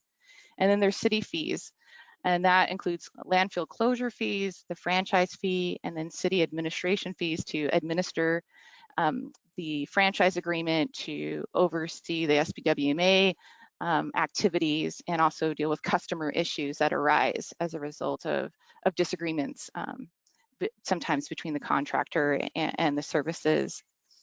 And so the 2 points that were introduced in 2017 were to ensure the revised rate structure addressed the new Prop 218 rules. And that meant adjusting rates according to the true cost of service for a cart. And there is a cost to recycling, there is a cost to organics. In fact, for the commercial sector, organics recycling costs more than to landfill, but we've been heavily subsidizing that to, again, incentivize businesses to use composting, the composting program. And so the third bullet point, again, was a new strategy, which is to provide rate stability and resiliency. And so understanding that we're trying to undo basically 20 years of setting rates a certain way, we and the City Council didn't want to have those impacts be enormous from the beginning. And so the idea was to minimize those impacts to ratepayers that were going to be very much affected over time. And so the initial results of that was a plan to slowly and incrementally increase smaller cart customer rates over a 10-year period. So that started in 2018 and was expected to continue to 2028. And that also includes business organics and recycling programs. And in the City Council in 2018, 2019, and 2020 did follow this rate structure, and that resulted in small cart rate increases of $3 per month per year, and started charging for the pickup of recycled materials and organics. So these rates over the last 3 years were higher than the overall cost increases from Recology and the SBWMA. And this pattern is expected to continue for the next 5 years, but at a faster rate than we originally anticipated. And that's really due to COVID-19 impacts. So the resources that we've had available to kind of smooth out this transition are no longer available. And as a result, if there is a light at the end of this tunnel, it's really that we're going to reach rate equity much sooner than we anticipated, by 2 years. So we'll see it in 2026.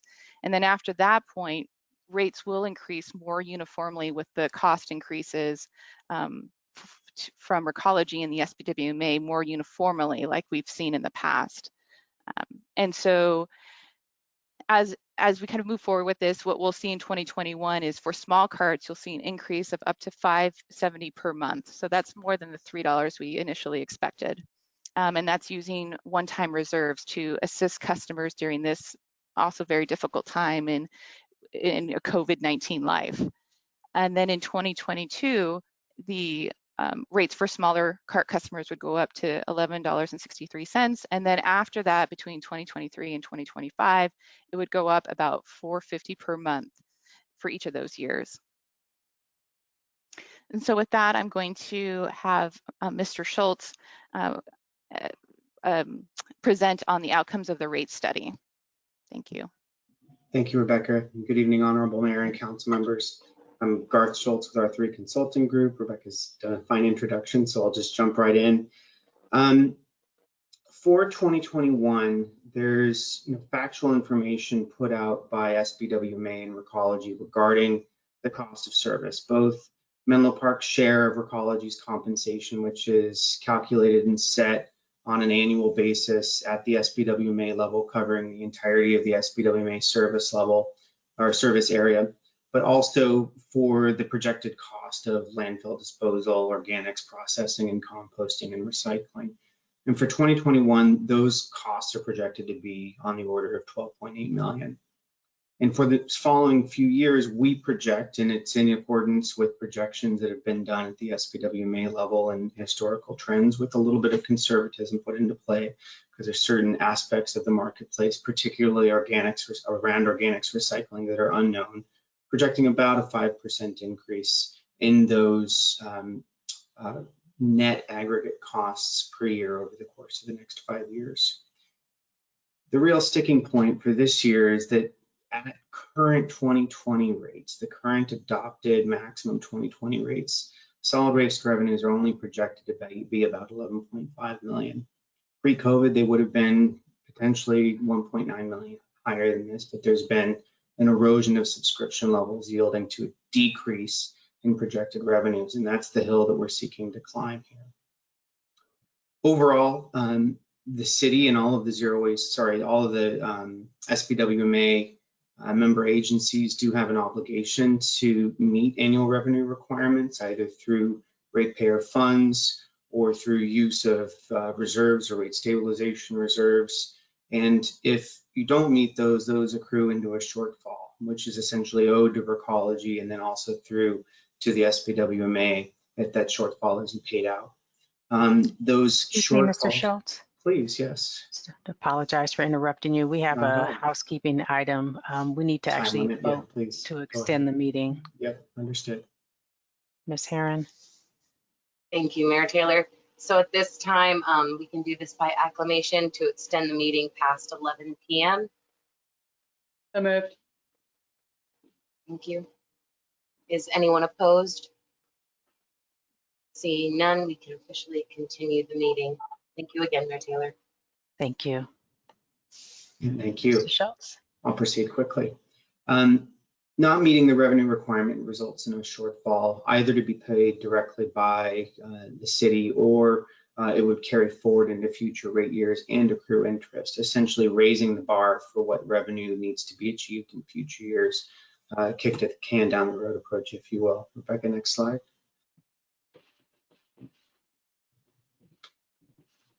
Moving forward, because of this erosion of revenues projected through the COVID impacts, staff in R3 recommends increasing rates in 2021 to at least keep up with the increases in the cost of providing service, but using up to $1 million in one-time reserves that are available in the solid waste fund, essentially offsetting a portion of the needed 2021 rate increases.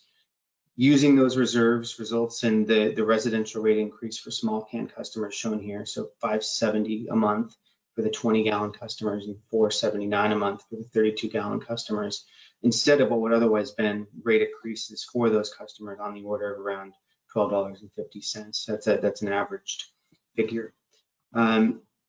These figures are set such that, and this is an item that's coming before council at a later time, if the city were to adopt a low-income rate subsidy, then they set, for example, to the PG&E Care program and the qualifications for that program, the rates for those qualifying customers at best or at worst would not increase in 2021, and for some customers would even decrease. So that'll be coming in late October, early November. The use of these one-time reserves reduces the needed rate increases and essentially kind of offsets the impact for 2021. But again, there would still be rate increases needed in future years in order to meet the projected future costs of service. Because the solid waste fund reserves are limited in their extent, you can't rely on them year over year over year. It's not a sustainable approach. Using one-time funds this year and potentially in one other future year may be feasible, but it can't continue forever. In that you would need additional rate surpluses in future years in order to build those reserves back up. So we do have, in addition to the rate tables that Rebecca mentioned that are recommended by staff in R3, an alternative rate setting schedule which would not incur a shortfall, not require the use of reserves, but would require larger rate increases in 2021. Next slide.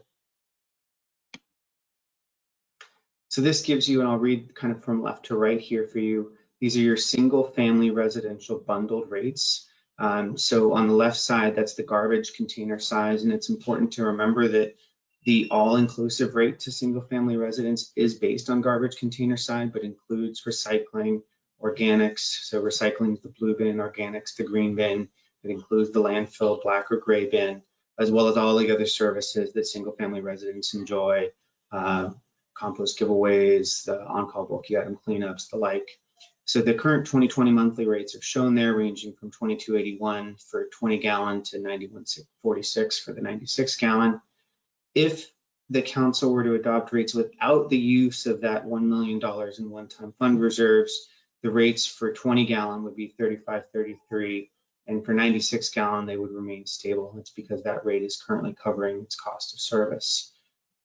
We are proposing in yellow with using the 1 million one-time fund balance reserves to offset the rates, brings down the 20 gallon rate adjustment to $28.51. So an increase of that $5.70 that we mentioned previously, and you can see the other rate adjustments for the other categories there. And with a 20% low income discount set to the qualifications under the PG&E Care program, those eligible rate pairs would either for 20 gallon, you can see, maintain the same 2020 rate of $22.81, and for other ratepayer categories actually see less rate requirement for 2021 with that low income discount included. Next slide, please. This is a similar table showing the commercial and multifamily rate outcomes.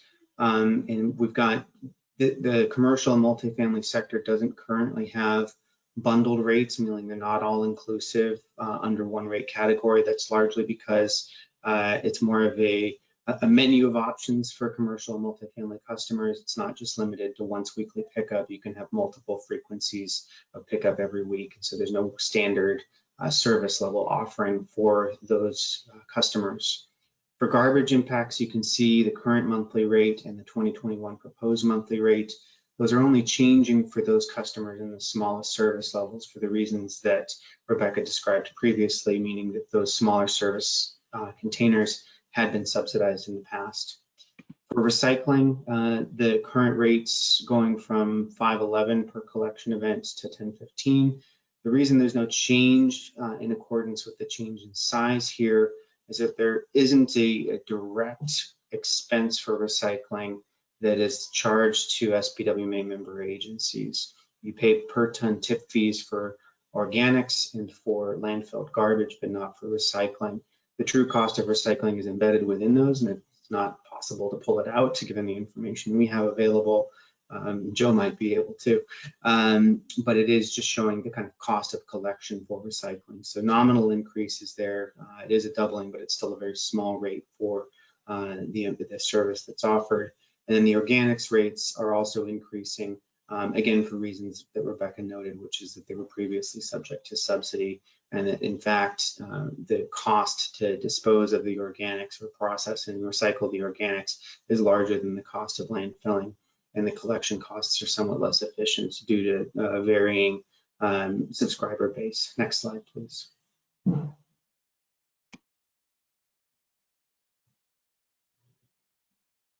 So just for council's peace of mind, we did do a comparison, and the full list of the communities that were compared are in the staff report.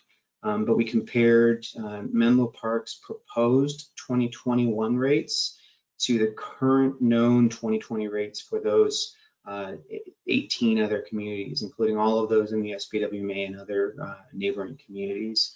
As you can see in the table, Menlo Park's proposed 20-gallon rate for 2021 is pretty spot on with the current 2020 average. The thing here that we know is that the 2021 rates will increase, so that the average without Menlo Park, the real 2021 average without Menlo Park, will be higher than this, and so you're likely to be under the average for the 20-gallon. Likewise, for the 32-gallon, which is the majority of your residential subscribers, you'll be slightly below the average, and this is again 2021 compared to the 2020 average. And then you can see for 64-gallon and 96, it's pretty much spot on with the average. So though we are seeing recommended increases over existing rates that were previously subject to subsidy, you are not out of the range of the pack, and in fact, pretty much right on in the middle with the comparable communities. Next slide. I'll pass it back to Rebecca. Thank you, Mr. Schultz. So the next steps, if council approves the public notification and attachment B of the staff report, staff will begin tomorrow to process and mail out notifications, as well as publish in the newspaper 14 days before the public hearing a notification about the hearing and where the public can go to find out more information about the waste rate increases. And then the next step would be December 8th, having a public hearing to adopt the 5-year maximum waste rates. And then if adopted, January 1st, 2021, new rates will go into effect. And then from 2022 through 2025, if warranted, the rates can be adjusted below the City Council approved maximum rates in the notification if Recology or SPWMA costs come in lower than expected.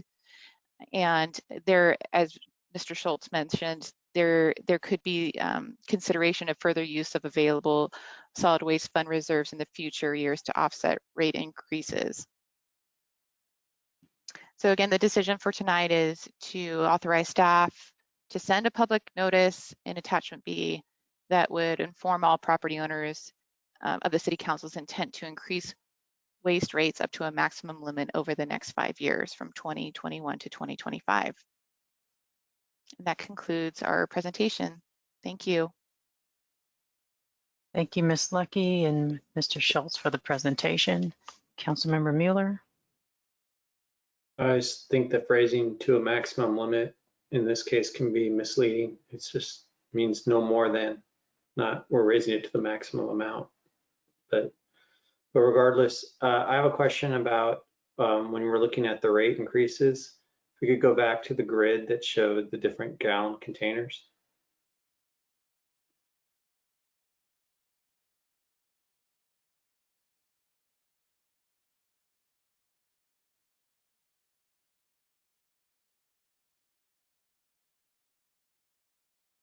So when I look at that, we can go back forward one.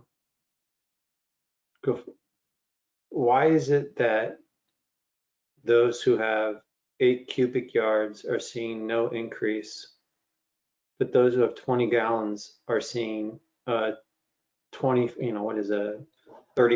increase? The reason lies in the fact that the cost to service those larger containers is covered by the rates that they're currently being charged, wherein the cost to service the smaller subscription labels is not covered in the rates that they're currently being charged. And that's due to the prior subsidization, which was an incentivized program in the past, that for the reasons Rebecca stated earlier in the presentation, and for protection of potential legal risk, the city and other cities are seeking to adjust the rates to be in keeping with the cost of providing the service. So those larger container sizes are already covering their cost of service. Can we go back one more?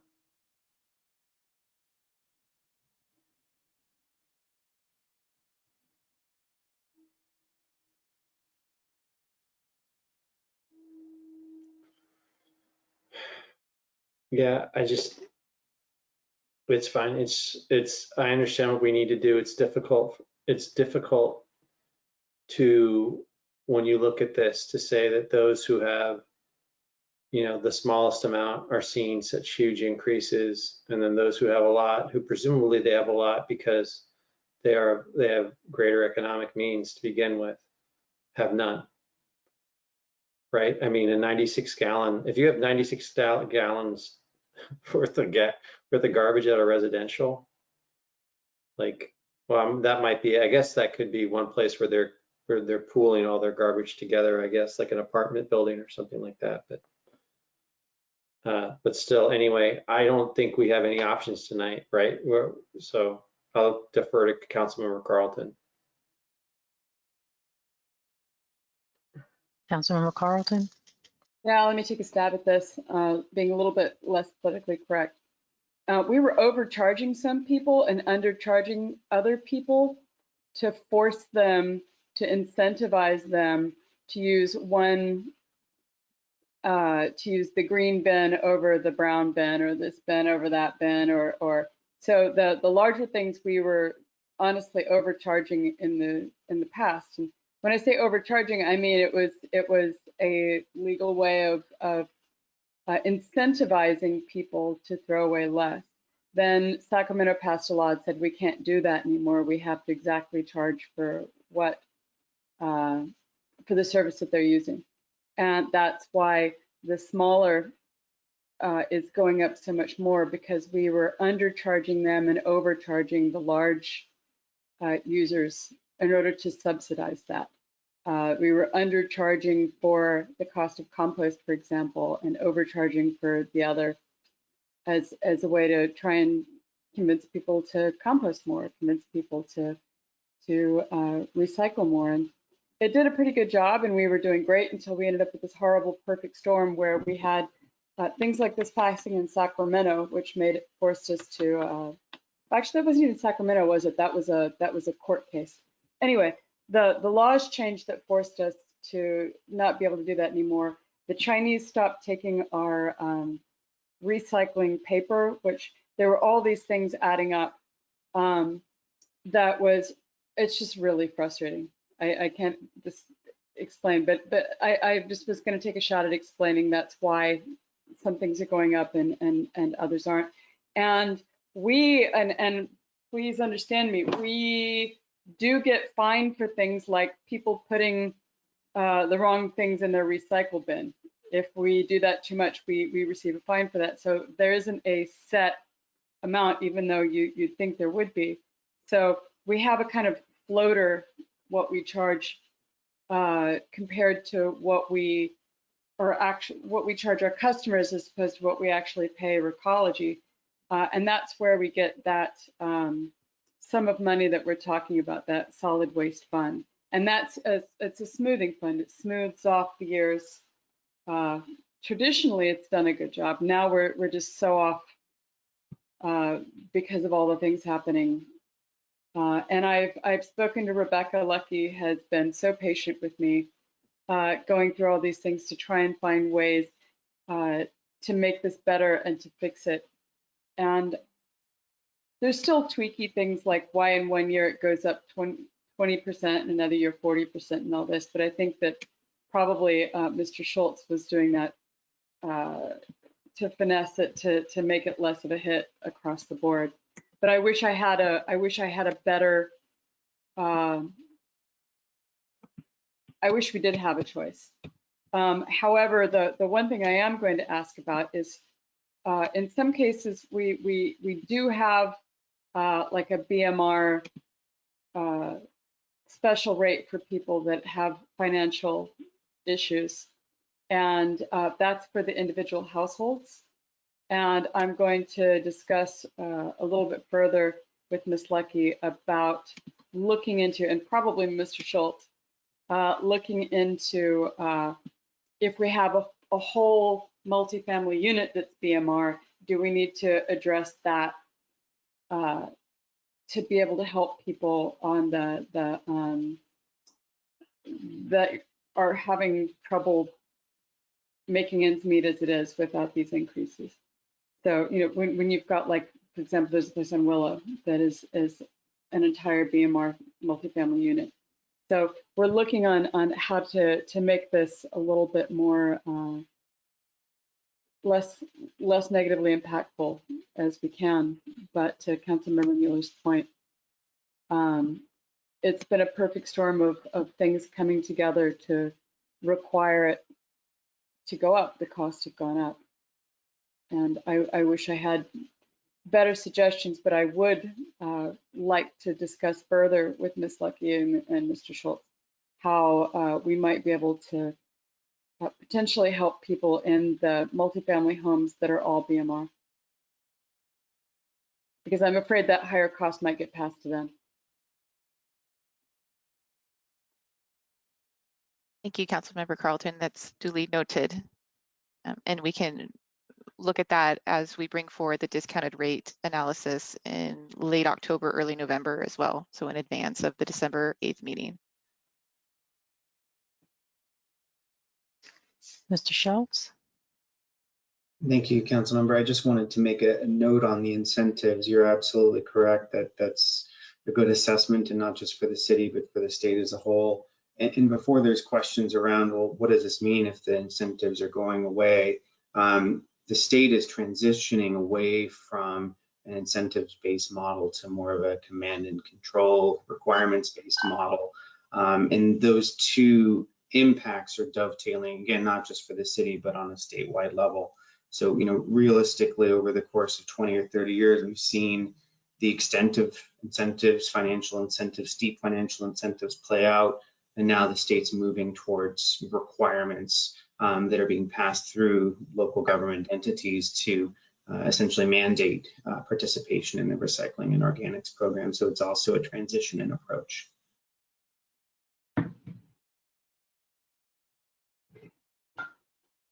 Councilmember Nash? Thank you. Maybe it's the time of night, but can you explain, I don't understand the mandating the organics and recycling, because the way I looked at it, it was we were disincentivizing it because it was going to be cheaper for people to just put everything in the garbage than it is to use an organics can, although obviously, some people will choose to do that for environmental purposes. But can you explain the mandates then so that people are not going to be able to do that?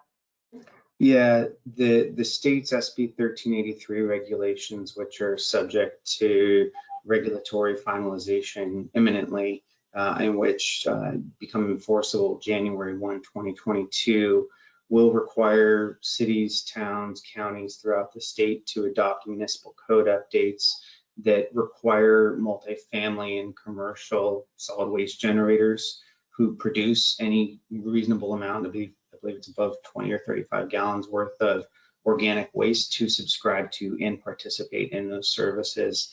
And the state will be seeking detailed reporting from every city, town, and county, demonstrating subscription levels within those sectors of the community to make sure that they subscribe to and participate in those programs. And further, the state says you must adopt mandatory minimum penalties for those subscribers that do not subscribe and participate, and you then must enforce on those penalties, or the state will enforce on you. So that's the mechanism by which the state is seeking that, and that's all playing out in the coming year. And then I would just add that, and Mr. La Mariana could probably speak more to this from the SBWMA, that we're looking at other strategies too besides the mandating, as potentially pulling out organics from the black carts and bins to take them. There's a pilot project, Councilmember Carlton's well versed in this, to try to divert those organic material and make waste to energy essentially. And so there's varying strategies from mandates to, again, looking at directly pulling those organics out of the landfill waste bins to meet the state's requirements, but that will cost. Does anyone have an objection that they're not going to make a motion because it's late? I don't mean to be rude, but if someone has something that's going to prevent them from voting, maybe we should move to voting. Councilmember Mueller, I appreciate your question. I have two hands raised, Councilmember Carlton and then Councilmember Nash. Certainly. I move that we approve this. Public comment. Oh yeah, we need public comment. Sorry, I won't make a motion yet, but I will share real quick that I love how sometimes SWBMA and PCE dovetail.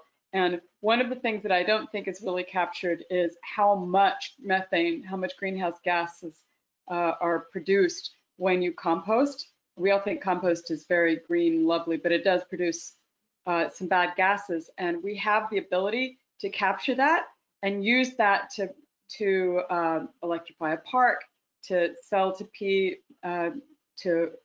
one of the energy entities to make our prices less, or at least to pay for itself as we have better outcomes for greenhouse gases. And so it's one of the things I love to geek out on. So if anyone wants to hear more about it, I'll be happy to tell you more, but not now because it's late. Thank you. Councilmember Nash, do you want to make your comment now or do we go to public comment? Get a public comment first. Thank you. Thank you. Ms. Herron, can you call for public comment on this item? Thank you, Mayor Taylor. So at this time, if any member of the public wishes to comment on item H3 regarding authorization of a Proposition 218 notice, please engage that hand feature in the top right side of your screen. I'll have the opportunity to open up your microphone and you can address the City Council at this time. Tom Cabot, it looked like you had your hand raised. You're off mute if you'd like to address the City Council at this time.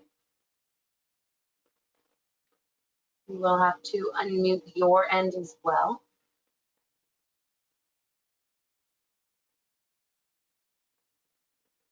Tom, did you have a comment on item H3?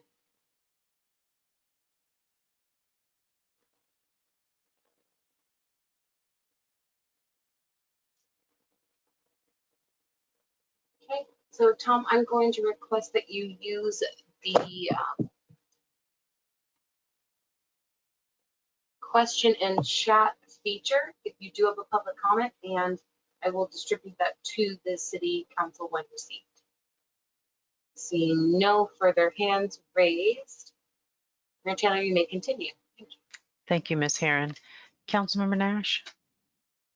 Thank you. So do we need to make give any direction about using the solid waste fund to reduce rates at this point? Or because I personally feel like we should not be using the fund, at least not the full $1 million of the fund, because that leaves us nothing for, it doesn't leave us sufficient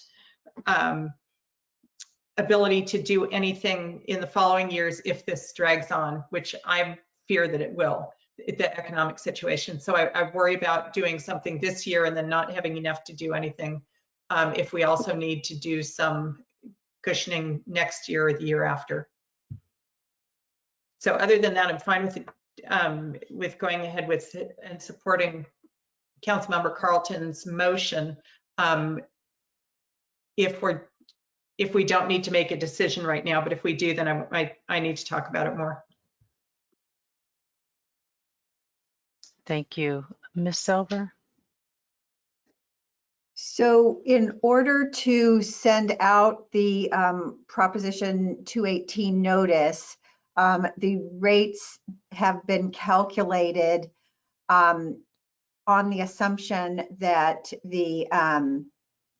that there is going to be $1 million backfilling by the city. That backfilling does not need to be done with the refuse or the solid waste reserve, but the published rates do include this subsidy.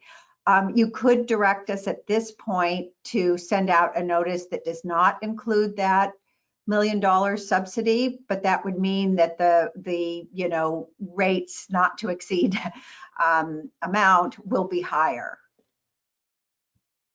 But that would give you some flexibility, and then you could determine, in 45 days when you hold your actual Prop 218 hearing, at what level to set the rates and what type of, what amount of subsidy you want to contribute.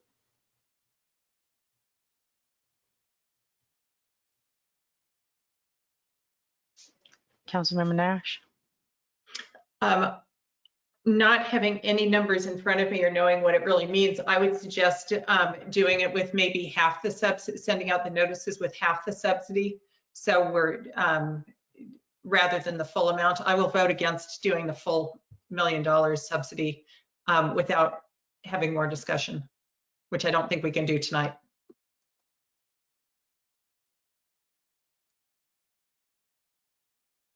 Vice Mayor Combs?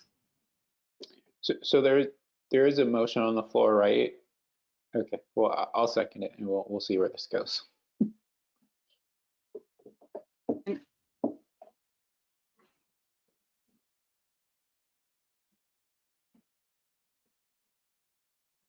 Councilmember Carlton?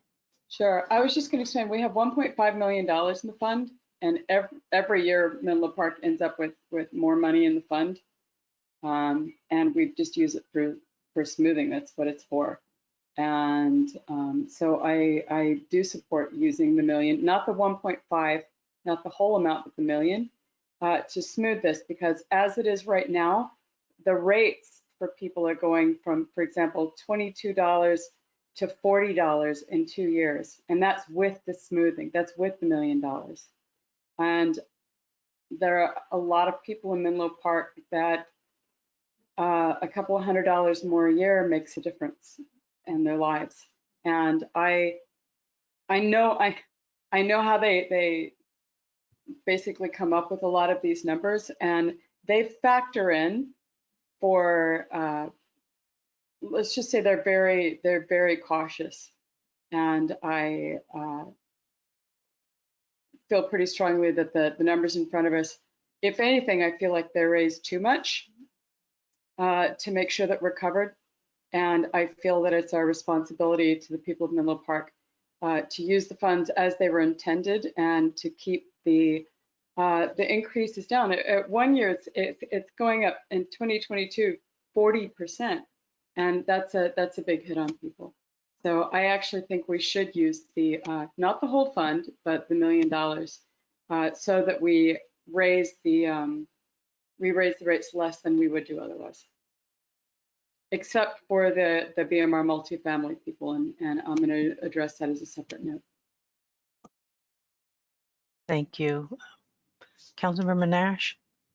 Thank you. I actually agree that I think a couple $100 isn't a big impact. And what my concern is that we smooth it this year using that. And then in 2022, 2023, whatever, we don't know how long this will drag on, that we don't have that ability. Oh, and the $1 million is over the next 5 years. It's not over 1 year. Pardon me? The $1 million is being used to smooth the increase between now to 2026. Oh, it's not just for this 1 year. No, it's being used to smooth the whole thing to bring us up to 2026 so that we'll be up to parity for costs. I think there's some clarity from Mr. Schultz. Yeah. It is actually suggested for 2021 only, to smooth the uptake in 2021 and to avoid the spike. Because if that's the case, why are the increases different in the subsequent years? The two scenarios that we have available have the same calculated rates for 2022 through 2025. Those are being proposed to achieve the projected cost of service in those years. It's only 2021 right now that's recommended for the use of reserves in order to offset the needed rate increase for 2021. But that's not what, okay, which table are you talking about? Because that's not what I'm saying. The rate sheets and the specific table in the staff report showing the alternatives. Which are those? I'm going to try to bear with me. I'm looking it up. Because I was told that the smoothing the first year had a knock-on effect on the following years so that it wasn't such a hard hit.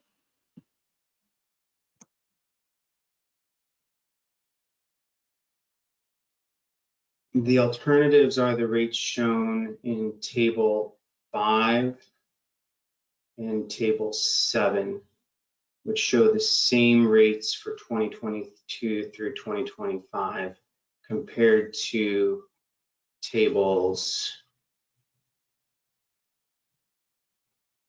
1 and 3 in the staff report. So it's only 2021 that's proposed for that offset for now. The council may have a choice to offset future rates, and if there is any early recovery and additional rate revenues above our conservative projections within that, those revenues would be available to also offset future rates. And or put the council in the position of adopting or moving forward rates that would not need to be set at the maximum level.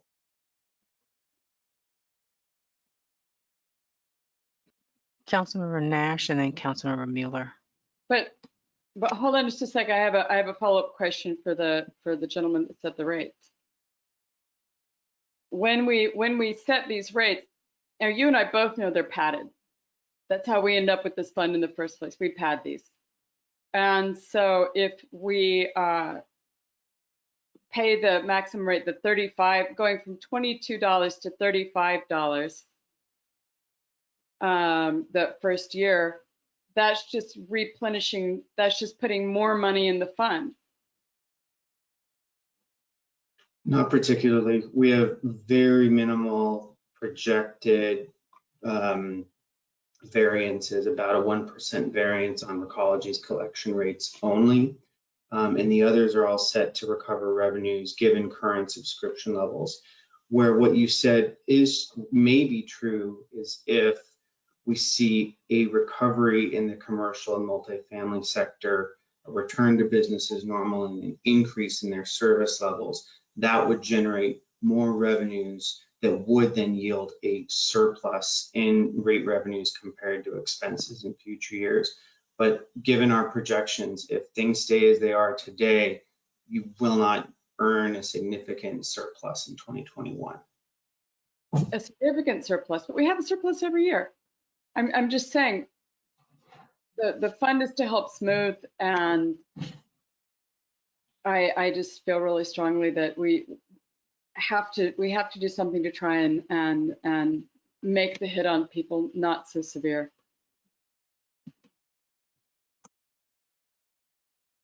Thank you. Councilmember Mueller and then Ms. Silver. Nothing good ever happens after 11:30. I feel like treating this like a study session, asking our questions and then coming back. I'm hearing like unresolved issues, and I'm at that mode where it's like the teacher in Charlie Brown, where I'm really not following you guys, but not really following you, just wah, wah, wah. Like, I really think for me, I'd like to treat this as a study session and come back and make a decision later. So nothing ever good happens after 11:30 at night on an issue that there isn't council unanimity on to begin with. Councilmember Carlton. All right.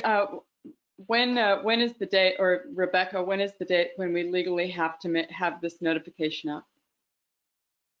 So it needs to be 45 days in advance of making a decision. So tonight is the most ideal night to do that, because we need to have the rates take effect January 1st in order to avoid any issues with billing and interest accruing with Recology.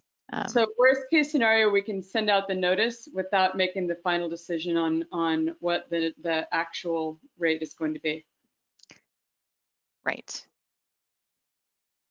But right now, the Prop 218 notification shows it with the $1 million subsidy. We can take out the $1 million subsidy and have the maximum rates. I do have a slide I could show you what those look like. It's moving that $12 increase to 2021 instead of 2022.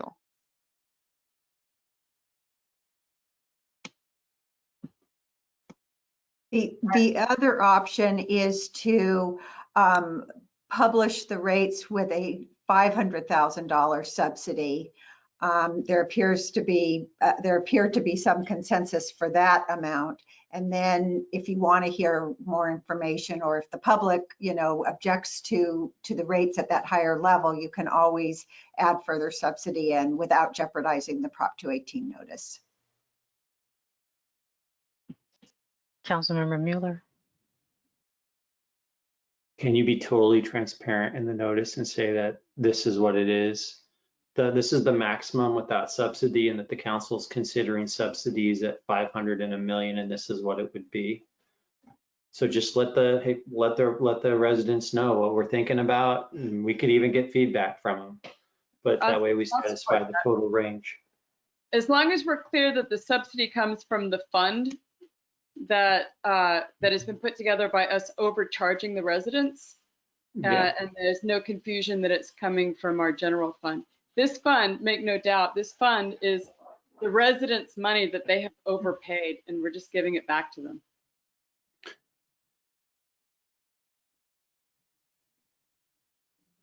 So I do want to clarify that point, that the refuse reserves, there are several different reserve funds. There certainly is a smoothing reserve and an overpayment reserve, but what we are suggesting be funded is through the general solid waste reserve, which I believe is funded through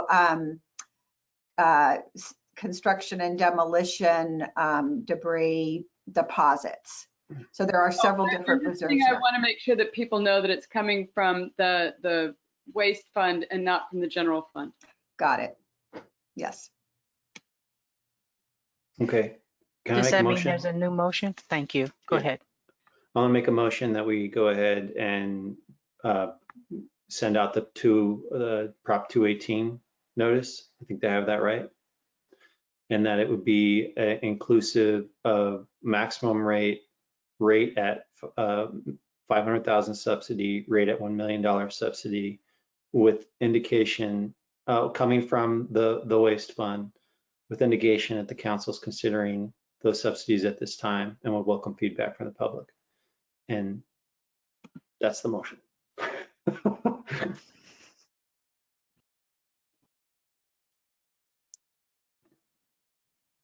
Can I make one suggestion?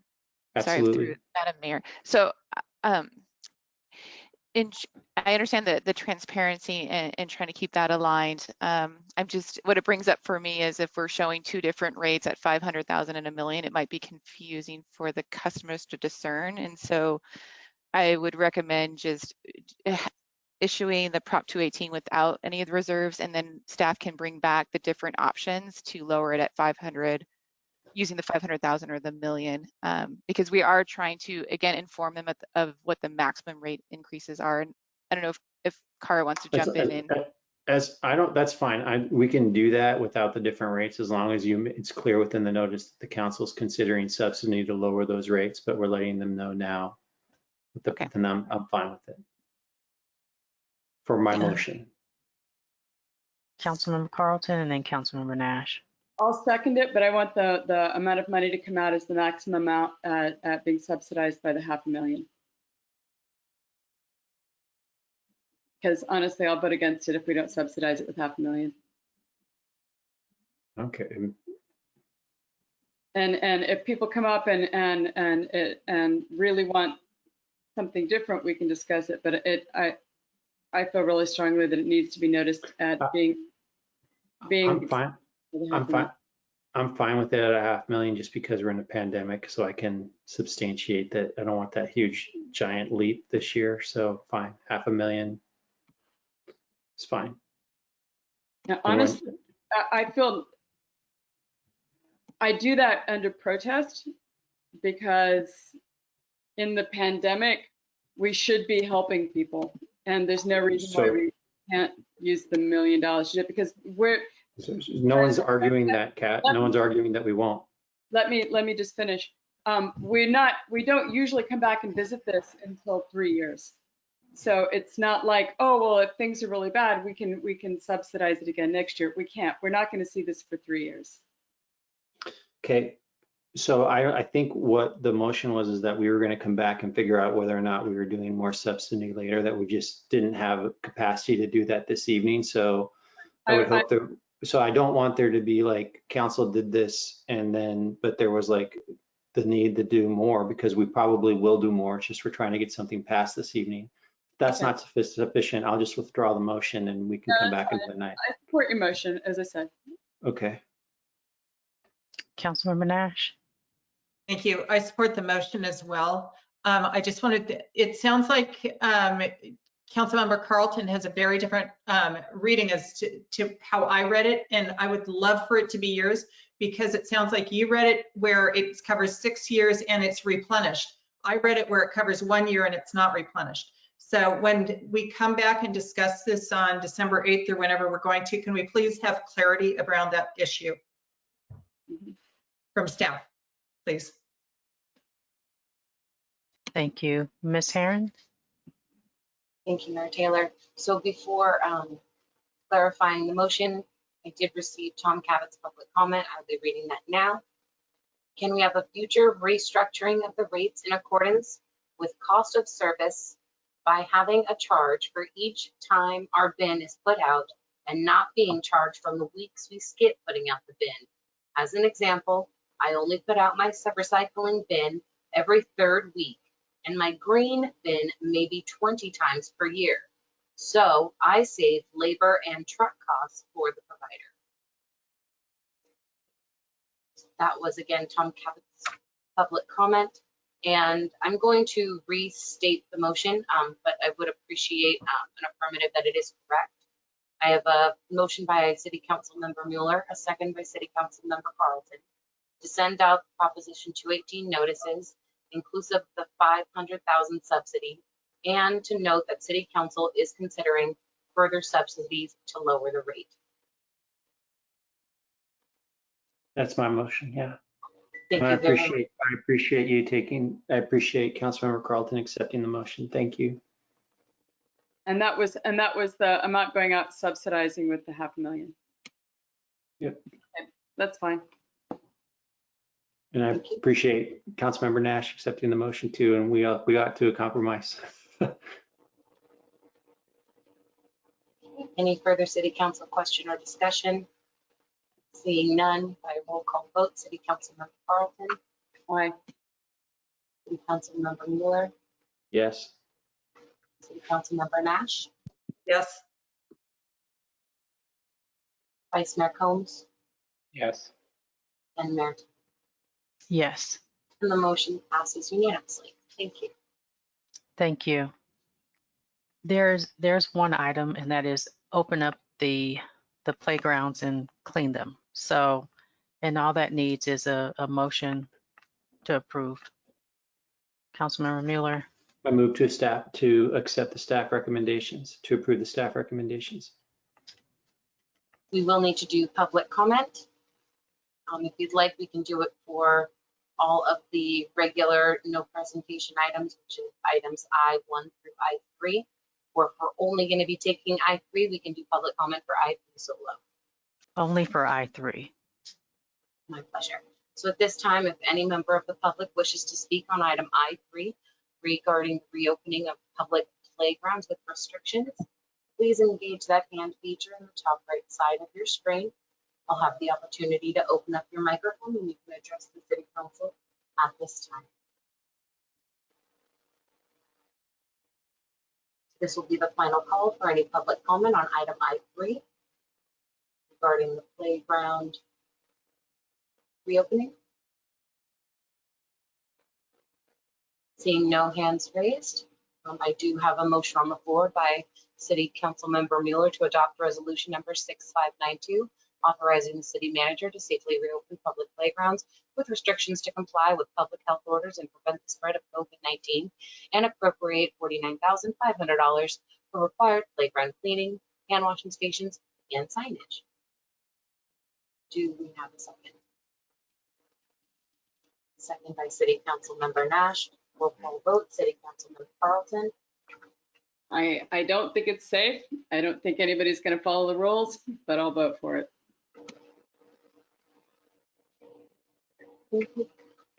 City Councilmember Mueller, Yes. City Councilmember Nash, Yes. Vice Mayor Combs, Yes. and Mayor Taylor. Yes. And the motion passes unanimously. Thank you. Thank you, Ms. Herron. There are 3 items remaining on the agenda that will be continued. It has been a 7-hour, I think 7-hour, 45-minute meeting for us. Thank you, everyone, and have a good night. Thank you. Have a good night, everyone. Good night. Night, everybody. Thank you. Good night.